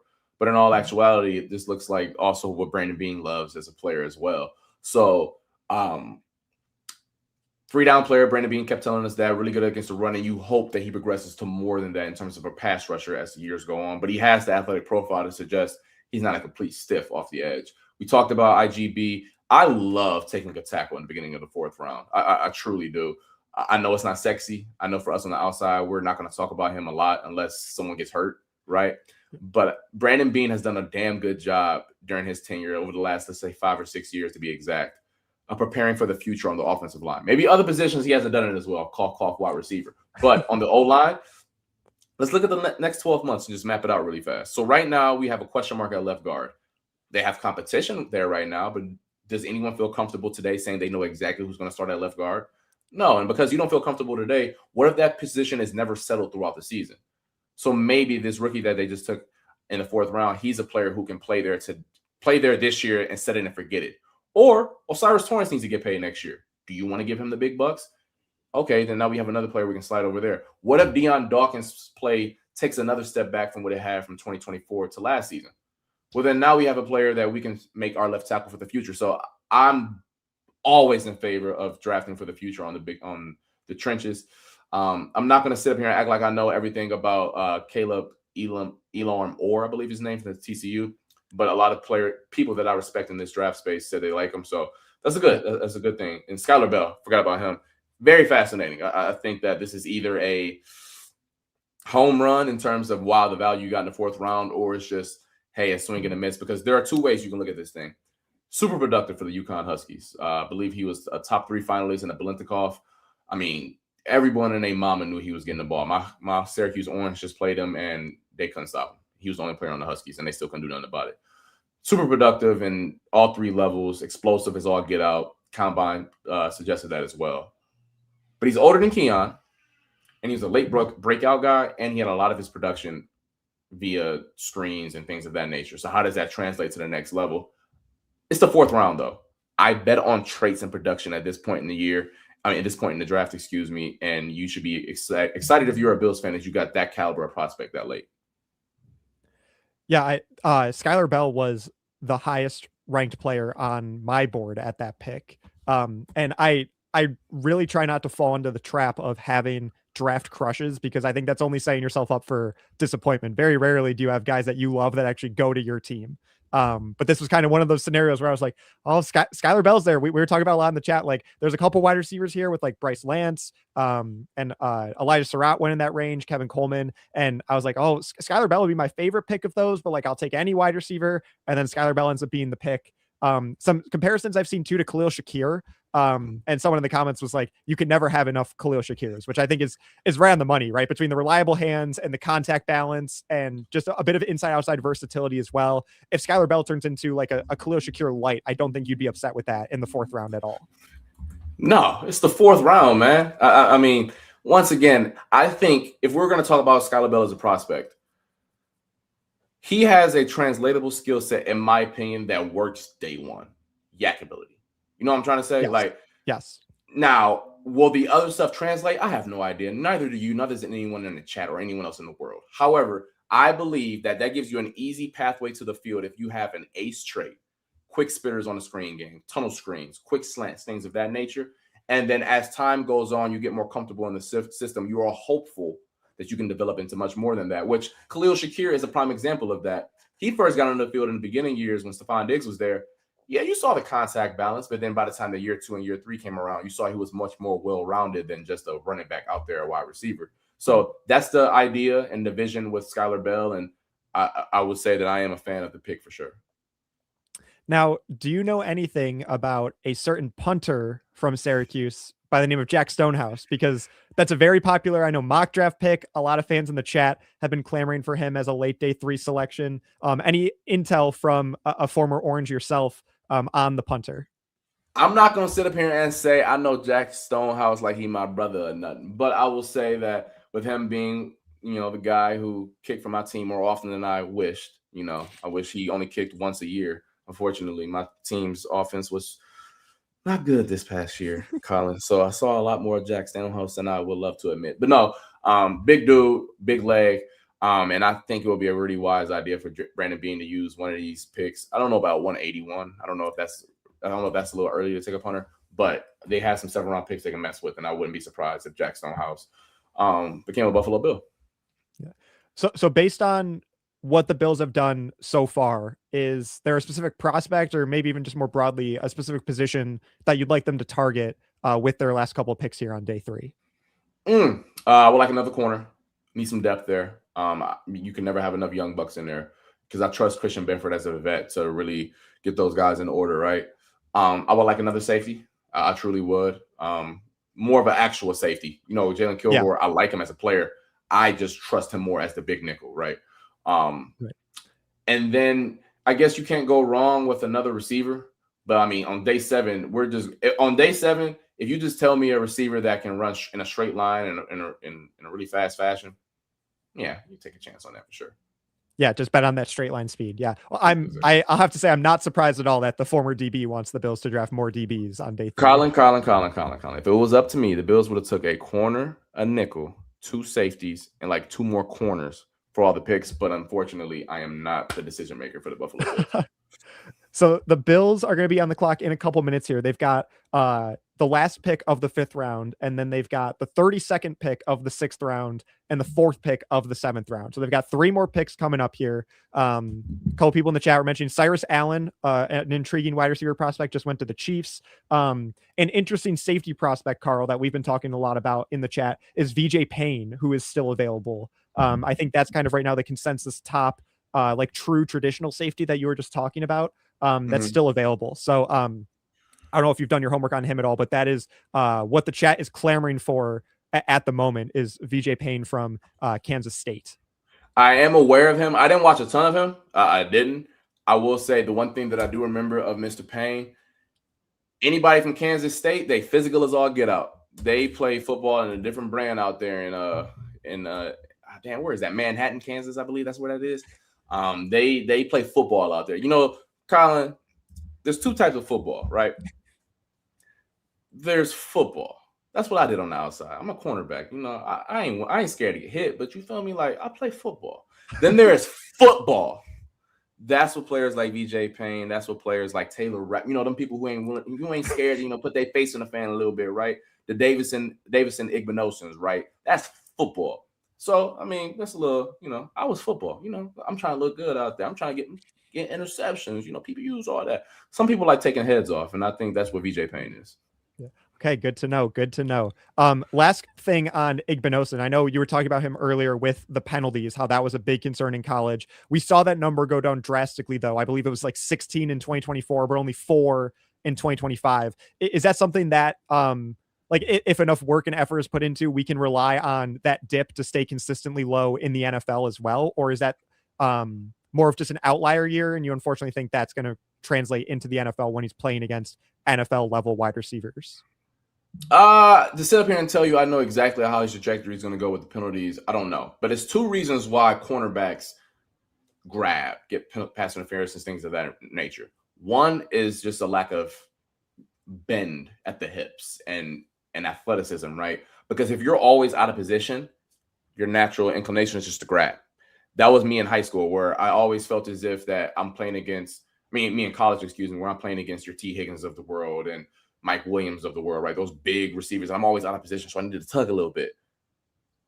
So it's a lack of athleticism, right? And I did say Igbinosun, for all of his traits, I don't think that he is the most fluid in the hips. So maybe that's the reason why he needs to grab. Or the other one, which I think is far more correctable, it's just confidence and getting your damn head around.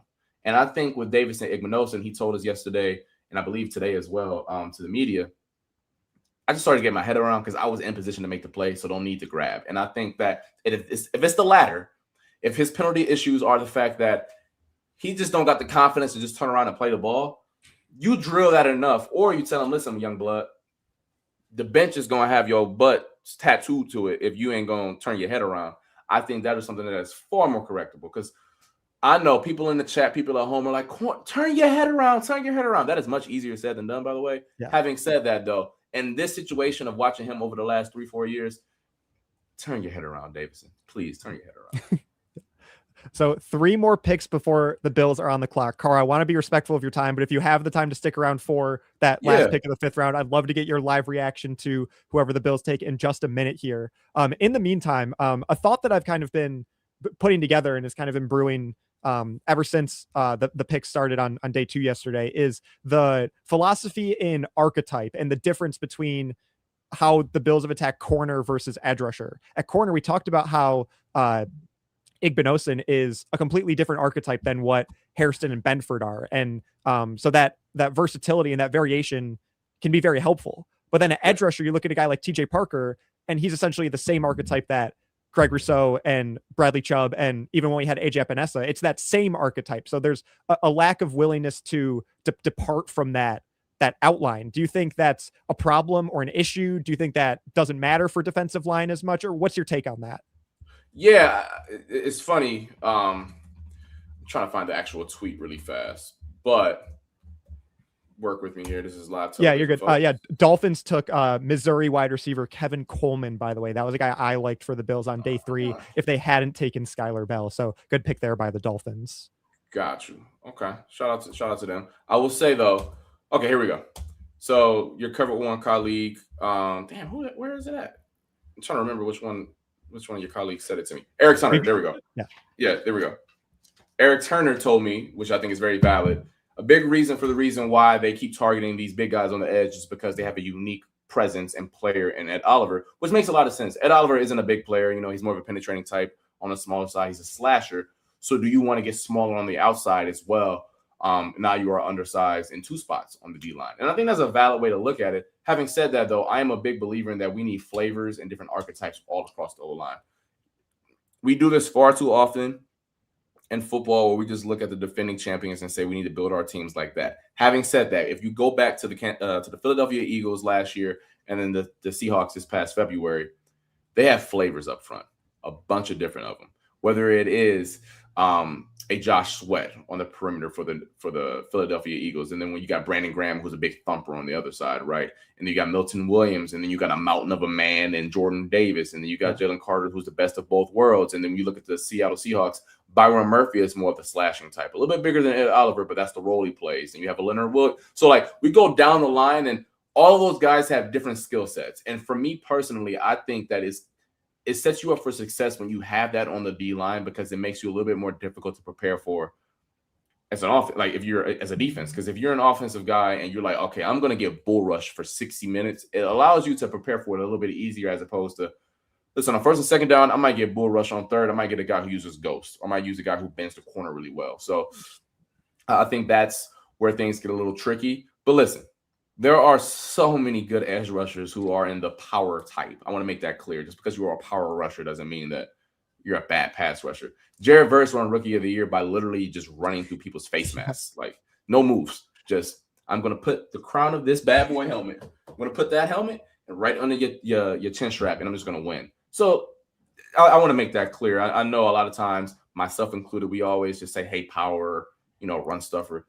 No, you can power your way through to the quarterback as well if you're good enough at it. Yeah, Carl, you are making me sound like a very smart man, because earlier in the show, I was talking about how the Eagles and the Seahawks won those last 2 Super Bowls, which was wave after wave of pass rush and different flavors of it, like you just mentioned, that helped get it done. And Patrick Mahomes and Drake May couldn't combat that when they were on their second rotation of defensive linemen, and it's a completely different thing to prepare for, but still just as talented. So I like that. We're on the same page with that, because I think that means we're on to something there. The Eagles, interestingly enough, just took Cole Payton, a quarterback from North Dakota State.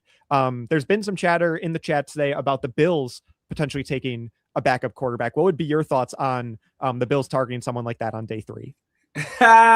So you trying to get me in trouble here? Okay, so like personally, I do think that the Bills it would be wise and financially just to take a swing on a day 3 guy and develop him, because now you just set it and forget it 4 years, hopefully, as a backup quarterback. But Josh Allen makes a lot of money, right? And he has a lot of sway at One Bills Drive. And over the last few years, it's clear as day that he wants someone as his backup quarterback that he is really close with.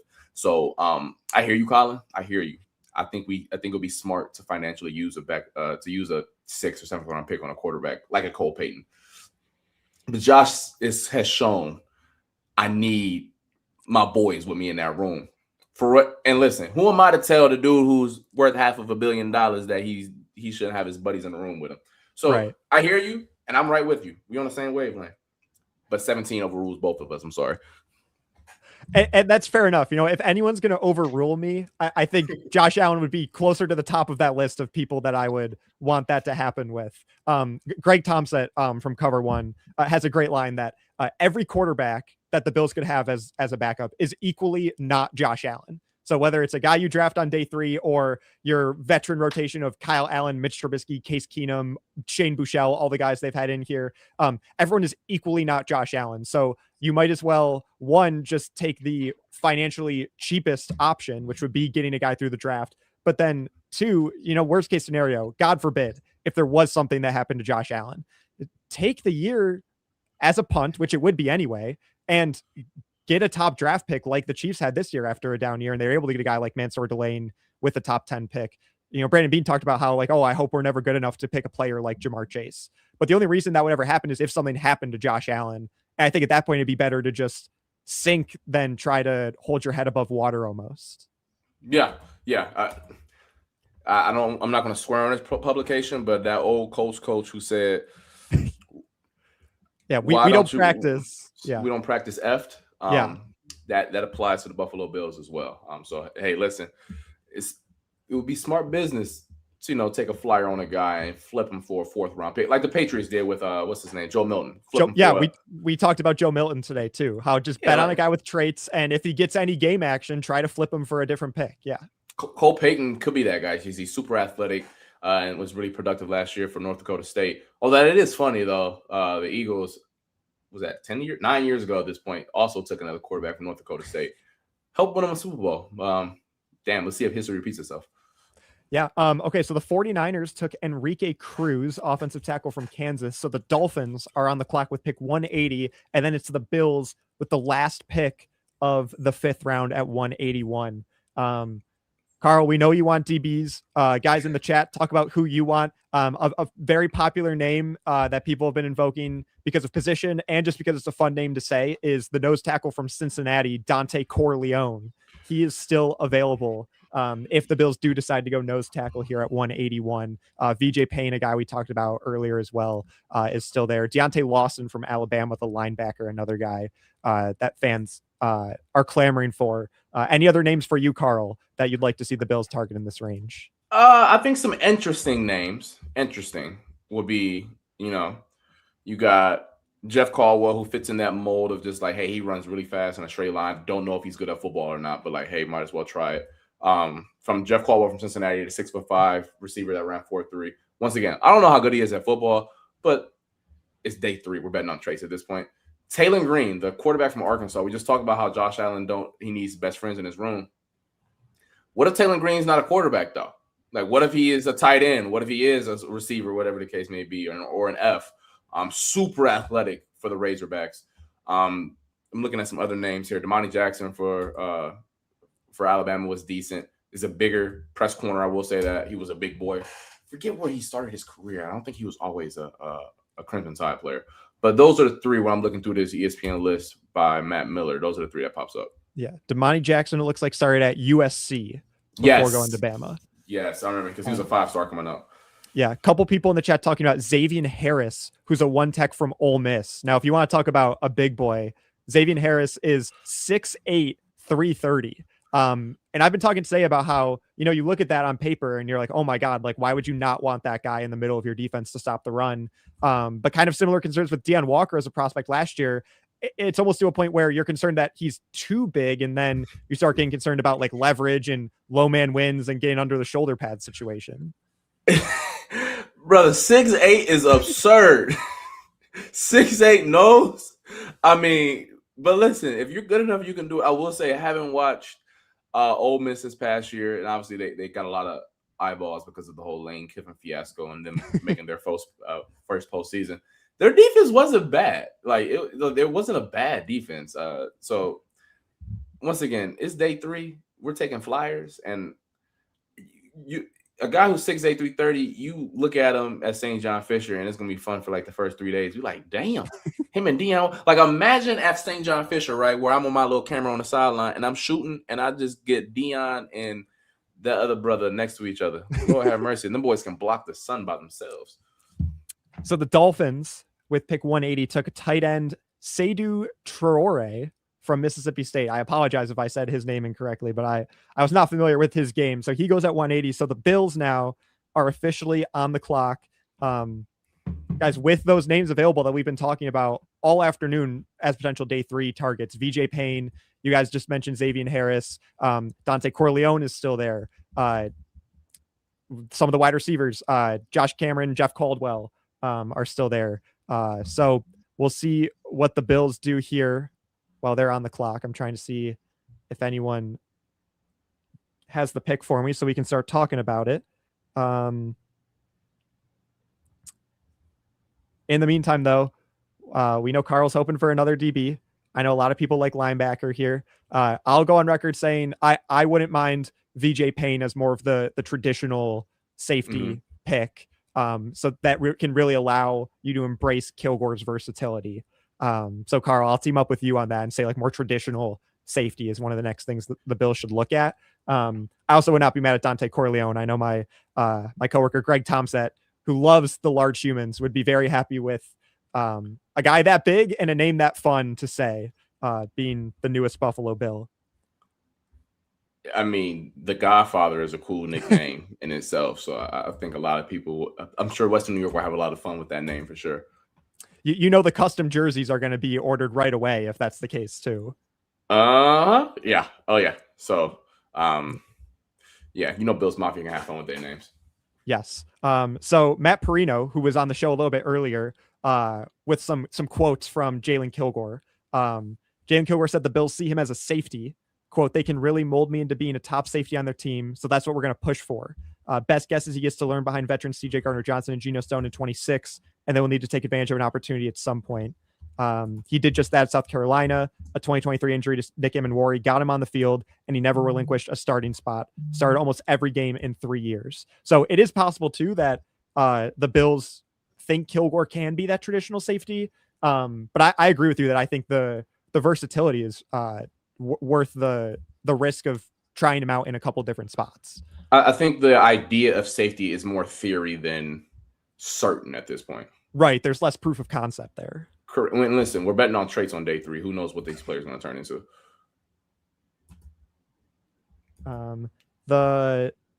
So let's see. Jordan Schultz told me is saying the Browns took Talon Green. It's possible the Bills just traded down because the last pick he announced, I guess he has been skipping some of the picks. Okay. So Talon Green is going to the Browns, according to Jordan Schultz. That might be the first pick of the 6th round. That's what Cleveland has. So okay. we know Cleveland's pick. We just don't know Buffalo's pick yet. Yeah. Okay. Let's see.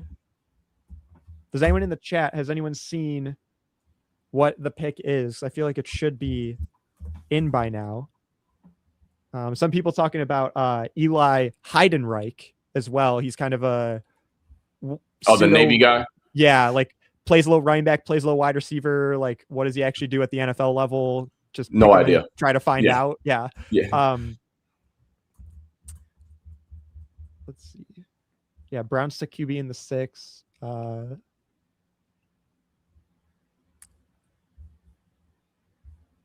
Yeah, so the Browns took Talon Green 182nd overall. So we know who pick 182 is, but we still don't know pick 181. Yeah, that's the NFL draft.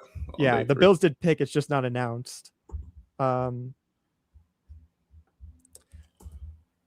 the meantime, what did you think of how night 1 was handled? Because the time was so fast. It was only 8 minutes per pick that it felt like the broadcast was falling behind, and Twitter had a couple of the picks, especially the Ty Simpson one was out almost 10 minutes before that pick was actually selected. Yeah, I'm not a fan. Now, listen, I know people who tip picks. I understand why you do that. Hey, that's how you put food on the table. I get it. Having said that, just wasn't good TV. It wasn't, point blank, period. And I know they went from 10 to 8 minutes, but didn't help that. Didn't help the tipping picks at all. But ESPN, they know this. They understand that the production wasn't great because they're trying to balance commercials, analysis, and player interviews in those 8 minutes. But while you're doing all that, the pick from 2 picks beyond has already been tipped. So yeah, It's a tough spot to be in. I know you're a producer. You understand how this stuff goes in live, but it wasn't good television, to say the least. It wasn't. Yeah. So for the people concerned that the Bills like didn't get their pick in time, I don't think that's the case. I think they just got on the clock a minute ago. But some of the tip pickers, like Carl was just mentioning, know who the Browns are taking already. Assuming the Bills, I guess, don't go with Cole Payton or with Taylon Green rather, with their pick right here. An interesting nugget from Matthew Bove that I think Bills and Sabres fans are going to enjoy is that Skyler Bell told the media his main sport growing up was hockey, which he played until he was 15. And he said he's locked into the NHL playoffs right now. So he will appreciate not only this Buffalo Sabres run, but I wouldn't be surprised if we see him at a Sabres game or two in the future. Hey, let him bang the drum on Tuesday. Let him bang the drum when he get back. That boy will be a celebrity. I'll tell you that. I'm assuming you saw Josh Allen's drum banging for game 2. Gets it. He gets it. Like, there's no more gets it athlete, at least in Western New York, that I know of that than Josh. I mean, he met the moment. Like, he understood, all right, I gotta pause, I gotta do a little theatrics, and then we gotta drink a little beer, drink a little booze, you feel me, to satisfy the people. Josh gets it, man. Like, you know that. We all do. He gets it.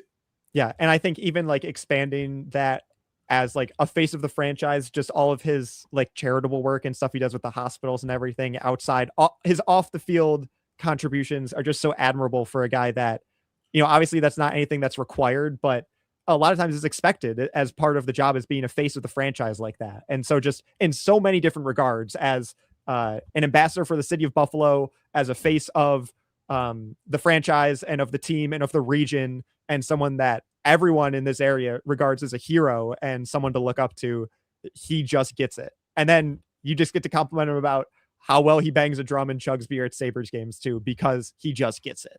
Yeah, no, he like, it's not too much, it's not too little. It's just, this is the moment. The pick is in if you want to talk about it. Let's see. Zane Durant, the Penn State defensive tackle. So this was a guy that a couple people in the chat were talking about earlier as potentially being a target for the Bills. I think he projects more as a 3-tech than a 1-tech. He's 6'1", 290, 9.3 relative athletic score. So this guy can move. And I said at the top of the show that with this new 3-4 Jim Leonhard scheme and some of the odd fronts that they're going to present, the interior defensive line depth is going to be really important. And especially with kind of a question mark next to TJ Sanders, you can't necessarily rely on your former 3rd round pick, Dwayne Carter. You don't really know if there's some untapped potential with Fedarian Mathis that Jim Leonhard sees. I really wanted a nose tackle, but also wasn't ruling out another 3-tech in this draft as well. And they go with Zane Durant here from Penn State. Yeah, I mean, you got to think of, once again, these are guys who aren't guaranteed to make the roster. Having said that, though, question marks with Dwayne Carter, question marks with TJ Sanders. Like, none of those guys are tied to Jim Leonhard. Point blank, period. Like, this is Jim Leonhard's guy now. Like, I know people don't want to hear that, but that's the way professional sports works. TJ Sanders and Dwayne Carter and any of those guys on the front four, not saying your job is took, but now you have to re-earn your spot, because Jim Leonhard don't care about what happened in 2024 or last season, because he wasn't here to see it. So I'm looking at Dane Brugler's the Beast. He's 22 years old, 4th-year senior. He was a 3-year starter at Penn State. He lined up at 3-tech. He was a running back and defensive end in high school, weighing 250 pounds before he moved to defensive tackle. He played under 3 different defensive coordinators in those 4 seasons with Penn State. Let's see. Durant is undersized for the trenches, which is both an advantage and a disadvantage. This is what we were talking about earlier. He uses natural leverage and lower body strength to anchor or play underneath blocks. He's quick off the ball, but can get pinballed and become a non-factor. He needs to develop more ways to get around blocks when he doesn't win quickly, but his pursuit effort and competitive toughness are translatable qualities. So it sounds like the perfect guy to throw a dart on at the end of the 5th round at a position that you could use some depth on. And like you said, this is going to be Jim Leonhard's guy now at defensive tackle. It's the first investment we've seen at that position with him at defensive coordinator. Yeah. I think that for everything that you said, and I know that a lot of Bills fans are like, hey man, like, where our big nose tackle at? once again, Brandon Beane has shown time and time again he doesn't value that position in terms of premium. He believes that he can find that position off the street or maybe even in round 7. Yeah. Carl, thank you so much for taking the time to talk to the chat and talk to me and join us for that Bills pick that took a little longer than expected to get in. Any final thoughts you want to wrap up on? And then I know everyone is probably familiar with you already, but just tell everyone where they can find you and your work. Listen, if you're a Bills fan, maybe day 1 and 2 were a little slow for you. I think that Brandon Beane made some sound choices and decision on day 3, and you should be satisfied with that. And you can find any of my work. My little name right there is my X handle, Jones11_. I also do a lot of my work, probably most of my work, on TikTok and YouTube. I don't know those handles, but just type in Carl Jones. Ain't a lot of us that are black and talk about the Buffalo Bills. So once again, appreciate you, Colin. Much love to this platform. Shout out to C1. Y'all do a lot of good stuff on this platform. I'll be loving y'all from afar. You know how I go. And thanks for everybody in the chat too. Really appreciate y'all. Yeah. Thanks, Carl. You be blessed. All right. Thank you to Carl Jones for about a half hour he took to just, again, give my vocal cords a rest, give us a fresh perspective, give us a D1 football player perspective on some of the DBs, especially. I was very curious to hear what he had to say about Igbinosun and Kilgore. I thought he made some great points about Kilgore, especially with the versatility. I loved his point of view on that. Zane Durant, let me know how you're feeling in the chat. Bills get a defensive tackle, but it's not the true nose tackle we were looking for. We got Bean is cooking today from Charles G. Oakville saying don't like it. Get some size. That's the Bills thing in the interior with Ed Oliver, with TJ Sanders, with Zane Durant. Now they love the undersized guys. Deon Walker was really the only outlier there in that case. Evan H saying not terrible picks, few decent snags say, but G yesterday was so awful. Yesterday, I think in hindsight now, with knowing who we got today, looks a lot better. And the gamble almost paid off of investing in the premium positions for depth first and focusing on your wide receiver and your linebacker and your defensive line later in the draft. The risk paid off because of the players we were able to get. I just worry Leonard will get a head coaching job and be out in a year or 2. Isn't that like best case scenario though? I mean, best case scenario is he's Steve Spagnuolo and he's a defensive genius that never leaves. But next best case scenario is he's good enough to get our defense to a Super Bowl caliber defense, and then he leaves in a year or 2 as defensive coordinator. That's just unfortunately how the NFL works, but I feel like it would almost be a blessing in disguise because that would widen the window of championship caliber teams the Bills have had in this stretch, because it's hard to maintain this stretch that the Bills are on. They finally lost the division for the first time in a while, but they still were Super Bowl competitors and made it to the AFC divisional round. Probably should have been in the AFC championship game. Probably could have gone to the Super Bowl, but it's hard to maintain a stretch as long as the Bills have gone. We saw the Chiefs this year finally dip. We've seen the Bengals dip. We've seen the Ravens dip. And the Bills have done this for a long time. And they're setting themselves up again to go on another run. And so if that's because Jim Leonard does such a good job that he gets a head coaching job in 2 years, so be it. Anything to extend this run for as long as possible, because I promise you, it's so hard to sustain at the NFL level. So we have Jay Beniamino asking, does Bell have return ability? This is something we talked about a little earlier when the pick first came in. He was too important to UConn to be used as a punt returner because he was their entire passing game. So they couldn't risk putting him back there a punt returner. However, some experts do project that he could contribute as a returner to a team like the Bills, who has other guys you can rely on in the passing game, like Moore, like Shakir, Palmer, Coleman. And so when he's just going to be one of those guys, one of the guys instead of the guy, it's more likely that we could see some reps for him at punt returner, even though he didn't have the experience in college. Let's see. So cognitive dissonance saying something obviously going on behind the scenes that we're not aware of. It's a fine draft, in my opinion, B-. I think this was just Brandon Beane's plan all along, especially considering the talent in the draft class and how the board fell, which was invest in the premium positions early, even if that means it's depth positions. And then on day 3, focus on the guys at positions more so of need, but where the talent level hasn't fully dropped off yet. Like if they looked for an edge rusher or a corner where they picked Bell and Elarms-Orr, they would not be getting a prospect as good as Bell or Elarms-Orr. So it was a gamble because you didn't know who was going to be there in the 4th round, but the gamble paid off, right? The gap between the wide receiver or the linebacker you could have taken in the 2nd and 3rd round compared to who they got in the 4th round, the margin is much smaller compared to the edge rusher and corner you got on day 2 versus who they would have ended up with on day 3 if that's when they finally decided to target those positions. So I don't think it's necessarily something going on. I think that was just Brandon Beane's strategy going into this draft. And thankfully, it looks like, obviously we haven't seen any of these players on the field yet, but it looks like the risk paid off. And I'm really liking this draft class from Brandon Beane. Just looking at some of these other comments here. Charles saying this draft will be defined by TJ. If he's a stud, I feel great about the rest of the draft. I mean, there's always the most pressure on your first pick. I don't think it helps that TJ Parker is like the same exact archetype as Greg Rousseau or Bradley Chubb. But on the other hand, maybe that does help that there's guys that do what he does at an NFL level that can mentor him and teach him to turn into the next Bradley Chubb, the next Greg Rousseau. Maybe that's the benefit of doubling down on that archetype and tripling down on that archetype. Couple picks in the 4th round here. If you're not paying attention to the beginning of round 6, Taylon Green, quarterback from Arkansas, did go to the Browns. So now they have Shadur Sanders, Dylan Gabriel, Taylon Green, and Deshaun Watson, who's still on the team because of that atrocious contract, which will go down as probably the worst contract in NFL history.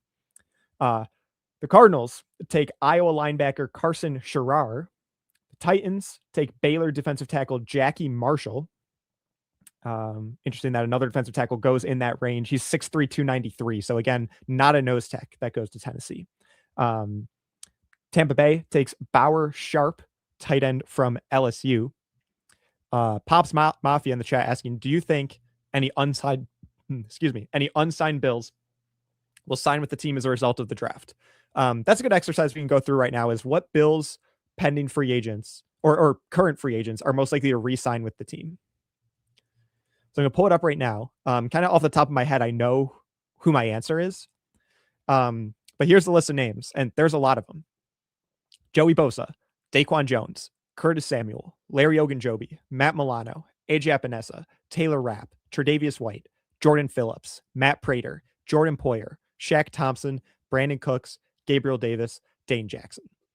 I would have said Tre'Davious White before the draft. That would have been my answer before the draft because of the glaring need at CB3 on the boundary. Then they trade up in round 2 for Igbenogson. I think that's less likely to happen now.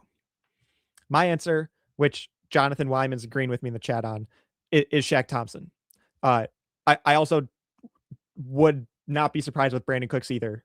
Shaq Thompson, though, was a great surprise. When we signed him in the offseason, I asked Eric Turner, one of the first times I talked to Eric, when we were just shooting the shit about Bills players.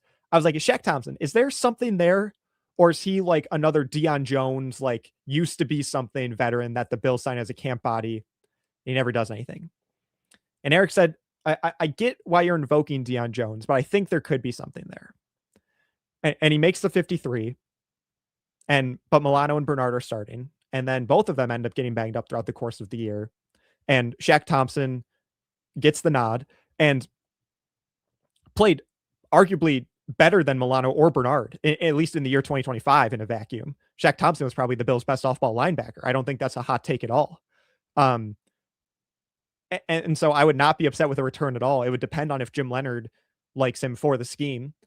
Him or Matt Milano, I would love to have back, especially when all your eggs right now are in the Dorian Williams basket and Kaleb Elarms-Orr as your 4th round pick is really the only one pushing him for a starting spot. I'd love a veteran in that room. Because right now, the most experienced player in that room is who? Terrell Bernard? I think it's Terrell Bernard. Because Keontae Jenkins would have been after, Joe Andreessen would have been after, Jimmy Charlo would have been after. So Terrell Bernard's your most experienced linebacker in that room, and he's still on his rookie contract or the first year of his extension. So I wouldn't mind a veteran linebacker at all if it's Matt Milano or Shaq Thompson coming back. Obviously, Milano has a bit more of a durability concern.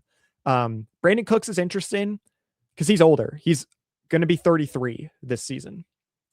I liked what he added to the Bills as a deep threat option, but man, he had some drops that you just can't have from your deep threat speedy wide receiver. And he's getting a year older now. He had good chemistry with Josh Allen. Allen right away was targeting him as early as the Browns game, which I think was his first game with the Bills. So there was something there, a connection between Allen and Cooks. But he's 33, unreliable hands. I don't know. I'd prefer to just draft one of those straight line speed guys that Carl was talking about with one of our last picks in the draft and just kind of reset the clock at that archetype. Giants take Auburn defensive tackle Bobby Jamison Travis, and Commanders take Penn State running back Katron Allen. The Commanders and their running backs, man. I was really hoping Jeremiah Love was not going to fall to them and have them take him, because that would just be such a disservice to all the resources they've allocated at running back just for the year 2026. Like, they already had Ja'Cory Krosky-Merritt, who they spent a draft pick on last year, and Jeremy McNichols from last year. And they signed Rachaad White and Jerome Ford. Rachaad White from Tampa, Jerome Ford from Cleveland. Taking right back in the 6th round, obviously. Now you're just taking like best player available. You're betting on traits. You're not necessarily going for need. One of my biggest pet peeves when it comes to roster building philosophies is like loading up on running backs. I just don't understand that. Someone saying sign Jermaine Pratt, not Shaq Thompson. That's another good point. I was talking earlier in the show about how there are so many good free agents available. More so than I can like remember in previous years. So let's look at off-ball linebacker free agents. I think the top one, pretty much the consensus top free agent linebacker, is Bobby Okereke, who's still there. Longtime Giant and Colt. I would take Bobby Okereke in a heartbeat. Some older veterans as well. Bobby Wagner and Levante David. Do they have anything left in the tank? They're obviously future Hall of Famers. But are they going to give you enough juice at the second level of your defense? Milano and Thompson are definitely up there. Jermaine Pratt. I think Bobby Okereke, Jermaine Pratt, Shaq Thompson, those would be like my top 3 choices at off-ball linebacker. Cognitive dissonance, I love Milano. I'd always welcome him back. He's just so undependable. The durability concerns, that's what would scare me away. If you needed a linebacker to fill in, you just can't be confident that Milano's going to stay healthy. He always starts playing really well, always gets ending up getting injured and missing games. It's to the point where I really just want players who can stay on the field. Yeah, the best ability is availability. And I think that's an overused saying sometimes, but there's a reason why so many people say it. There is some truth behind it. Bills fans saying Rousseau, Chubb, Hoyt, Solomon, Parker, Andreessen, Dorian, TB, KEO. The linebacker room is set now. No room for anyone. Really, the roster is set. So that's you grouping outside linebacker and inside linebacker together. They're completely different positions, right? Like Greg Rousseau plays a completely different position to Terrell Bernard. So when you add it into the context of outside linebacker versus inside linebacker, your inside linebackers right now, your starters, are Terrell Bernard and Dorian Williams. And again, Terrell Bernard has injury concerns, didn't have his best season last year. And Dorian Williams, do you want him as a full-time starter long-term? Doesn't have the highest ceiling, good against the run, needs to be better against the pass. So your 2 starters at off-ball linebacker both have some asterisks or question marks next to them. And then your depth there is Joe Andreessen, who's a special teamer, Keontae Jenkins, a UDFA from last year, who I think is intriguing, but I don't know if he's going to be an NFL starter. And then Jimmy Charlo, who's a special teamer.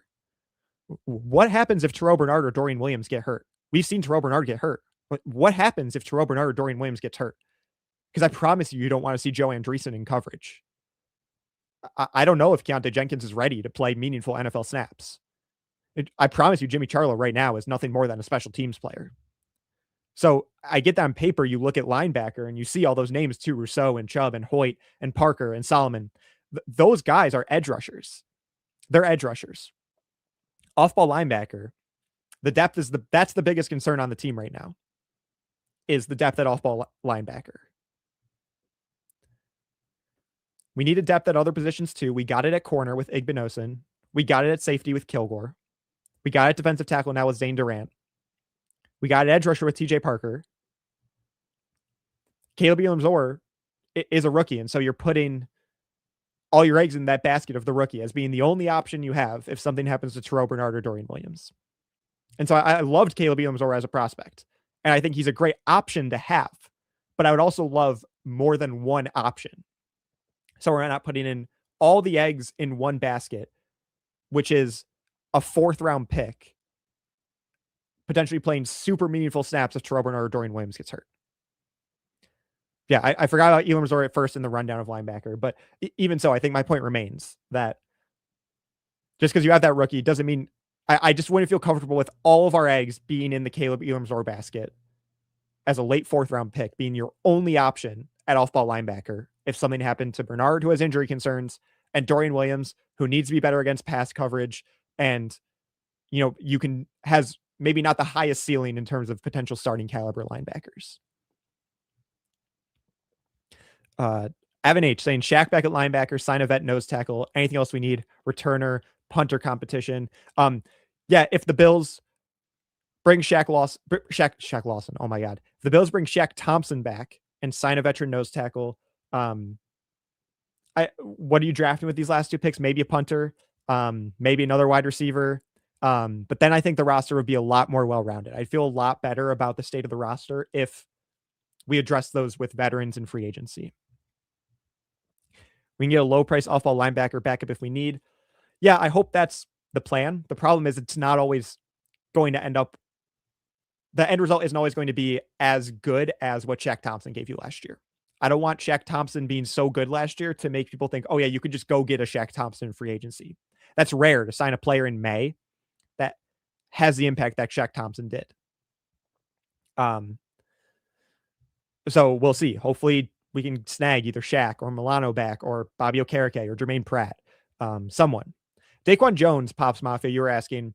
I would have been in favor of Daquan coming back. It wasn't his best year last year, but he also had to play out of position. He's also 1 year older. And so he's 34 now. He had some interesting tweets on X about, I don't want to say, maybe it was disrespectful. I can't exactly remember what the language was, but it sounded like a player that did not want to play for Buffalo again. Check out his tweets after his last game. Let me see if I can find that real quick. Let me look up Daquan Jones's tweets, because as soon as I saw some of those tweets, I was like, okay, well, we're not re-signing him. It did not sound like a player that wanted to return to the Buffalo Bills, and maybe that was because of Sean McDermott. Maybe that was because he was tired of losing in the playoffs. I don't know what it was there. I'm having trouble finding his X account. Sal Capaccio with an interesting note while I'm on Twitter. Lance Zierlein had Jalon Kilgore pegged as a 2nd round pick. Dane Brugler had him as a 3rd. He's the ultimate chess piece, can play safety, nickel, cover tight ends, and play in the box. So that's basically everything we've been saying, basically everything I said and everything Carl said. Love that pick for the Bills. Feel much better about their depth now. Okay, so Daquan Jones deleted his X account. But okay, I have screenshots. So he tweeted in all caps, Vrabel is that MF with an exclamation point. And I don't have the date for this, but this is back in January. And someone replied, bro, make one stop and that could have been you. This is trash. And he said, go cry. And there were a couple more like that where, to be fair, Bills fans were kind of piling on him a little bit. But then he just kind of fired right back. And so he did not care. Bills have no one in the middle to stop the run. Same old thing. We'll give up 200 yards game again. That's a concern. That's why I was talking to Carl before. Like, yes, we know the precedent is they don't value nose tackle. That's probably why they're avoiding it again this year, because they don't value nose tackle. But how many more years are we going to have these unreliable run defenses before something changes? And hey, maybe you should value the position that is meant to stop the run, because otherwise you have a bad run defense. I disagree with Bean on this. I think you should value a nose tackle. I was team Caden McDonald or Christian Miller at 35. They don't value it. And the one time they had a nose tackle was Poona Ford, and they refused to use him. And for those of you that were here for my Poona Ford rant, that's a sore subject for me, which I kind of learned was still a sore subject after all those years later. They just don't care about nose tackle, which means they don't really care about solving the run defense concerns. And I understand, like, it's a passing league. You want to be able to defend the pass. You're going to have an offense that puts up 30 points.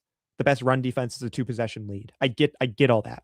But at the same time, like, all it takes is one investment. Give DJ Reader $10 million.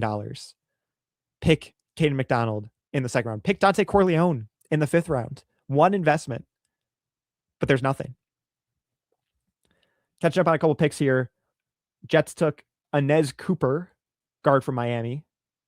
Bengals took Brian Parker, guard from Duke. Saints took LSU wide receiver Barian Brown. And Baylor wide receiver Josh Cameron finally off the board. He goes to the Jaguars. Giants up now with back-to-back picks, which are picks 11 and 12 of round 6. Bills have pick 32. Cognitive dissonance saying, Colin, you don't know what Leonard is going to do yet. Just wait and see first. So that's true, because everything I've talked about in terms of past precedent has been under the Sean McDermott defense. So it's possible Jim Leonard thinks differently. However, if he did think differently, I would think there would be an investment in nose tackle by now. I would think. So the answer is either Fedarian Mathis, Deion Walker, which I think is worst case scenario, or they're just kind of going to roll with 2 3-techs in the middle and invite the run. Those are the options. I think they see Walker, a lot of nose tackle, and Mathis doing the rest. That's kind of what I think too. I just don't like that. Like, Walker is best as a 3-tech, penetrating, collapsing the pocket, pressuring the quarterback. I think it'd be a waste to have him waste his snaps at 1-tech. I feel like I'm being a dead horse here, but also same time, every time the Bills are up on the clock, you're going to want a defense. You're going to want a nose tackle. You're going to want Xavier Harris or Dante Corleone. So let's see. Peter asking, so it's just 213 and 220 left. 213 and 220. Yes. Those are the only 2 picks the Bills have left at this time. They did recoup a 7th round pick next year when they traded back 1 spot at the start of the 4th round with the Raiders. So they have an extra 7th next year. But right now they have 213, which is a 6th, and 220, which is one of the first picks of the 7th. Bill saying, great job staying interested in this long. Thank you, Bill. I'm trying. I think it's starting to, after 4.5 hours of talking about football, I think I'm finally starting to run out of things to talk about without being a dead horse and sounding too repetitive. But I appreciate that. I'm trying to keep things fresh and interesting for you guys and offer different perspectives and stay engaged with the chat this long. Thankfully, Matt and Carl were able to join me for a little bit.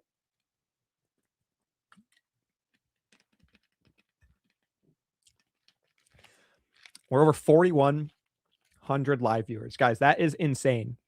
Like I was talking with Carl earlier, you guys are some football sickos. And I mean that as a compliment, because I'm right there with you.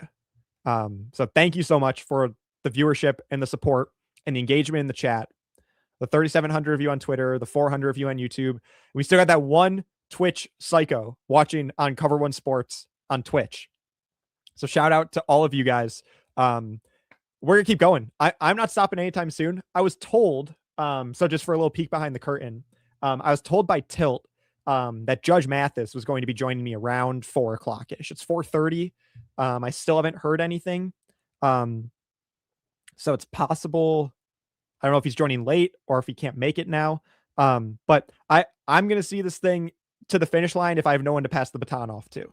So I'm going to hope when the Bills make one of those top picks in the 7th round that that'll be it for them. And then I'll probably end the stream shortly after that. So I'm gonna ask if Ant with Cover One's going on today. I don't know. I know he and Greg were live last night after the air raid hour during the draft. Cognitive dissonance, thank you. I really appreciate your engagement and support in the chat. I don't know if there's a show after mine. I can see if anything is scheduled on YouTube. Let's take a look here.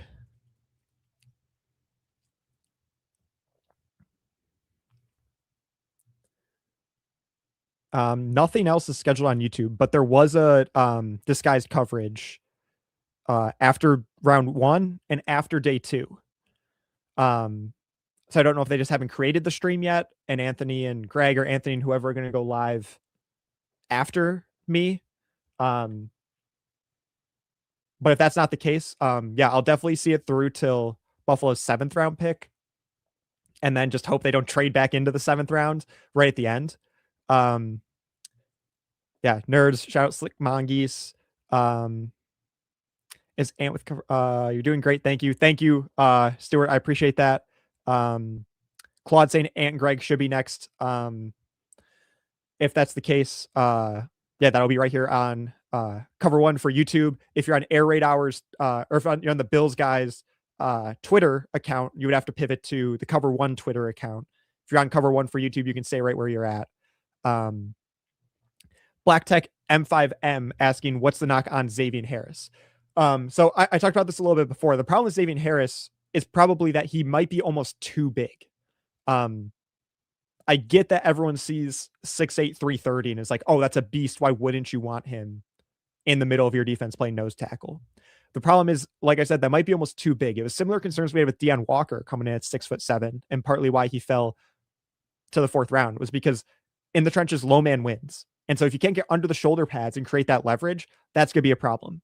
Now, he also has some off the field issues, which people have been talking about. 2 felonies, according to Slick Mongeese. So it's probably a combination of those two things. That he might be almost too big, plus off the field concerns that you probably don't want to get into. His size, he has a foot injury with that size as well. So wow, just one thing on top of another for Xavier Harris. I know the foot injury, I was surprised to see Kaleb Banks, the defensive tackle from Florida, go in round 1, because he's another big guy that had a foot injury. And normally those two don't gel well together. But his ceiling was the highest of any defensive tackle in this class. That foot injury was just concerning, though. But the Vikings took the risk with Banks there. Let's see. Bill Basner asking, who are your favorites left? Let's just talk about who is selected really quick, and then we'll go into that. So the Giants, with their back-to-back picks, took offensive tackle J.C. Davis and BYU linebacker Jack Kelly. Jack Kelly was a guy I heard about, a bit undersized, but made some fun plays at BYU. Oh, I'm sorry. I'm thinking of Torian York. Jack Kelly's not undersized. He's 6'2", 240. And the Titans just took Pat Coogan, the center from Indiana. He was one of the guys still available that I had scouted. Most guys that I had on my big board are gone now. So let me look at this mock draft simulator here. Shout out to Stick to the Model. In terms of offensive line, the Bills wanted to double dip there. Demetrius Crownover from Texas A&M would be the top guy there. If the Bills wanted to go backup quarterback, like I was talking about with Carl a little bit, Garrett Nussmeier, Sawyer Robertson. My brother loves Haynes King, so he's an option as well. Hopefully they don't take a running back, but Seth McGowan from Kentucky, Le'Veon Moss from Texas A&M, and Eli Heidenreich from Navy would be the guys I would feel compelled to mention here. Tight end Michael Trigg from Baylor's like kind of an interesting prospect. Again, like no one really knows what to do with, and he can't block. That's really it for tight ends. Wide receivers, if the Bills want to double dip there, which I would not mind at this point in the draft. Deion Burks from Oklahoma is still there. Jeff Caldwell from Cincinnati. Those are the top 2 guys on most big boards, I would presume. Defensive line, you still have Rayshon Benny from Michigan, but he plays the same 3-tech role that Zane Durant does. Dante Corleone, the 1-tech, still there, along with Tim Keenan from Alabama. Skyler Gill-Howard from Texas Tech. Just another name I'll mention as well.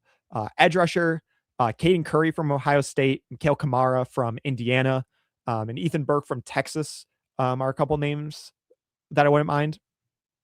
They want to double dip at corner. TJ Hall from Iowa, Damani Jackson from Alabama.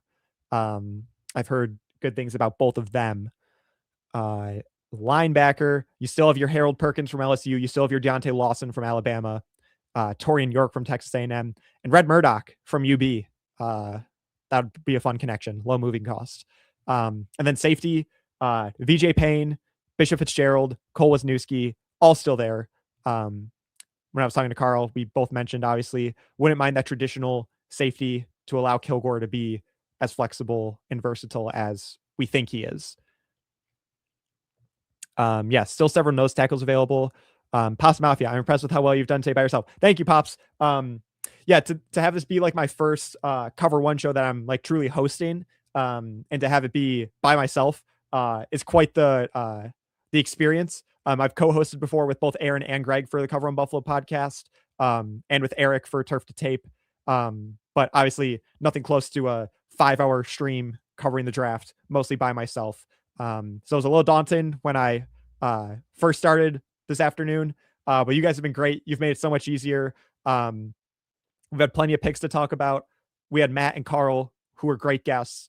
CJ verified saying, great job, Colin. Although there's been a surprising lack of Xavier Valladay talk today. Immediate dislike.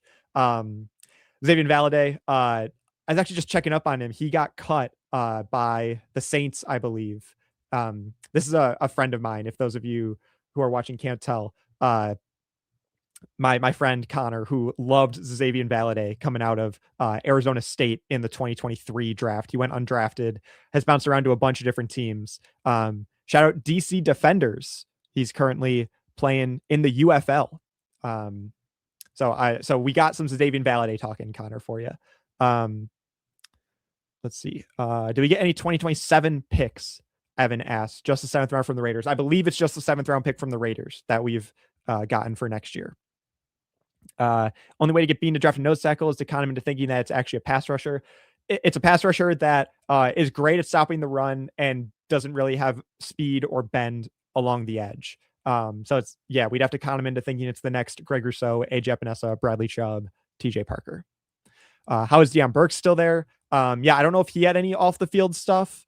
But on Stick to the Model, he's their number 2 player behind Garrett Nussmeier.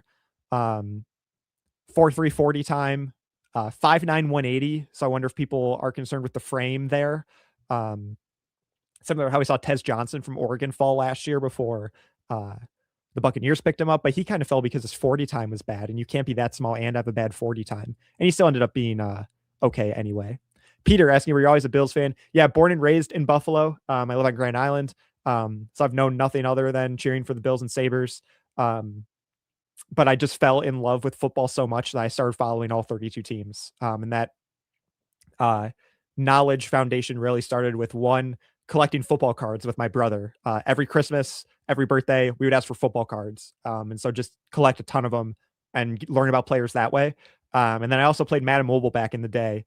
Madden Mobile 15, 16, 17, back when it was a really good game on your phone. And I learned about more players that way. And then it just kind of skyrocketed from there. And now I feel like I could hold my own with a conversation from any fan base about like their current team and where they project. Yeah, they say Reader signed with the Giants. So there haven't really been any credible sources reporting that, but there have been people saying that, and that they're waiting after the draft so that it doesn't mess with the comp pick formula. So there probably is some truth to that rumor. But again, no one's super credible. Like no Adam Schefters or Jordan Schultz or Ian Rappaport. No one like that is saying it, but there are some people saying that is going to happen. We got our Twitch commenter here. Our one Twitch viewer, is the Twitch stream ending? I don't know. I'm not. It says I'm still live on Twitch. Unless there's like a time limit or something. I don't control the. I'm not controlling the Twitch stream specifically to end. So hopefully it's still going. Worst case scenario, you can always jump on the Cover One YouTube channel. Or right now I'm on the Air 8 Hour Twitter at the Bills guys. If something's happening with the Twitch stream. Cognitive Distance saying, I absolutely love Greg, but even he was too negative for me to take. I had to turn the stream off. Colin's first one I've actually enjoyed listening to. It's been way too toxic. Thanks, Cognitive Distance. I kind of to a fault and am an optimistic sports fan, especially when it comes to the Bills and how many times they've disappointed us over the years. I've always, to a fault, tried to find the silver lining. And I think today, now that we have the benefit of knowing what day 3 looks like, in hindsight, day 2 looks so much better. It looks so much better in hindsight. And so it's almost like Brandon Beane had a plan and you shouldn't react too harshly after yesterday's picks. I get the criticism for yesterday's picks. I was also critical of yesterday's picks. I think you're allowed to be critical, but you shouldn't oversell it when you don't know what the full plan is. We had Claude saying, maybe I heard them wrong last night. It was late. Either way, great job, Colin. Thank you. I think that's about the show after the fact. Like I said, I don't know if that's happening or not. See, best cornerback still out there. This might have been before I went through all the positions, but TJ Hall, Damani Jackson, Devin Marshall from NC State too, are like the top 3 guys still available on like the consensus boards. Bean said he will likely double dip at cornerback, right? He said yesterday, I believe his words were something along the lines of how if there was another good cornerback available, he was going to take another good cornerback. That just because he traded up for Igbinosun was not going to stop him from taking another good cornerback today if the situation presented itself. Patriots take Demetrius Crown over tackle from Texas A&M, by the way. So that was like one of the few offensive linemen that I'd still heard of that was still available. Let's see. Brandon Cleveland as well. Lots of decent nose tackles still there. Yeah, he's a little bit lower on the consensus boards, but he's from NC State, 6'3", 307. So yeah, could certainly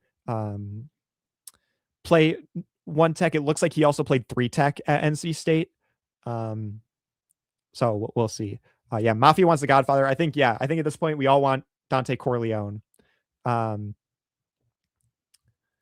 Let's see. So someone said I'm critical of today's picks as well. Mr.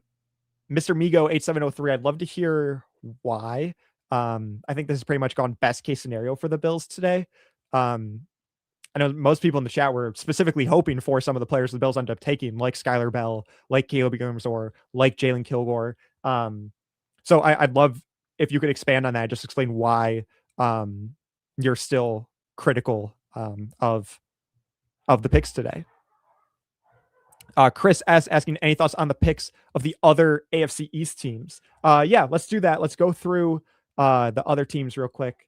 My iPad that I'm using here, it's about to die, so I'm gonna have to pull it up on my phone because my iPad's about to die. Let's go in the ESPN app. That happens when you have a 5-hour stream. Is the technology you're using loses battery power.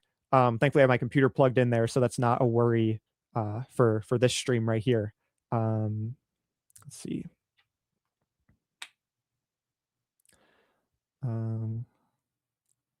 By team, let's start with the Patriots, obviously, because they are the most notable AFC East foe, as the Rams take CJ Daniels, wide receiver. Patriots took Caleb Lomu with their first pick. I understood it. He probably doesn't have a path to playing right away. But Morgan Moses, how much longer is he going to be able to play in the NFL before the wheels kind of fall off there?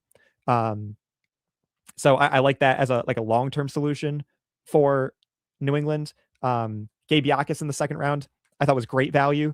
Eli Raridan, I also liked a tight end from Notre Dame. He's going to pair nicely with Hunter Henry. And then Karen Prunty, the corner from Wake Forest, I honestly don't know a lot about. And then it just took Demetrius Crown over another tackle from Texas A&M. So just looking at that, I love those picks, that philosophy for New England. Focus on the trenches. They doubled up at tackle. I don't know if that necessarily means they'll move Will Campbell inside. But you certainly can't go wrong with drafting trenches. I love Gabe Yakus. I think he's going to pair great with Harold Landry and Draymond Jones, give them kind of a different flavor along that edge rusher room as well. And then Raridan, I think, is immediately their tight end too. They signed Julian Hill from Miami. But I think he immediately gives Drake May another weapon in the passing game. The Jets, David Bailey at 2. This is not the pick I would have made. I would have taken Arvell Reese if I was the Jets. And so I'm immediately going to be a bit critical of the selection of David Bailey. Everything after that, though, I really like what the Jets have done. Sadiq and Omar Cooper. You could argue Sadiq at 16 was a little bit rich, especially in the context of taking Mason Taylor last year in the second round. Plenty of teams are running 12 personnel these days, and Taylor and Sadiq are different players. Like Taylor, you can play inline, you're blocking tight end. Sadiq can be more of your offline, play in the slot, get open down the seam. So I like that pairing, even though 16 was a little bit rich for me for Sadiq. And then Omar Cooper is who I was hoping the Bills were going to take at 26 before they trade down 3 times. So to get him at 30, I think one is great value. It's a great fit. I love him with Garrett Wilson. James Little Pons then in the second round. He's undersized, but he doesn't play like he's undersized. And so you trade away Sauce Gardner for those 2 first-round picks, which I thought was a great trade. And so you have Brandon Stevens and you have Azareye'h Thomas, and now you have D'Angelo Pons, I think is a great addition to that corner room and immediately elevates the floor of that secondary. Daryl Jackson in the fourth was one of my favorite early day 3 prospects. He's a 6'5" Florida State defensive tackle. Obviously, they don't have Quinn Williams anymore. They traded for Tavondre Sweat from the Titans, and they have Harrison Phillips. They have David Onyemata. They got Mozzie Smith from Dallas as well. Just adding more size up front. You are not going to be able to run the football on the New York Jets in 2026. Cade Klubnik then in the 4th round. I think, if you're going to take Klubnik in the 4th, that's fine. This is a punt year for the Jets, right? They don't have a quarterback. So Klubnik, I guess, is worth the risk, I think, in the 4th round. And then Inez Cooper, guard from Miami. Can't tell you anything about him, but like I said, you can never go wrong with the trenches. And last team, Miami. Taking Caden Proctor 12 was interesting. He was my top rated tackle on the board. But if he's going to project inside to play guard because you have Patrick Paul and Austin Jackson, why wouldn't you take Vanga Ioane, who was the better guard prospect? Unless they're going to move Proctor inside to guard just for 1 year, let Austin Jackson walk, and then push Proctor back out to tackle. So I like Proctor in that range. Specifically to the Dolphins, I don't know. Like they could have taken Caleb Downs or Ruben Bain. So that wasn't my favorite selection by the Dolphins. Chris Johnson also, I know a lot of fans were bummed about, but there was 1st round buzz for him. And clearly Jermon McCoy was not going in the 1st round, right? Because he fell to the 4th. And so after Delane went off the board, there was kind of this group of guys that were late day 1, early 2nd round players with D'Angelo Pons, Chris Johnson, Brandon Cisse, Avion Terrell, Colton Hood, and all of them end up going in that range. And so the Dolphins just get the guy they like best in Chris Johnson. So I can't necessarily criticize that pick. Jacob Rodriguez with the 11th pick in the 2nd round. I think that's great value. They already have Tyrell Dodson and Jordan Brooks. But again, this is a new regime now. This is one of their picks. And I think he could be an immediate starter for them if they want him to be on the field. Caleb Douglas, they took a wide receiver in the 3rd round from Texas Tech. I did not know who Caleb Douglas was. He was not on most consensus boards. And so that was a shocking pick when I saw that on my screen. What I did like, though, was also in the 3rd round, tight end Will Kazmarek from Ohio State. This dude can block. This is essentially like the Dolphins taking Jackson Hawes this year by taking Will Kazmarek. They get Chris Bell in the 3rd round anyway. So even if you don't know who Caleb Douglas is, you should know who Chris Bell is. And so I really hate, as a Bills fan, that Chris Bell went to the Dolphins, because he's probably not going to play in 2026, but in 2027, he's going to be a nuisance. They took Kyle Lewis in day 3 and Michael Taffy. And they got Kevin Coleman anyway. So they went with 3 wide receivers, which they needed anyway, because they were walking in with Tutu Atwell and Malik Washington and Taj Washington as their top options. They had another guy in there too, Jalen Tolbert from Dallas. So they need wide receivers. So they tripled down on wide receiver, which I don't mind considering what their depth chart looked like. Then they got another tight end, another guard. I think the Dolphins came into this draft needing literally everything. And so I really like some of the specific players they've gotten to, with Jacob Rodriguez, with Will Kazmarek, with Chris Bell, with Kyle Lewis, especially. So yeah, there was my overview of the AFC East for you. We'll look at who's on the clock and what picks we missed during that span. Not a lot. As I said, Rams took CJ Daniels, wide receiver from Miami. Damon Claiborne, running back from Wake Forest, went to Minnesota. Seahawks took Emmanuel Henderson Jr., wide receiver from Kansas. Dolphins took DJ Campbell, Texas guard. And the Packers take Damani Jackson, the corner from Alabama. So we were talking about that Alabama corner with Carl Jones, and now he goes to Green Bay here. Afro Thunder asking, is there room for a second sicko on Twitch? Absolutely, Afro Thunder. I think our other Twitch guy left. Either the stream was not working for him or the connection wasn't working, because right now we only have 1 viewer on Twitch. So you are now our token Twitch streamer. So thank you, Afro Thunder, for being here. Paul S. also adding that Kilgore has punt return experience. Good to know. We mentioned earlier how Ray Davis, him being able to break out as an all-pro kick returner, kind of filled a sneaky need for the Bills long-term. But who's the punt returner going to be? Because I don't want to keep putting Khalil Shakir back there. Could be Skyler Bell. could be Jalon Kilgore now as well. That's good to know. Thank you, Paul, for that tidbit. Trip the Man said Parker's a 3-down guy, not really edge, which is passing down description of the rusher. I mean, I don't fully understand what you're saying here, but he can be an edge rusher and still be a 3-down guy. So we also have Dr. CHTCT. Murdoch is completely redundant pick, good football player, not dude who went to Buffalo. I mean, he's redundant in terms of what? Like, he is similar to Joe Andreessen, his UB counterpart, and Dorian Williams and Jimmy Charlo. He's the forced fumble king of college football, obviously, but it's also the 7th round. Like, if there's a guy you like who has a trait that can do something really well, like Red Murdoch forcing fumbles, it might be worth a swing.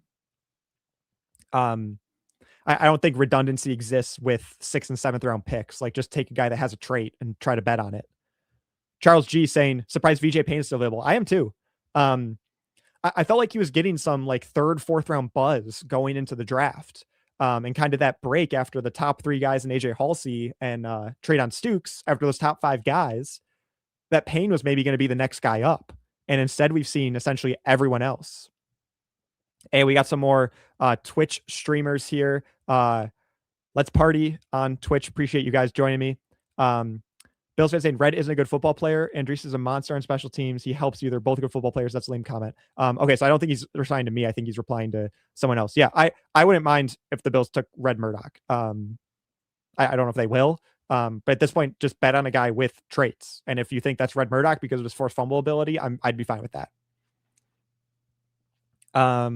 Murdoch is more similar to Milano than he is to Andreessen. Yeah, I could see that. I just meant in terms of outlook in the NFL, which is for Andreessen and probably Red Murdoch, special teams, at least in the beginning of their careers. So yeah, Murdoch could be a core special teamer. You take that all day in round 7. Completely agree, Charles. And which is why I think that's what Joe Andreessen is right now as well, which is a core special teamer, which is why I was comparing the two. He was saying redundant skill set to Elarms-Orr. Again, I touched on this earlier when talking about the linebacker depth. Right now, all your eggs for backup linebacker are in the Kaleb Elarms-Orr basket because you're not starting Joe Andreessen, you're not starting Keontae Jenkins, you're not starting Jimmy Charlo. If something were to happen to Terrell Bernard or Dorian Williams, one of them gets hurt. Right now, all your eggs are in the basket of a late 4th round pick, and you have no one else on the roster. I'd prefer they address it in free agency with a veteran. We covered some of those guys earlier with Bobby Okereke, with Jermaine Pratt, whether it's a return for Shaq Thompson or Matt Milano. There are some guys out there, whether you want to kick the tires on a Levante David or a Bobby Wagner, some future Hall of Famers, but probably don't have much juice left. Any preference between Keenan and Corleone and why? Not really, to be honest. Corleone is typically a little bit higher on most of the big boards that you see. Corleone is 6'1", 320. Tim Keenan's 6'1", 327. So similar measurables there. The McChronicle, 10 more likes to 200 on YouTube, people. Yeah, drop a like, please. It does so much for the channel. Helps with the YouTube algorithm. Everyone at Cover One really appreciates the support. We've got someone asking, is a hot dog a sandwich? One of my favorite hypothetical questions. Thank you for giving me something to fill the time with. Yeah, it's a sandwich. And I have nothing more to say on the matter. It's meat in between bread. That's a sandwich. Yeah, always shop a like for Colin. Thank you, Courtney Lyons, 633. Corleone has a foot issue. Yeah, if that's the case, that's probably why he's falling. So that could explain it. Feels like a lot of these big guys have foot issues. Yeah, they used to have like 9,000 rounds of the draft. When you look back at like the NFL history, you look at guys that were like 14th and 15th round picks. It's insane. All right, guys. So here's what's gonna happen. I've been going for almost 5 hours, and I need to go to the bathroom. So I'm gonna be back in 60 seconds. I'm gonna wash my hands. I'm gonna be back in 60 seconds. The Bills don't pick for a little bit, but I'll be back in 1 second.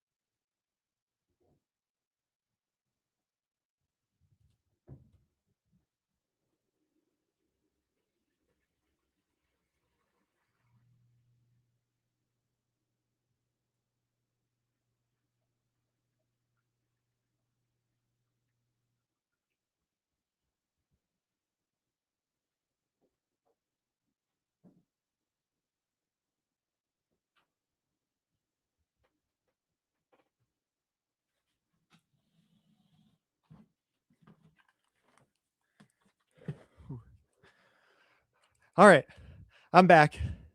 Oh, sorry guys. I needed to do that after being live for 5 hours.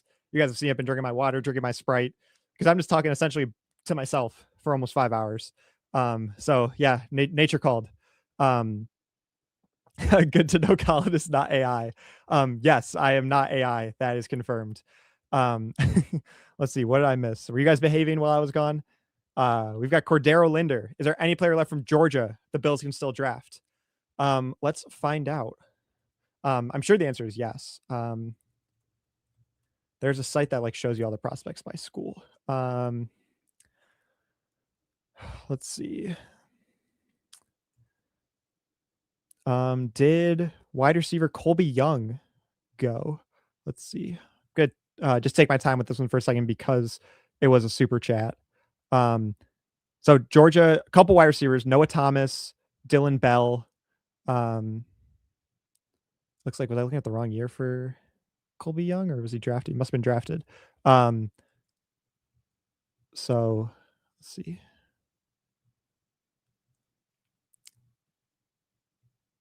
Yeah, so at wide receiver, Noah Thomas and Dylan Bell. Did guard Micah Morris get drafted? Micah Morris is still available. And oh, here we go. Brett Thorson, the punter, Bo Gardner, the long snapper, Cash Jones, the running back, Jordan Hall, the defensive lineman, Raylan Wilson, the linebacker, Gabe Harris, the edge rusher, Xavier McLeod, the defensive lineman, Zion Branch, the safety, and London Humphreys, the wide receiver. So the only guys that might get drafted today are probably those first couple that I mentioned, Micah Morris, the guard, and then maybe Noah Thomas or Dylan Bell at wide receiver. I'm not going to lie to you and say I have done work on any of them. Maybe the punter or the long snapper go, but the rest will probably be UDFAs. Skyler Howard goes to the Lions at pick 205. Is the most recent pick there. Let's look at what else these chats were saying. We'll entertain ourselves. Thank you, Cognitive Dissonance. RJ say, dude, take your time. Amazing you made it 5 hours. I'm surprised I went this long too. I was thinking about going when I had Matt or Carl on, but I was feeling good, so I just wanted to push through it. And now just closing on the 5 hour mark. Yeah, nature is real, as Sweet Spike said. Where's the hold music? I'm sorry I did not have any music queued up for you guys. Bills are 10 picks away, barring a trade. Strong bladder, thank you. Tried to do the Scott Hansen approach, where you like don't drink anything like 2 hours before and you eat some salty food. That's his typical like red zone routine. So I tried to handle that approach, but because I'm talking for so long and I don't have like football that I can just put on and not talk, I needed to drink while I was talking. Kind of distance asking, what picks do we have left? So we have the 32nd pick of the 6th round, and then we have the 4th pick of the 7th round, and that's it. And so if you want those specific numbered picks, that is 213 and 220. So they're only 7 picks apart. 213 and 220. And then hypothetically, the Bills are done for their 2026 draft. And we can end the stream. Yeah, need a bladder bag next time. Yeah, well, hopefully next time I can have a co-host with you guys. That'll make my job obviously a little bit easier. But just give you another perspective and a fresh point of view and a fresh voice too. But just with the way it worked out, right now at this point, I'm not expecting Judge Mathis to be joining us because I haven't heard anything otherwise. So it looks like it's just me for the day, which, like I said, there's nothing else I'd rather be doing on a Saturday than talk about sports, specifically football and the Bills for 5 hours. So I'm right where I want to be. I'm not complaining. I'm not going anywhere until the Bills are done with their draft. 2 minutes is my bet. I don't know if you time me. But I promise you I wash my hands too. So just take that into consideration. Then Evan H saying, Colin, what a trooper. Great effort, mate. Watching here since 3 a.m. in Tokyo. Wow. From Tokyo, Evan. Thank you. I appreciate it. Appreciate your engagement and your questions in the chat. And appreciate your support from Tokyo. That's crazy. A different time zone, I guess I can cross off the bucket list. Sweet Spike saying, this guy's going places. Thank you. I appreciate it. Solo stream, pun intended. Yeah. Yeah, it is a solo stream. I was running. I was running. I think that Zane is going to be our next fullback. He has an athleticism and used to play running back. Is this Zane Durant you're talking about? Interesting. I don't know if there's any serious consideration from the Bills there to move him to fullback, but interesting that he has that flexibility. I am talking to myself. There are over 300. Oh my God, there are over 3,500 people watching. We're up to 4,100 people right now. We'll do the breakdowns again. 3,800 on Twitter, 300 on YouTube, down to 1 on Twitch again, but good to always have that token Twitch streamer. Yeah, I am talking to myself, but in reality, I'm talking to all of you guys. And it helps again that you guys have been so engaging in the chat with your questions, your comments, your concerns, your discussions. I really appreciate it. This made my job so much easier today, and giving me some people to talk to and some fresh ideas to talk about. Yeah, the punter, I think that's kind of where we're at. We're in punter territory now for Jack Stonehouse or Ryan Eckley if they want to go with one of those guys that they did their homework on. Kind of distance. I promise I wash my hands. Evan H with a great question. Thank you. He said, remind us how we can support and follow you. So I'm on Twitter right here at Colin Richey _NFL. So that's where I'm posting most of the stuff I'm doing. I produce for the Cover One Buffalo podcast, which is Greg Thompson, Aaron Quinn, and Turf to Tape with Sal Capaccio and Eric Turner. And so sometimes I'll make some appearances there, either for like a producer segment or co-hosting if one of those guys can't go. I also write for Buffalo Bills on Sports Illustrated. I post some of my articles on Twitter as well. And then just kind of waiting for the next break in Buffalo sports media to do something full time. Because I got some of these good side gigs going right now with Cover One and with Sports Illustrated.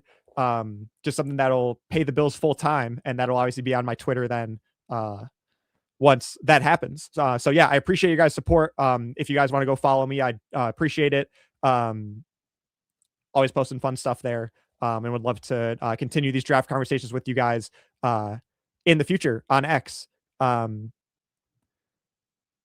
Mike went with him like Leslie and Naked Gun. Yeah, I was not going to unhook the mic and take it with me to the bathroom, even though that would be quite the bit. No worries, we understand. I'm just glad that you're offering your services on day 3. Yeah, like I said, nowhere else I'd rather be. Nothing else I'd rather do than talk about football. Let's see. I'm surprisingly excited for Bell considering he's a 4th round wide receiver. I am too. And the comp is Khalil Shakir, right? That's one of the comps we've been seeing. And he was a day 3 pick as well. So I think we can allow ourselves to be excited for a 4th round pick. Not saying he's the next like Puka Nacua or Cooper Kupp or Amon-Ra St. Brown, but all those guys were day 3 picks too, right? Like it does happen all the time where day 3 picks turn out to be great prospects. So I think you can allow yourself to be excited for something like that. Being told Kilgore, we are surprised you are still here, but we are happy to have you, buddy. Yeah, so they took him in the 4th round, so they probably had like a 3rd round grade on him, that means. Or that's just coach speak, and that's something they tell everyone. But yeah, it wouldn't surprise me if they had him like a round or 2 higher for a grade. Let's see. Yes, we are deep in the draft at this point. Harris, Burks, Lawson, Perkins all seem like great value picks after pick 200. I agree. Bede's going to trade back just to annoy you. I've got my 2nd win now because I was able to go to the bathroom. So I'd be able to function a little bit better if that were the case. When can teams select UDFAs? So to my knowledge, teams start calling players like while the draft is still going on, like during the 7th round, saying like, hey, if/when you don't go drafted, we'd love to pick you up as a UDFA. So that process starts right around now, almost as the 7th round is about to start. As Georgia's Micah Morris goes to the Philadelphia Eagles. So asking about Georgia earlier, that was Cordero Linder. There's a Georgia Bulldog off the board, Micah Morris to the Eagles. So teams start talking to UDFAs while the draft is going on. And then you hear reports about them agreeing to terms literally as soon as Mr. Irrelevant is picked. Some great guys I'd recommend to follow for that kind of information is Ryan Talbot on X, Draft Diamonds on X as well. They have some great tidbits there, and some good connections to figure out who the Bills are targeting with their undrafted picks. Did Colin finish last place fantasy football? No. I'm great at fantasy football. I've made the playoffs in all 7 or 8 of my leagues last year. So no, this is not a punishment. I would consider this a reward. Like I said, I love talking football, so not a punishment in any means. If Kyle's not going anywhere, neither are we. I appreciate the support. I appreciate the solidarity, Evan, especially from Tokyo. Kilgore told Bean, I promise you made the best pick in the draft. Like the confidence from Kilgore there. I mean, I don't really know what else I expect him to say. Obviously, he's going to think he's great, but appreciate the confidence from Kilgore there. The Day 3 Cover 1 show has always been the rough one. Yeah, I get it. I mean, it's just a lot of talking in between picks. I mean, there's 4 rounds today. So I get why it's a lot. And it's the list of players that that get drafted is cut drastically after the first 3 rounds. So yeah, obviously in an ideal world, maybe next year, I'm here for the round 1 or day 2 show. But the day 3 show, I think has gone pretty well so far, if I say so myself. Let's see. Charles saying love the Durant pick.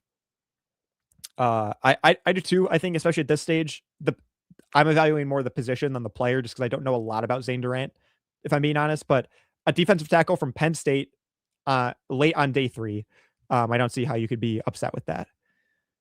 Get Nussmeier here, or backup QBs, or Buechele and Kyle Allen. I wouldn't be mad at Garrett Nussmeier. I'd be surprised if that's where they go, if they go quarterback. But you never know. Bill Basner saying draft Bishop Fitzgerald. He's one of the top safeties I have left. I believe VJ Payne is still available. Let me confirm that, because I did miss a couple of picks. But VJ Payne, guys, is still out there. VJ Payne, Bishop Fitzgerald, Cole Wisniewski. Wouldn't mind any of them. Colin, you're a warrior. Great job. Thank you. Yeah, Shakir was a 5th rounder. That was going back to my point about being excited for Bell. Sweet Spike, Colin makes people smarter because it puts in the work. Thank you. I appreciate it. Hopefully, guys, you can tell that I prepared for this as best I could, and wanted to sound knowledgeable, and didn't want to give you guys the disservice of not being prepared today when it's a big day in Bills country. So yeah, hopefully I sound like I know what I'm talking about. Need to roll the dice on Harris at 213. I'd even double dip at wide receiver with Burks. Yeah, I wouldn't mind either of those.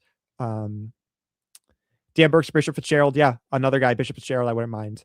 Anyone after 200, roster ball with Shirley, so just take the gamble. Absolutely. At this point, this is when you just bet on, find a guy that has a trait of some kind that you think you can build upon to become maybe an NFL talent, like Harold Perkins with his insane athleticism, like Red Murdoch with his forced fumble skills, a trait that you can turn into an NFL star. And a lot of times, I shouldn't say star, an NFL rosterable player.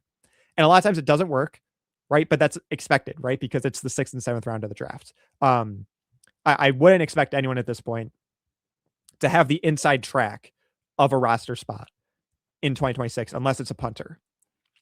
But that doesn't mean it's impossible, right? We've seen it happen all the time. We've seen undrafted free agents make the team. We've seen undrafted free agents, not necessarily with the Bills, but just in NFL history, go to the Hall of Fame, right? So it's not completely out of the question that they're not gonna be able to find impact players this late. It's just less likely to happen. Yeah, Andre Reed was a 4th rounder. Zane Durant's built like Poona Ford. He might end up being the Poona that never really got to play much for us during his year in Buffalo. Douglas, if you were here earlier during my Poona Ford rant, that means a lot to me. So if he could be our new Poona Ford, that would be incredible. Let's see. Really good linebacker still available. I think that's where the best value is, between Perkins and Lawson and Murdoch.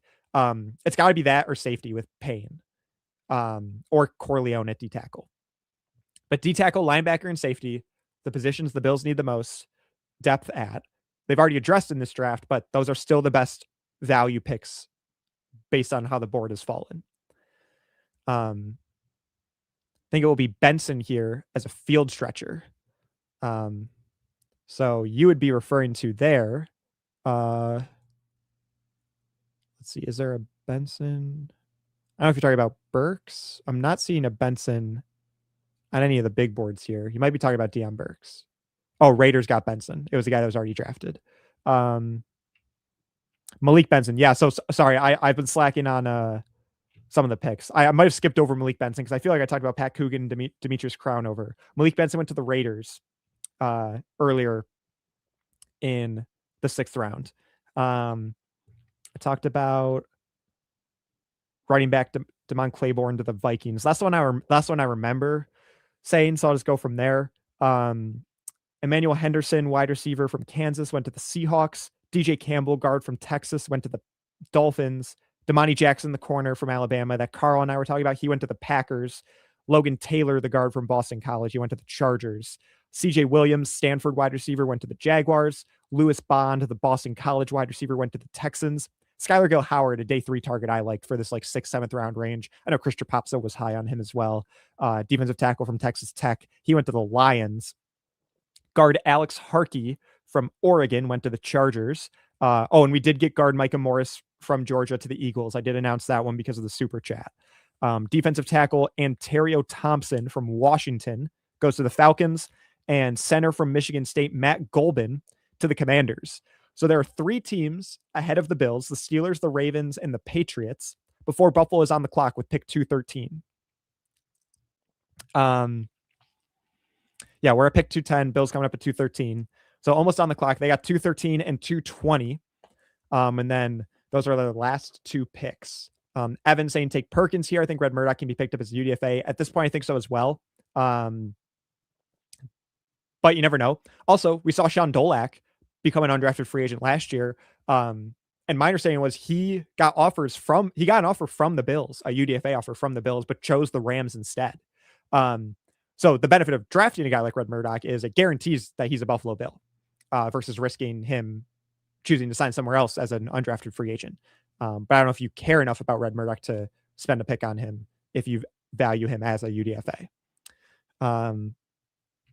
You can start calling them in the 7th round and letting them know you're interested. If they don't get drafted, basically as soon as the draft's over, they can start to sign. That's back about the UDFA conversation. Yeah, that was my understanding too.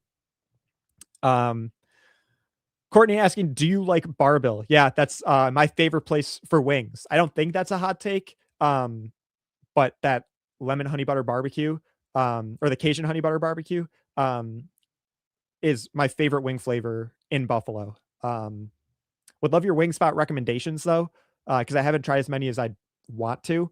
So I'll take any of your wing recommendations for restaurant and for flavor. What flavor do I get when I go?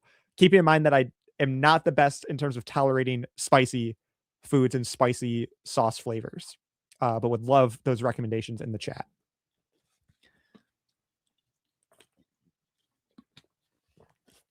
Autumn thanks for the comment. Love the Cajun honey barbecue and the lemon pepper from Barbell. Yeah, I combined those 2 flavors together when I first mentioned it. But yeah, Cajun honey butter barbecue, that's my go-to wing and at my go-to wing spot, which is Barbell.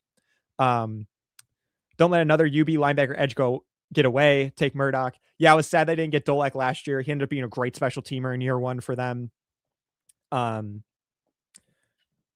we got Andreessen, continuing that linebacker pipeline with Dolak and Murdoch 3 years in a row would have been pretty fun. We don't have Cam Lewis or Jamarcus Ingram anymore, but just loading up on UB players would have been funny.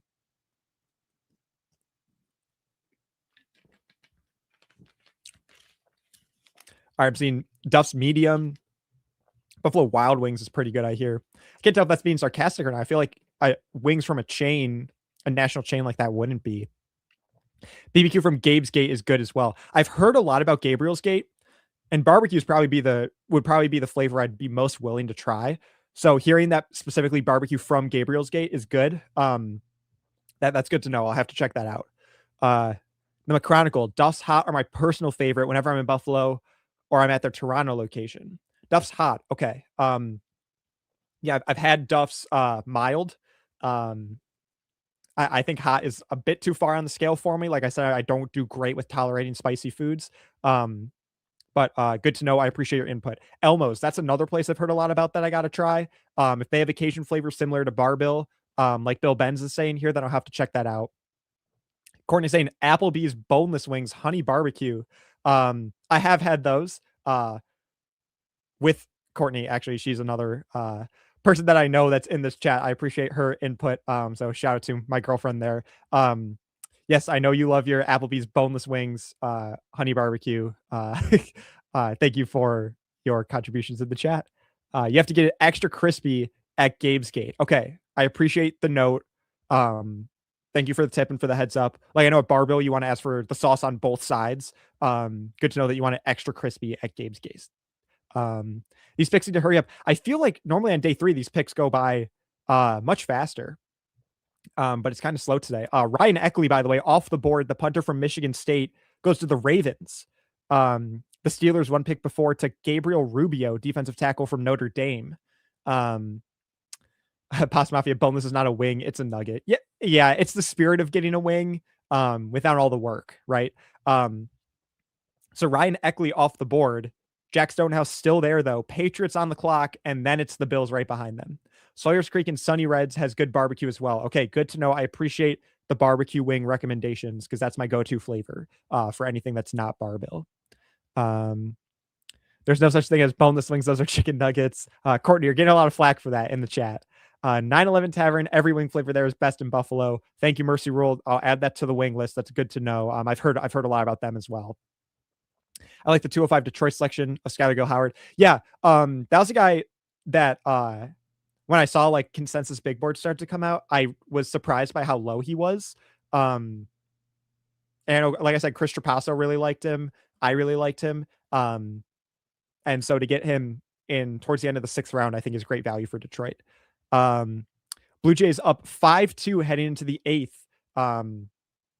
There's a good chance that is my brother, actually. As I mentioned earlier, he's the birthday boy. He is at a Blue Jays game to celebrate today. So if that is him, if that is indeed him live commenting from the Blue Jays game, go Jays if you're a baseball fan. Autumn saying I'm a BBQ girly. Yeah, just because I can't handle the spicy foods. Bills trade out, it looks like. Did we just trade out? We were on the ticker and now we're not.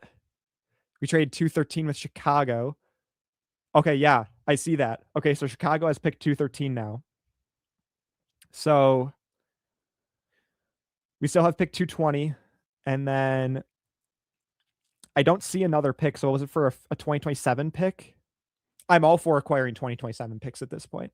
The Bills have acquired 239 and 241 from the Bears in exchange for 213. So guys, it happened. It happened. Brandon Bean hates me, and he traded down and got 2 more picks. He got 2 more picks after what I thought was going to be his last pick of 220 when I could end the stream. He's now picking 239 and 241. Yeah, they just switched over on the ESPN app for me as well. Yeah, Chris saying why just pick. Yeah, so you got me here for a little while longer. 6-hour stream? ? Yeah, it's official. I got the notification from Bill's PR. Yeah, okay. Well, good thing I went to the bathroom. Let's just keep ripping it. Yeah, Beat hates Colin. It's personal. You know what? If I had to pick between ending the stream early or getting all the guys I wanted on day 3, I'd pick all the guys I wanted on day 3 with a longer stream. So I'll just say that was the price I had to pay. Was okay. You get Skyler Howard. You get Skyler Bell. You get Kaleb Elarms-Orr. You get Jalon Kilgore. But the stream just has to be longer. That's the price to pay, I guess. So the Bills now have picks 23 and 25 in the 7th round as well, in addition to pick number 4 of the 7th round. Right now, Chicago is on the clock with that pick that we just traded them. Because the Patriots took linebacker from TCU, Nnamdi Obiazer. So the linebacker fall continues. We have 3 more picks. Yeah, so we only had 1 more pick. It was the 4th pick of the 7th round. And then we traded down in the bottom of the 6th and acquired 2 picks from the Bears.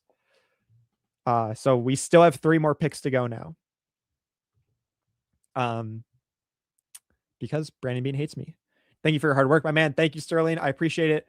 We still have 4,200 live viewers here. Guys, that support means the world to me. I can't believe we still have this many live viewers. That's incredible. Thank you guys so much for your support and staying here in the stream, being active in the chat. indulging in my hypotheticals and my questions about wings. I appreciate the support so much. Thank you so much. Are they cheaper when they come out round 7 versus round 6? Technically, yes. But you'll hear Greg Thompson sometimes when he's talking about the salary cap, talking about the rule of 51 in the offseason, which is obviously in the offseason, every team has a 90-man roster going into OTAs and training camp.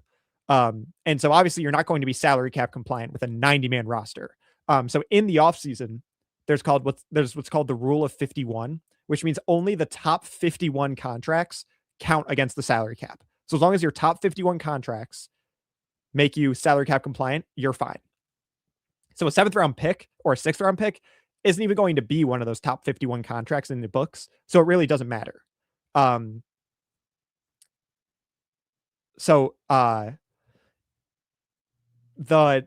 Yes, it's cheaper, but that wouldn't necessarily be the specific reason for a trade down. Bears with that trade up took Georgia Tech defensive tackle Jordan Vandenberg. So they clearly liked him. I know he was projected to go around this range. Evanston, I missed a take on Jude Bowry. Was that a massive reach? Other offensive tackle depth available there? It wasn't a massive reach. I think he was projected to go in the 4th round. He has some projected guard versatility, so could flex inside, but he played his entire college career at left tackle. So it's essentially Ryan Vandemark replacement is how I'm thinking of it right now. But there is technically some people project that he could move inside as well. Let's see. Heck, take a couple wide receivers and see if you win the lottery. Yeah. I mean, I'd just be throwing, all of these day 3 picks, especially late, are just throwing darts. And for a team like the Bills, there's arguably no position you need a bullseye at more than wide receiver. Yeah. End of draft are usually just locking down priority UDFAs. That's exactly it, Charles. Luis Enrique, Reyes, thank you for the kind words. I appreciate it. 2 7th rounders for 1 6th, not cheap. Not cheaper. Oh, well, that's true. Yeah, they're it would be another contract on the books as well. So yeah, you're right. But again, with the rule 51, it's not even going to matter. Yeah, his swing ability moved him up. Yeah. Rager asking, do you guys have a Discord server? So I don't know if this was just an alley-oop for me to talk about it, or if this was a genuine question. But yes, Cover One does have a Discord. Let me get I think I have a banner. Yeah, here we go. Get exclusive Cover One content on Discord with OnePass. Join at cover1.net/OnePass. Yeah, there's all sorts of fun stuff happening on OnePass, in addition to updates about all of our newest content. All of your favorite faces like Greg and Aaron and Eric and Anthony are all on there as well, answering your guys' questions, chatting with you guys about everything Bills related. Some interesting insight as well, some nuggets, some tidbits, some things that guys like Greg and Eric are hearing, because when they have these guests on their show, whether it's players or media members, they have those connections now. And so they hear things from players, from other media members. They hear whispers. There were talks of Bradley Chubb going to the Bills in the Discord server a couple days before it actually happened, as just one example. So come for the interactions with all your favorite faces at Cover One, but stay for the insight, the analysis, the questions you can have answered, and the insider tidbits as well. Colts took edge rusher Caden Curry from Ohio State. One of the more notable guys still left, probably. He was on my board as a late day 3 pick. The Bills could target. Off the board now. Falcons on the clock. Kind of distance. I'm pretty confident we're going to sign defensive tackle. Who knows who it's going to be? Yeah, so let's take a look at that. At some free agent defensive tackles. We did this with linebacker earlier. Pulling up Spot Track now. So yeah, DJ Reader is the top guy there. But Daquan Jones, we talked about why we don't think he'll be returning to Buffalo. Calais Campbell, Mario Edwards, Shelby Harris, Greg Gaines, Foley Fadukasi, Daniel Aquale. So there's some interesting names there. Austin Johnson, the former Bill, Eddie Goldman, Colin Saunders. Some options for sure at nose tackle from veteran free agents. Keep up the awesome work. Watching at 11:30 at night from Germany. Hey, thank you for the international love. We've got Japan and Germany now representation. I appreciate it. Douglas Jung 2622.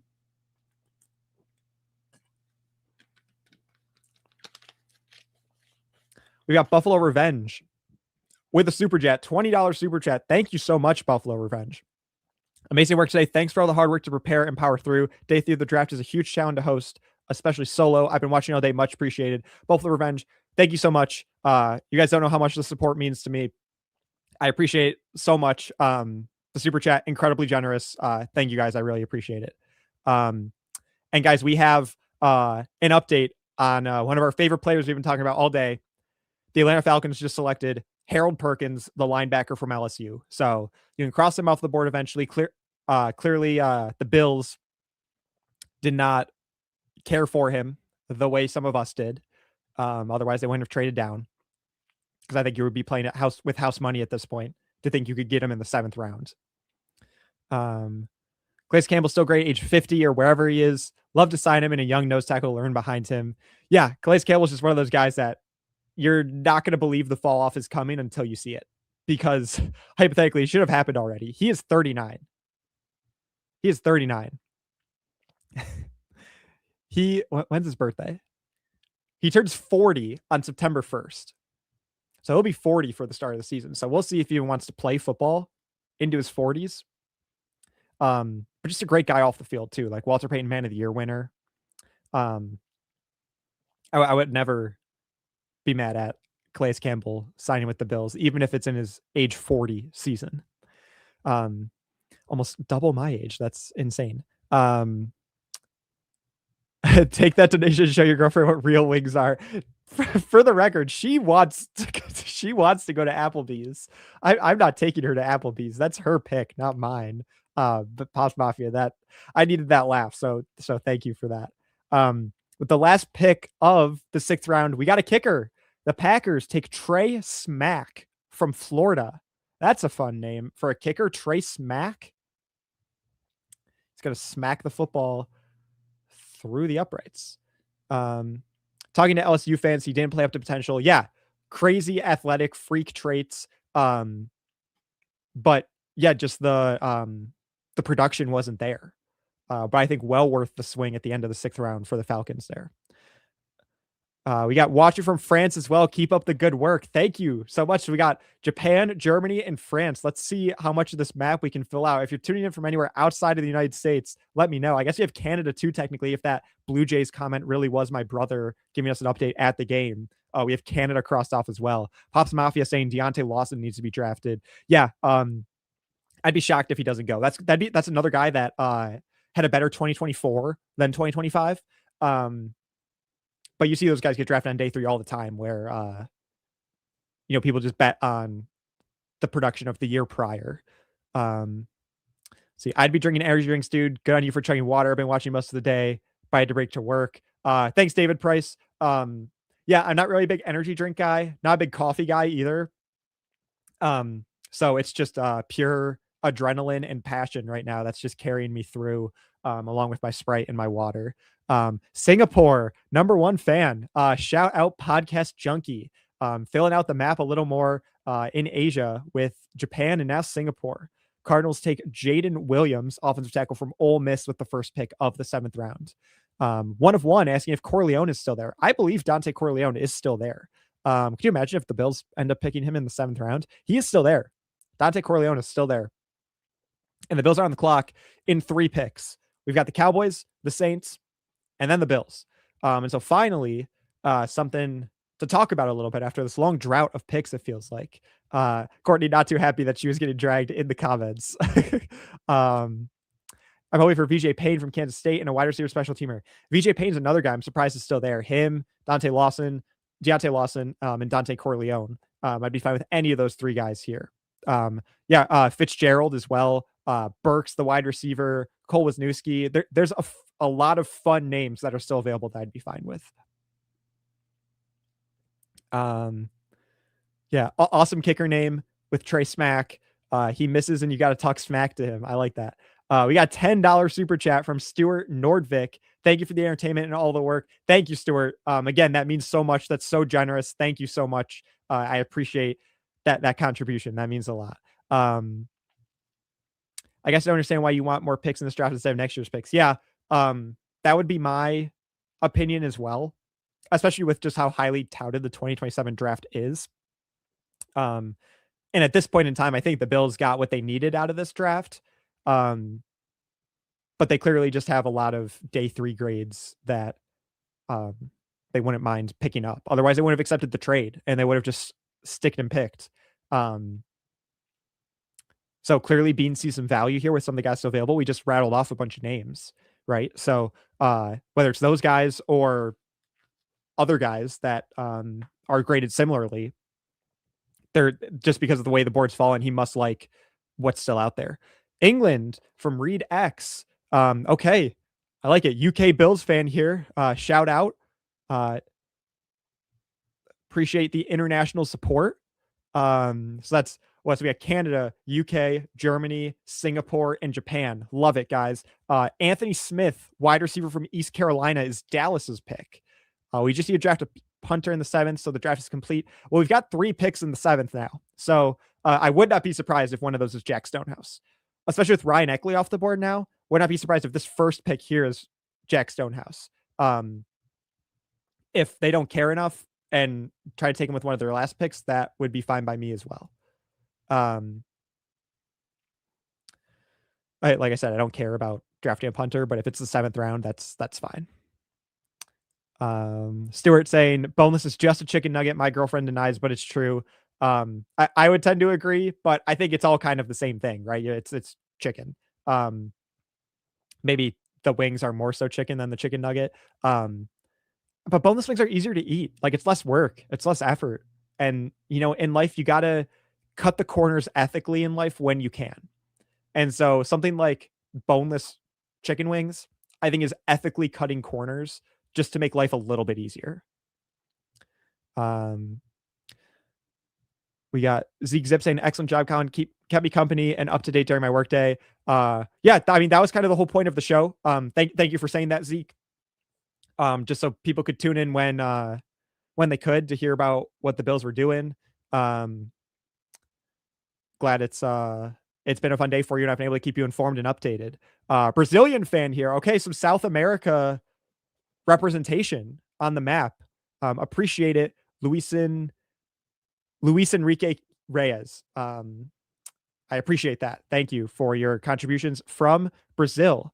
Scarborough, Ontario for the McChronicle, which is East Toronto. Yeah, not too far from Buffalo.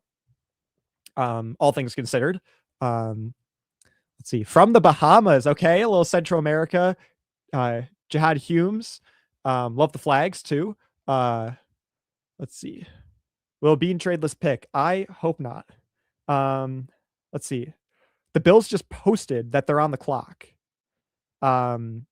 So hopefully that means they're actually picking. I don't know who the Saints took ahead of them. I also see some of you guys started following me on Twitter. I appreciate that support. From, let's see, we got Evan H, Claude Steffen. Again, I'm, let's get that up here. At Colin Richey NFL. Would appreciate the support and the followers there as well. Gonna have a lot more content coming up. I'm almost at 500 followers. I'm at 495 right now. So can we get to 500 by the end of this stream? Can we get to 500 followers by the end of day 3 of the draft? Let's see. We got some more. We had Norwich, England. Okay, so a lot of UK representation. Shout out Cover One for their international audience. BJ Cloud and draft 3 wide receiver. JK taking one would be nice though. Yeah, I would be fine with another wide receiver for sure. There's some interesting names available too. I think it's a huge surprise at this point that Oklahoma's Deion Burks is available. He was ranked 96th on this big board I'm looking at from Mock Draft Simulator from Stick to the Model. Jeff Caldwell's still there as well from Cincinnati. Those are like the top 2 guys that were consensus to go earlier than they currently are. Saints took TJ Hall, the corner from Iowa. So the Bills are on the clock. So let's see. Skippy said, I would follow you on Twitter, but I'm not on Twitter because you don't like Elon Musk. And hey, I get it. He's very polarizing. The app is certainly worse since he's bought it. So I totally get it. On my phone, I actually, in retaliation, still have the Twitter logo there, if you can see, because I still call it Twitter. It's not X, it's Twitter. And so had to respect the bird and the bird logo. It's just classic. Bills are on the clock. The pick is in for the Bills. So they're making a pick. Let's see who it is. Time to refresh Twitter. Hey, got a couple more followers. Thank you guys. I'm at 499 now. So 1 follower away from the 500 followers. If you guys can get me to that goal at Colin Richey NFL, that would be amazing. As we're waiting to see who the Bills take.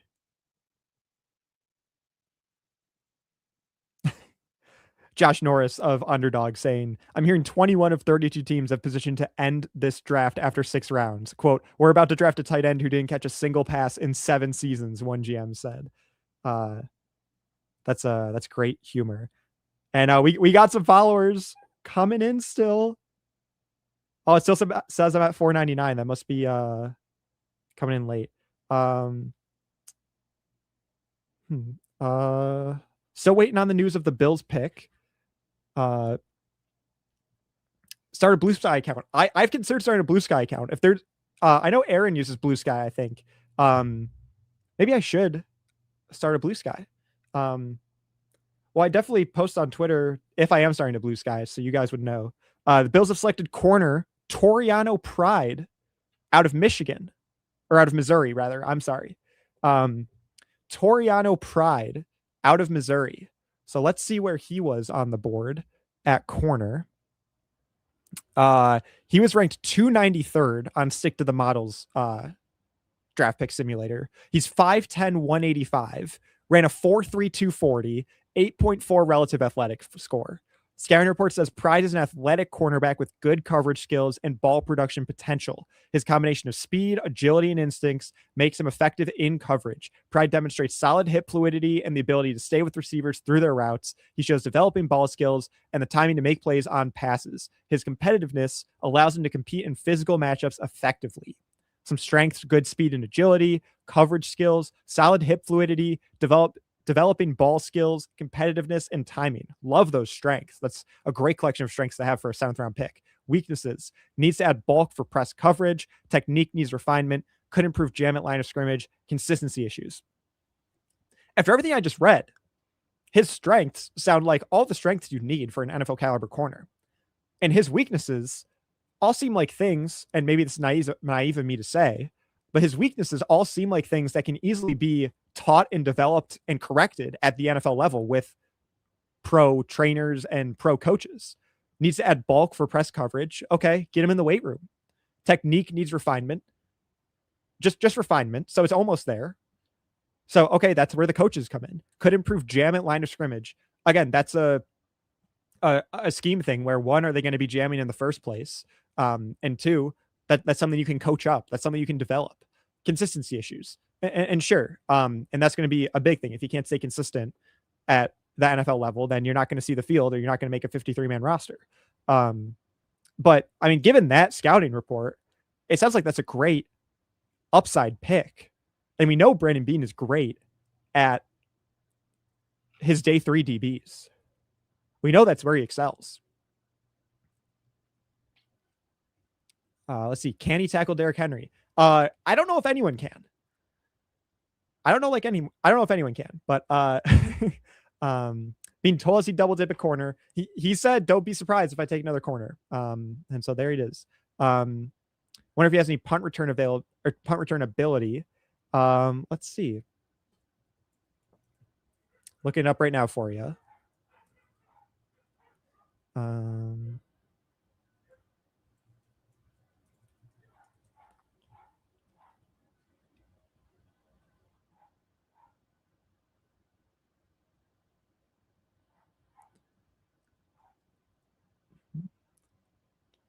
I'm not seeing anything about punt returns. I don't know if anyone's more familiar with the pick. Yeah, sounds like a dog. Makes sense to me. 4.3 speed at corner. That's what you need. Sounds like a special teamer. Yeah, I mean, at the very least, if you can get a guy that can compete on special teams in the 7th round, you take that. You can't coach speed. Yeah. I don't know who that is. Pick of the draft. Hurrah. Yeah, but I mean, it's the 7th round. It's pick 220. So you can't necessarily be surprised. 8.4 Raz for those who are into that sort of thing. I'm into that sort of thing. I'm guessing you football sickos still here, you 4,300 live viewers, 6 hours into a day 3 live stream, also like Raz score. Nickel corner behind D. Yeah, could use depth at nickel. We talked about Jalon Kilgore and even CJ Gardner-Johnson maybe being able to fill into that role. He can compete for that as well. It's being actually a Buffalo Bills hater. I think I've liked many of his picks today. Thanks for looking, Colin. No problem, Douglas. McCoy's right there. We took Bowry and Pride. We actually gave the Raiders McCoy because they wanted to trade up one spot with us. So the Bills were never going to take Jeremiah McCoy. So for better or for worse, you can't be mad at them not taking Jeremiah McCoy because they had the opportunity to. They had the first pick of the 4th round, which is where he went, and they traded it to the Raiders. So they actively chose not to take Jeremiah McCoy. They knew he was going with that pick and told the Raiders, you can have him. And so you can't be mad at the Bills for not taking him because they didn't want him. And if McCoy turns out to be a great prospect, then, obviously with hindsight, you can criticize the Bills for that, but you should also be criticizing the 30 other teams that passed on him.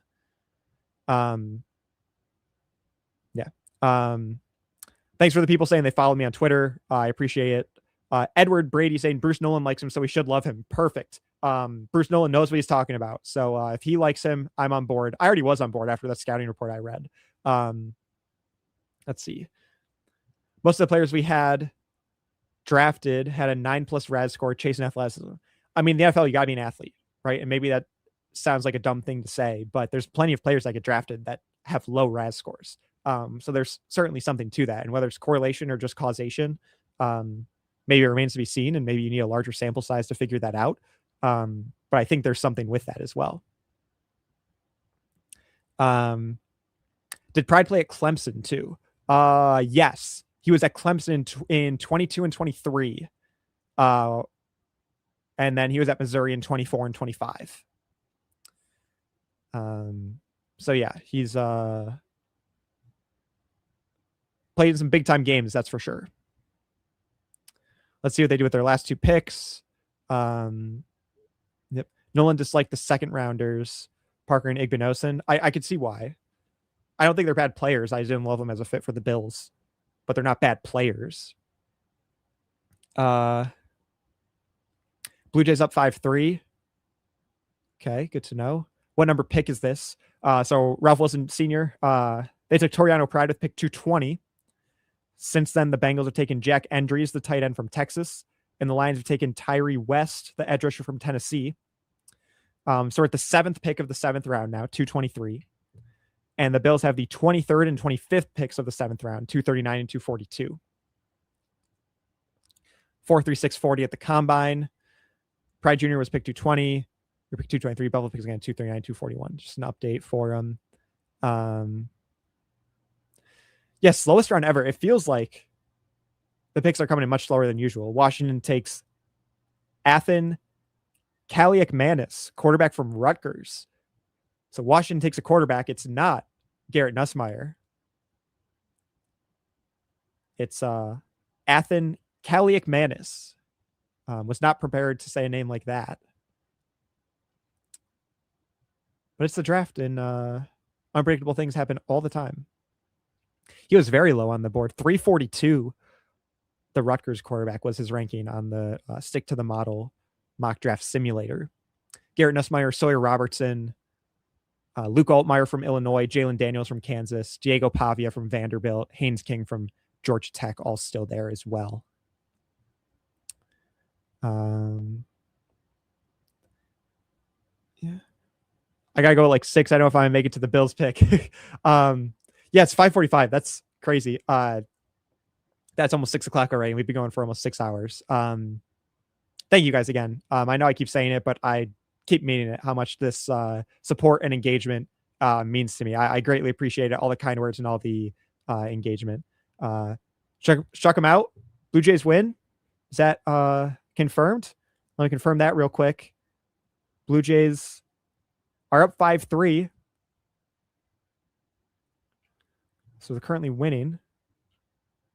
Is it over? Mid-ninth. Do they have to play the bottom of the ninth, or was Cleveland on the top of the ninth? I think Blue Jays won. Shout out. Yep, 5-3 final. Perfect. So Blue Jays get a win for my brother on his birthday. He's at the game. He gets to see a win. I'm happy for him for that. Probably not a good sign for Dorian Strong playing again. So I'm unfortunately pessimistic on Dorian Strong's outlook for the future. I loved him as a player. I thought he was a steal in the draft, and I loved how he looked in week 1 against Baltimore. Obviously, the neck injury is super concerning. At the same time, I would say don't have a 7th round pick. At this point, I don't think a 7th round pick really is going to tell you anything about any player on the roster, just because of what number pick we're at now. That being said, the Toriano Pride pick aside, I don't think it's looking good for Dorian Strong long term, but not necessarily because of the Pride pick. But it's cool that he's still like around the facilities. He was in like the Sabres video that they posted saying like go Sabres in like the neck brace. It's like clearly he's trying, like he's at the facility, which is cool to see. And obviously he'd want to get back to football if possible. I just am not holding my breath for that to happen. Steelers take Oklahoma safety Robert Spears-Jennings. Strong could come back, but not soon. Benny's still out there. Joe Marino liked him for 5-tech. If you're talking about the Michigan defensive tackle, which I believe is who you're referring to, yes, Rayshon Benny is still available. 117 on the Sick to the Model big board. It's currently picked 225. He's their 5th ranked prospect behind Nussmeier, Deion Burks, Michael Trigg, and Anthony Lucas, the edge rusher from USC. And then Deontay Lawson and Dante Corleone and Xavier Harris are right there too, and Tim Keenan. Guys we've been talking about all afternoon. I'm just going to see if Judge is supposed to be joining.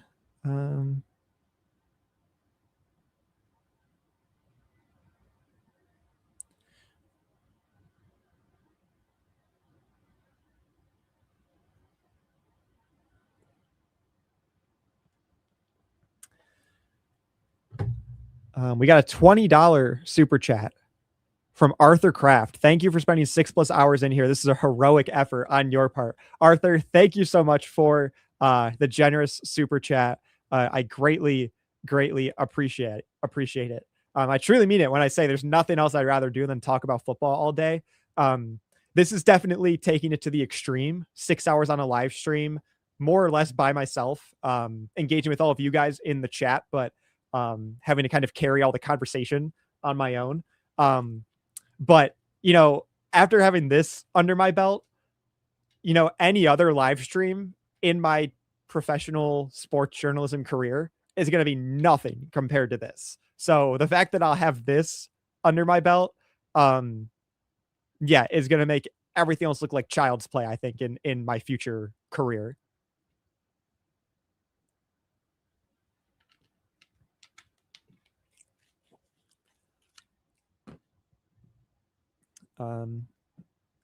Just looking at Twitter now to see if any of the reporters have any good insight on any of our recent picks, any good quotes from interviews or anything. Also, shout out all you guys that came to follow me on Twitter. We're over our goal of 500 now that I set not too long ago, just because I saw we were close. 513 followers on Twitter. I always do the wrong hand. At Colin Richey NFL. If you're not following, but want to keep following me and my work, that's where I'll be. So I appreciate you guys giving me over 500. I appreciate the super chats, and we've still got 2 Bills picks to go here. Let's see. Just catching up on text too about the draft, because I haven't really been able to check my phone. So I'm just trying to see if there's any intel that I missed that any of my friends or contacts are sending me. Let's see. Yeah, I mean, general consensus is that they love everyone that we picked. We got JOS Good saying, thank you again for this. It's been probably the most enjoyable day 3 I've experienced. Thank you. That means a lot. It's definitely been a unique day 3 for me. Definitely a day 3 that I'll remember. So to have it be your most memorable or one that's most enjoyable for you, considering it's just been me essentially the entire time, I greatly appreciate that. So thank you. Let's see. I hope you get all these super chats when this is over. Yeah, thank you. YouTube takes a cut of super chats. But I'll negotiate for that in my next Cover One paycheck. Thank you guys. But Chris saying thanks for me as well. Thank you, Chris, for the super chat. And Trip the Man saying thanks, Colin. Go Bruno Fina. Yeah, could you imagine if John Fina's son gets drafted? That would be amazing. I think he's going to be a UDFA. But that would be amazing if he gets taken. Thank you guys so much for the super chats. Sweet Spike saying you earned your stripes. Thank you. Not that I felt like I needed to necessarily with the Cover One guys, because I know they love the insight that I have shown that I can provide, but the fact that I'd be able to sit here for 6 hours and do it is just a really good feeling, and all this positive reinforcement from you guys means the world. So thank you so much. Carolina about to sweep Ottawa. Back to some hockey talk. I like the pivot. Yeah, the Hurricanes up 3-1 on the Senators.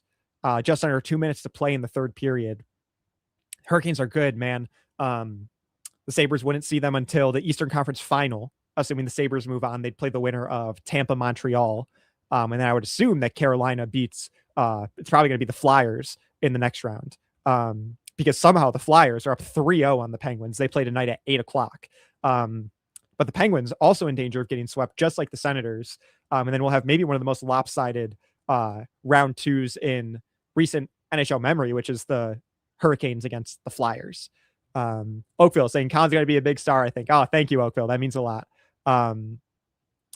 Courtney say, just saw Marcus Freeman. So Courtney's at Notre Dame, actually. That's where she goes for law school.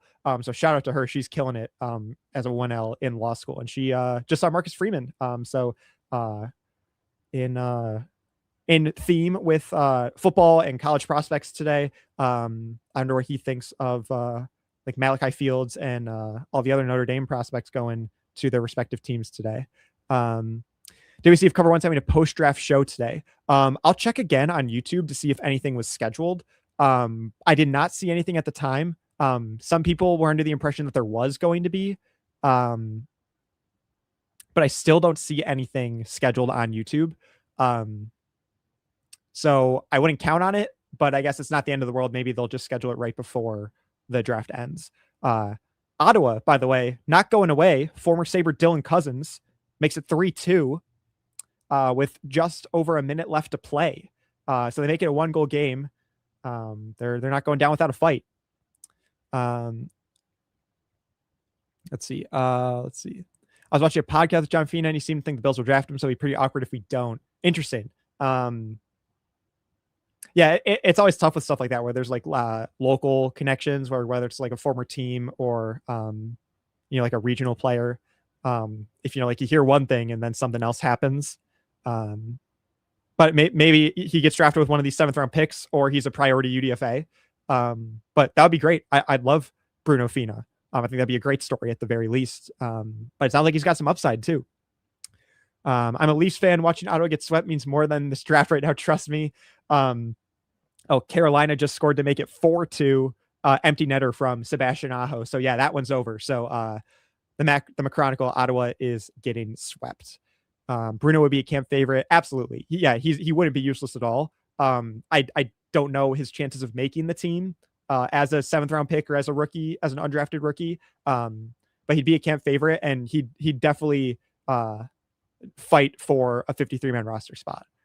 Bean will trade down Denver for the final pick. Welcome to Buffalo, Mr. Irrelevant. I mean, I think that's like worst case scenario for me right now. But yeah, we'll see. Hopefully there's no more trade downs. 4-2 Canes, empty netter. Anyone figure out the Bills' plan here yet? Hey, Patton, good to see you. Always super active in our Cover One Buffalo chats. The plan for the Bills was focus on depth at premier positions before potential starters at less valuable positions. And the board fell in a way that made it happen. It worked out. It was a risk, which is why I think some criticism after day 2 was fair. But it worked out. Sorry, I'm just trying to get back to my 7th round picks here. Keep you guys updated on who's going where. Yeah, we did get Frank Gore Jr. That was another connection to the Bills that ended up being true. He was a UDFA, though, as Mercy Rule points out.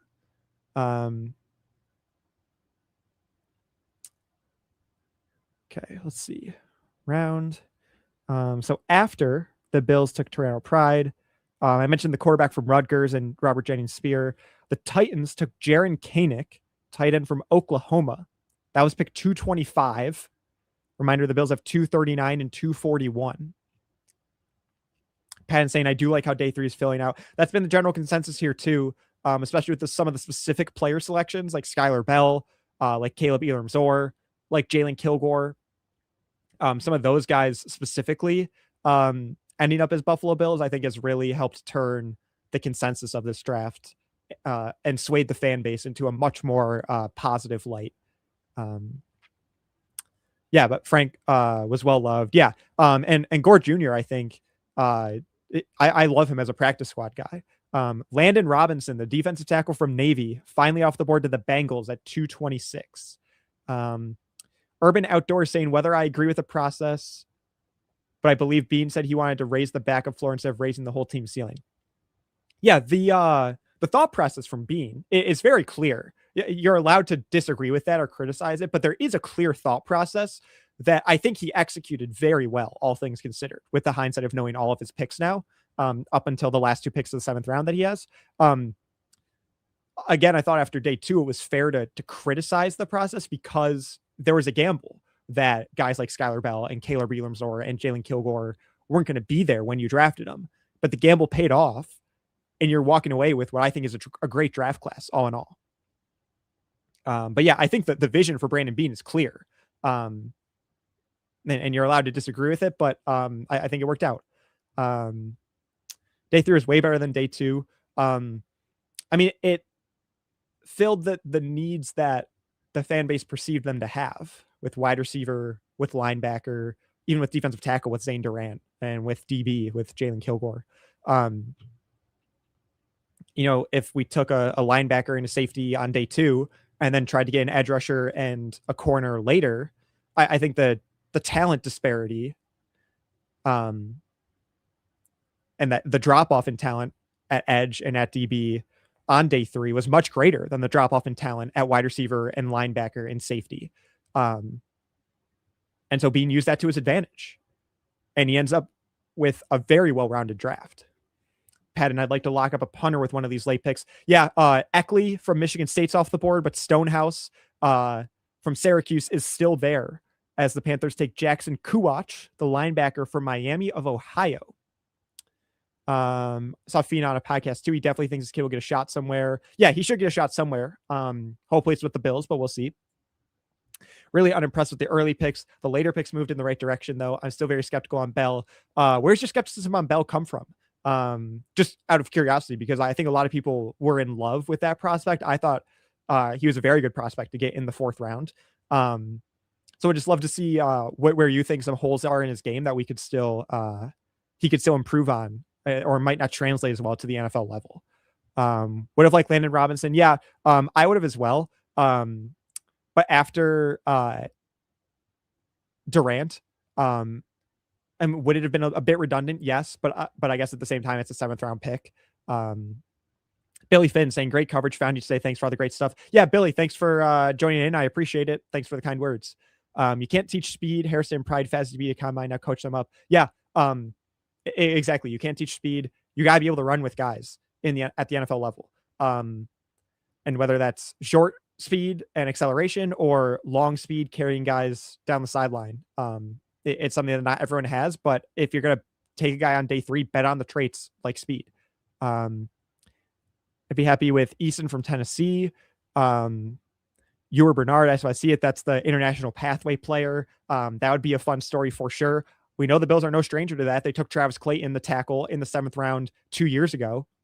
They've had other international pathway players on the roster before. Remember Christian Wade, the preseason darling Christian Wade, UK legend. If there's any of our UK audience members still here, I remember Christian Wade. I think Efe Obada counted as an international pathway player as well. Let's see. Bell didn't break out until he was old and moved to an easier conference. That's fair. That's fair. So we'll just see if he can translate that talent to the NFL level now, because he dominated against lesser talent. So how's he going to look against NFL talent? Why is Harris still available? 64 on the board. Is he injured? Yes, we've talked about this. He has an injury. He has some legal issues off the field. And he's maybe a little too big with his 6'8" frame. He might struggle to leverage offensive linemen that he engages with by getting under the shoulder pads.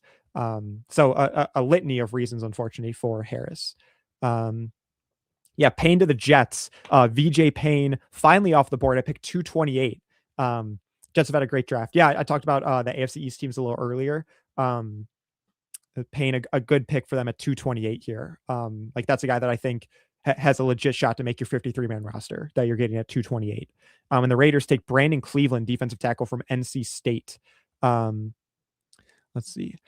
Give me Navy Eli Heidenreich with this next 7th round pick at 239. Yeah, so not very often you see a running back / wide receiver, but Douglas is completely right. People don't really know what he's going to translate to at the NFL level, but he's just a fun player to watch with the ball in his hands. And so you don't really have to worry about position. Just get him the ball, and he'll make things happen. So we'll see if that's in play. I think if he's going to get drafted, because it's a question of whether or not he'll get drafted. So we're in the range where if he is going to get drafted, he'd go. So yeah, I'd be open to it. Jeff Caldwell. Was Jeff Caldwell drafted? No, he's still available. The 6'5" wide receiver from Cincinnati with a perfect 10 relative athletic score because of his 4.3 140 playing a part in that. He and Deion Burks, the wide receiver from Oklahoma, are the 2 highest ranked wide receivers available. So would not be mad with Jeff Caldwell or Deion Burks there. Kind of distance. It's insane. It's just bizarre. They complain we didn't draft a wide receiver. No, we drafted 2nd, 3rd prospect, and 4th. They complain about the most nitpicky things. There's always going to be something that fans can complain about, right? And yeah, like you could literally do this with any prospect. I think that's fair. You're never going to be able to please everyone. And speaking of Eli Heidenreich, he just went to the Steelers at pick 230. So no longer an option for the Bills because the Navy offensive weapon goes off the board. Wonder what our plan for nose tackle Walker and Carter. Pat, and I know you're just joining us. Nose tackle has been a constant discussion all afternoon. It essentially boils down to clearly the Bills don't value it, right? They've shown you time in and time out that they don't care about nose tackle. And so we've talked a lot about Fedarian Mathis, how he was one of the first free agents that the Bills signed this offseason. And so clearly Jim Leonard sees something in him. Could he be the answer at nose tackle? I hope the answer isn't Deion Walker, because he'd be so much better as a penetrator, collapse the pocket, pressure the quarterback type of player. So I hope their plan isn't Deion Walker. But it might just be Fedarian Mathis, a veteran that's still available. And they're just going to accept that their run defense isn't going to be the strong suit of the defense. Wouldn't wait for UDFA for Fina. Took Raiders 30 looks in Arizona is near home. Good info to know on Fina there. Can't prove it, but I feel like the Steelers had 20 picks. Well, I can tell you right now how many picks they had. They had 1, 2, 3, 4, 10 picks. So you're halfway there. But that's pretty cool that the host city gets to make 10 picks there in front of the Steeler fans. That's gotta be fun for them. I vomited a little in my mouth when Brandon Beane did not pick Caden McDonald at 35. This would not be a successful draft for the Bills. I think both can be true. I think you can say, I wish they took Caden McDonald at 35. But I think you can also still say this was a successful draft for the Bills, especially because of how day 3 has turned out, making the day 2 picks more sense. It makes more sense now, given what we know the day 3 picks are. And Caden McDonald's probably going to be a great player, especially for the Texans. Like, what better place to go is there than Houston for a nose tackle like Caden McDonald? So he's probably going to be a great player that a lot of fans are going to wish the Bills had. But Brandon Beane had a vision, and you can disagree with that vision, but he had a vision, he executed it. And in my opinion, even though I disagree with the vision, I think he executed the vision really well. And we still got a lot of players that I love and I'm excited for, and that I think are going to make an impact on this team. So to say the whole draft isn't going to be successful, I think is a reach. Jeff Cole will be a good developmental prospect. Yeah, he's still there. He's still there. Is Carter still expected to be on the team next season? I mean, he definitely, just because he's a 3rd round pick does not guarantee him a roster spot at all, right? Because you've got Ed Oliver, Deanne Walker, TJ Sanders, and Durant, right? That was who the Bills like Zane Durant. Yeah, I was blanking on his first name. So you have to think those 4 are locks, or Zane Durant close to a lock, because that's Jim Leonard's first investment at defensive tackle. Fedarian Mathis would be 5. Are you keeping a 6th defensive tackle? Because right now I think Dwayne Carter's your 6th defensive tackle. And so if you're not keeping 6, which would be a lot, I don't think Dwayne Carter's on this football team, at least to start the year. Chris, you're a beast, still on here till the end. Appreciate it. Yeah, I mean, at this point, we're so close to the Bills picks. It's pick 231. They picked 239 and 241. We're so close to their last 2 picks. I want to just ride this out and get to the end. Because like I said, we're all the way here. It would be silly, in my opinion, to end the stream just before they make those final 2 picks. But I wouldn't have been able to make it anywhere close to this far without your guys' support. So I can't thank you guys enough for all your engagement in the chat. There's 4,300 of you still here. We still got that 1 token Twitch viewer, 370 on YouTube, 4,000 on Twitter. Thank you guys so much. You've made today so much easier for me, and your support means the world. Let's see. Both Mathis and Logue were 2nd rounders and are extremely young. You can't overlook them. Yeah, Zion Logue's another interesting guy. He and like Eli Anku are just always hanging around the practice squad, always getting a call up at some point throughout the year. An intriguing, like, younger player that just maybe doesn't have quite what it takes to hang on to a 53, but is like a great luxury to have on the practice squad. Kingsley Jonathan was like that too at edge rusher for the Bills.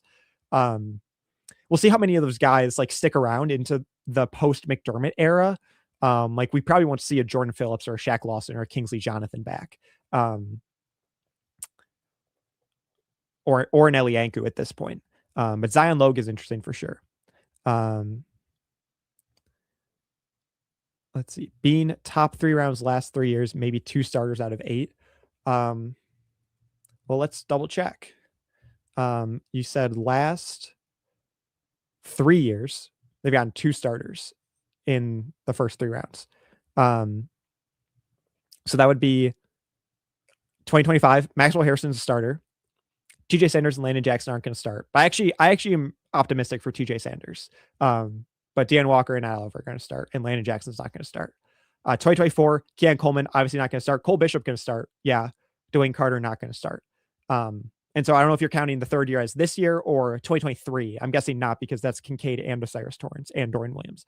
So this year, TJ Parker and Davison Igbinison are not starting. So yeah, it's 2 out of 8, which is unfortunate. Obviously, I think in hindsight, you'd want the Dwayne Carter pick back. You'd want the Keon Coleman pick back. You'd want the Landon Jackson pick back. I think they would stick and pick at TJ Sanders at this point in time. Well, they traded up for him last year, so clearly they believe in him. At least I don't know how much of that was Bean, how much of that was McDermott. But yeah, I mean, you're not going to go perfect. And Brandon Beane has been far less than perfect, especially in the first couple rounds of the last couple drafts. But then you have a draft like 2022 where you grab where ironically you have a terrible first round pick, which is Kaiir Elam, but you still grab James Cook, Terrell Bernard, Khalil Shakir, and Christian Benford, which is like a franchise altering draft. Like that's a draft that's going to keep the window open. That's a draft he needs to replicate. What percent of a plan does Bean have? 12%. 12% of a plan is still a plan, Patton. Okay. That's a great reference. And I appreciate the laugh as we get one pick closer to the Bills on the clock, with the Falcons taking Ethan Onyanwa, Ohio State offensive tackle. Let's see. It's pretty cool. Heidenreich is always there, and he got picked by Pittsburgh. That's fun. Yeah, it's always cool when the city that's hosting the draft, their team picks the player and gets to celebrate with all the fans. 2 years ago, the 2024 draft in Detroit, I went with my dad and brother. We drove down to Detroit, or drove west to Detroit, and we're there for day 1 and day 2. And every time Detroit made a pick, it was Terry and Arnold and Ennis Rakestraw, I think, were the 2 picks they made. The Detroit crowd was just insane. Tim Keenan, that nose tackle we were talking about, going to the Rams here at pick 232. Ladies and gentlemen, to ride out this final stretch of picks before the Bills are on the clock, someone to relieve me in my vocal cords and allow me to have another conversation with a real human being from the Cover One Buffalo podcast. You know him. You love him. Mr. Greg Thompson. What's going on, man? You have been doing ridiculous work today. Just incredible job. And I was coming to let you know that Anthony and I are getting ready to give you a tag and give you a final break after your incredible work today. Before we encourage everyone to go switch over and watch Anthony and I, give me your kind of takeaways from day 3. So I think the vision that Brandon Beane had is very clear. And I think while it was fair to criticize it yesterday, and it'd also be fair to say that he, maybe not luck is the right word, but the board definitely fell in his favor given the strategy he was trying to implement. It definitely worked out for the best, but it's hard to disagree with the vision after how the draft has turned out, which was emphasize depth at premium positions first, where there was a more severe drop off on day 3 at edge rusher and corner. And then positions that had more depth, even though they were more pressing needs, the gap between the day 2 and day 3 guys was not as large. The margin was thinner there. And so to grab a guy like Skyler Bell in the 4th round, and Kaleb Elarms-Orr in the 4th round, and Jalon Kilgore, who was somehow still there in the 5th round, I think completed the vision that Brandon Beane had for this draft. And so even though we weren't necessarily focusing on the positions that people thought we were or hoped we were in the beginning, emphasizing the depth of the premium positions worked out for the best in the end, in hindsight. It's borderline of the Dumb and Dumber clip of, just when I thought you couldn't do anything possibly dumber, you go and totally redeem yourself. Just I still can't get my head around some of the strategy early on, but ultimately sometimes it's better to be lucky than good. And, if you had told me that on day 2 of the draft, we made moves and ended up with Skyler Bell and Kaleb Elarms-Orr and Jalon Kilgore, I would have been like, oh, nice. All right, cool. I'm good with that. So the fact that those were our 4th, 5th, and 6th picks in the draft, I can't, it's fine. Again, it's not the order I would have taken it, but I guess now in hindsight, knowing what we did end up with, investing the earlier picks in the premium positions at corner and edge and offensive tackle is, not a dumb thing if that's the best player they had available and that's how the board felt. I can get my head around it. But I won't lie, I wasn't super happy in the moment. I wasn't, after they opened today, and I had gotten so frustrated last night with Anthony about the Davison Igbinosun pick and in trading up for a guy that, if everything goes perfectly, we hope doesn't play. And then they open today with an offensive tackle, which again, if we hope everything goes perfectly, we hope doesn't play. I almost turned the TV off and was like, well, I'll just wait and find out who we pick later. I can't do this. I'm glad that we took a turn after that point. But I just want to say thank you. You did amazing work here. I'm going to go over and help Anthony get set up here. Feel free to keep rocking as long as you want, but we're going to switch over and get things going with our takeaways for the picks that the Bills made today and just do a little bit of a recap there. And just want to say thank you and have all the folks here. What an awesome job we thought you did and how incredible your marathon was today coming in. Yeah, that's really what it was. That's a great word for it. Yeah, so 2 picks, and then the Bills are on the clock at 2:39, and then the Jaguars at 2:40, and then the Bills back again at 2:41. So they've got 2 of the next 5 picks. So to everyone in the chat here, I'll stay live and cover those last 2, and then as soon as that's done, we'll call that a stream. We'll call that a marathon. And if you draft sickos, which has been a complimenting term that I've been using all day 100%. For the 4,300 live viewers we've had essentially all afternoon talking about day 3 of the draft. If you draft sickos still want more draft coverage, Greg and Anthony will be live shortly after this marathon is done. And hopefully that's more of a sprint for you guys than a marathon. All right, we'll talk soon. Sounds good. See you, Greg. Okay, so guys, we almost made it. We're almost here. Just a couple picks left. Someone said, oh, wait, Greg is back of coming in because this is a blowout. Did they pick almost? So after Tim Keenan, the nose tackle from Alabama, went to the Rams.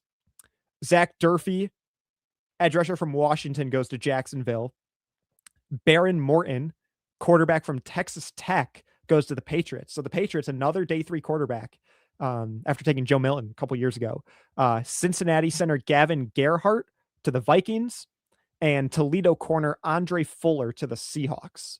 So we are at pick 237, which is the Colts.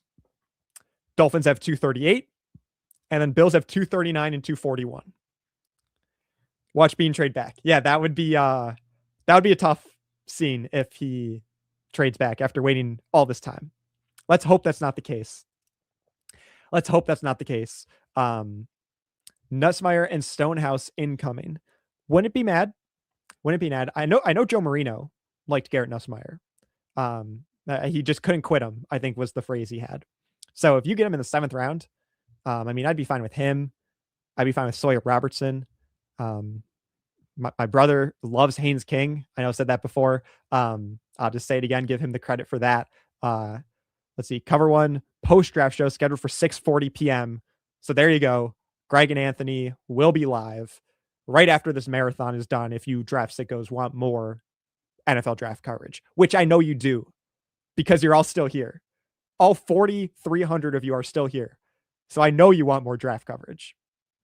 We're almost at 4,400 as that number climbs up. We're at 4,394 live viewers, which again, I know I've said so many times today, but guys, it's just incredible. Thank you so much for your consistent support, not just in the viewership, but in the chat with the questions, the comments, the concerns, the discussions, the hypotheticals, the super chats. You guys have been so generous with your time, with your money. It's truly incredible to see, and it means so much. So please just know that it's not falling on deaf ears. It means the world, your support. And so I appreciate that very much.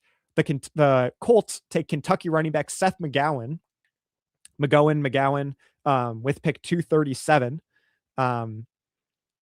So the Dolphins on the clock, and then it's the Bills. The Bills are up next. Bills fans said Nussmeier's a good leader. He does seem like the type that will make a great backup quarterback. I agree. I don't think he projects as a starting quarterback, but as a backup. And if it's a guy you're taking with pick 239 or pick 241, if he ends up not making to the 53, he ends up not making the 53. Regardless of the position, it's a long shot for them to make the 53 to begin with. But clearly Nussmeier didn't have the fans that didn't have as glowing of a scouting report as people assumed, which was like a mid, like 3rd, 4th, 5th round pick, I think. And so if he fell all the way to the 7th, you could probably sneak him onto the practice squad. That means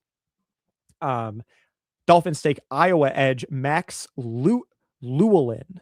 So the Bills are on the clock with pick 239. Bing Bong saying, come on, Benny. I think that's for Rayshon Benny, the defensive tackle from Michigan. There's still some fun, intriguing names available, like Nussmeier, Deion Burks, Michael Trigg, Anthony Lucas, Rayshon Benny, Deontay Lawson, Dante Corleone, Xavier Harris, Torian York, Jeff Caldwell. So still plenty of interesting names the Bills could go with here at 239 and at 241, with the Jaguars having that one pick in between. Joe saying, great job, Colin. Thanks, Joe. I appreciate your support. If you're a best ball sicko, this is the time to listen. Yeah, I got to get into best ball. I do a lot of fantasy football, but I haven't done best ball before. So I think that's something I got to branch out and try coming up. Sapp or Kamara? Mikhail Kamara is still there as well. Let's see. Stonehouse is still there, the punter. Yes. I didn't click through all the positions. Yes, Stonehouse is still there. Let's see. Tommy Doman. So we got a punter. Guys, I'm sorry it was not Stonehouse, but we got a punter. Tommy Doman from Florida. 6'4", 214. He was their ESPN's third ranked punter. Doman averaged 44.04 yards per punt in 2025, placing 17 of 50 inside the 20-yard line. He possesses adequate leg strength and led the FBS in hang time last season, 4.5 seconds. Doman displays good operational time in tight punt situations. His accuracy allows him to place punts effectively, though he'll have the occasional off-target kick. While he was at Michigan, Doman also took care of kickoff duties. So that's interesting. He has a little flex there. He can do kickoffs as well. I wonder if that would translate, though, with the new kickoff rules in the NFL. But we got the punter. I'm sure Joe Biscaglia is very happy that we'll have a punter palooza this offseason, it appears, with the selection of punter Tommy Doman Jr. from Florida. And the Jaguars with pick 240 are taking MTSU linebacker Parker Hughes. That's per Aaron Wilson. I just saw on Twitter 13 seconds ago. So we'll see. The Bills are back on the clock now with pick 241. And then we're gonna call this an afternoon. We're gonna call this a day. With what is hopefully Buffalo's last pick. Hopefully they don't trade down. Hopefully they don't trade back in again. But they're back on the clock.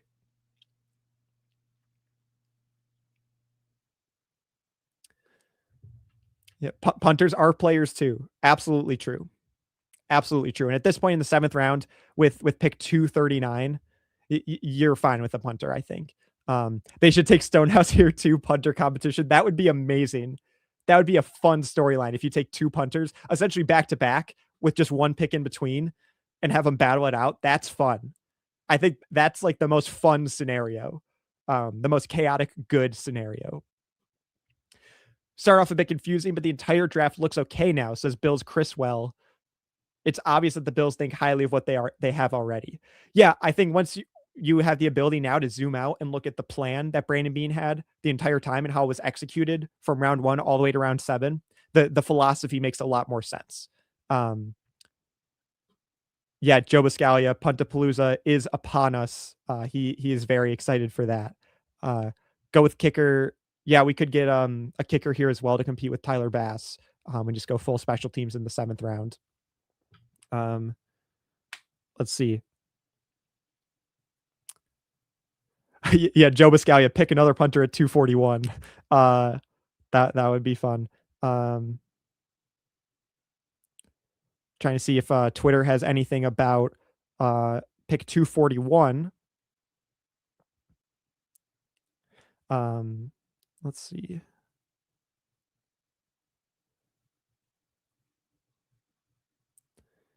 Yeah, nothing at the moment. Although I know they're on the clock. Because the Jaguars selection officially went through, so they're back on the clock.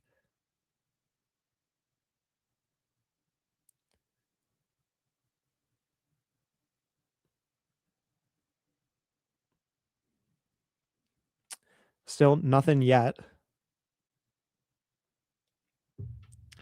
Fina. Yeah, we could take Fina. Take Benny or Eason. What's taking so long, Brandon? Yeah, you'd think they'd know who they were taking at this point. So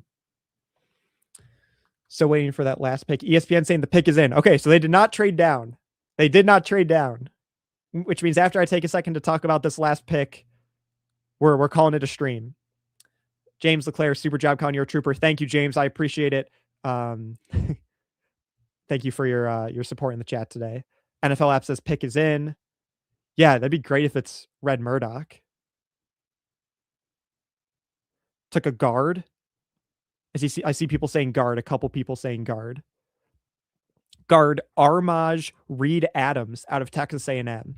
If I remember correctly, just based on the mock draft simulators, like he was one of the top. Yeah, he was the top ranked guard available, third ranked offensive lineman available on the stick to the model big board. Armaj Reed Adams at guard. He's 6'6", 314. Has a 7.9 RAS, relative athletic score, powerful interior offensive lineman with good size and run blocking ability. Combination of strength, leverage, and technique makes him effective in the trenches. Reed Adams demonstrates solid hand placement and the ability to move defenders in the run game effectively. He shows developing pass protection skills and good understanding of blocking concepts. His work ethic and football IQ drive continued improvement. So Armaj Reed Adams from Texas A&M rounds out, unless they trade back in, rounds out Buffalo's draft class. So real quick, Buffalo's 2026 NFL draft class is TJ Parker, Davis Igbinosun, Jude Bowry, Skyler Bell, Kaleb Elarms-Orr, Jalon Kilgore, Zane Durant, Toriano Pride Jr., Tommy Doman, and Armaj Reed Adams. Guys, we're going to call it a stream. Just under 6.5 hours live today with all you draft sickos. We eclipsed 4,500 live viewers. We're at 4,600 right now. Thank you guys so much for all of your support in the chat, all of your kind words, all of your super chats, all the follows on X. Again, that's at Colin Richey NFL. If you guys want to follow me as I head out here. Greg and Anthony are coming up next. They're going to have a great show with you, talking more about all these picks in depth. Thank you guys again. Again, it means the world to me. I feel so good now to say that this stream is going to be over, and I feel very proud of everything I was able to do today, and it wouldn't have been possible without all of you guys. So thank you, thank you, thank you. A marathon stream, I think, is what I'm going to call it. I appreciate your support. I appreciate your super chats. And I'll see you around on the Cover One Buffalo podcast, on Turf to Tape, and on Twitter or X or whatever you want to call it. So this has been a Cover One live stream. Thank you guys for watching, and we're going to call it a stream. Go Bills. Thank you for watching tonight's episode of the Air Raid Hour. Make sure to hit that like button on the way out. If you are catching the show on demand, leave a reply in the comments section and we will respond over the course of the week. You can always listen to every episode next day on all major podcasting platforms, including Apple Podcasts and Spotify, by searching Air Raid Buffalo. Thank you for your continued support, and as always, go Bills!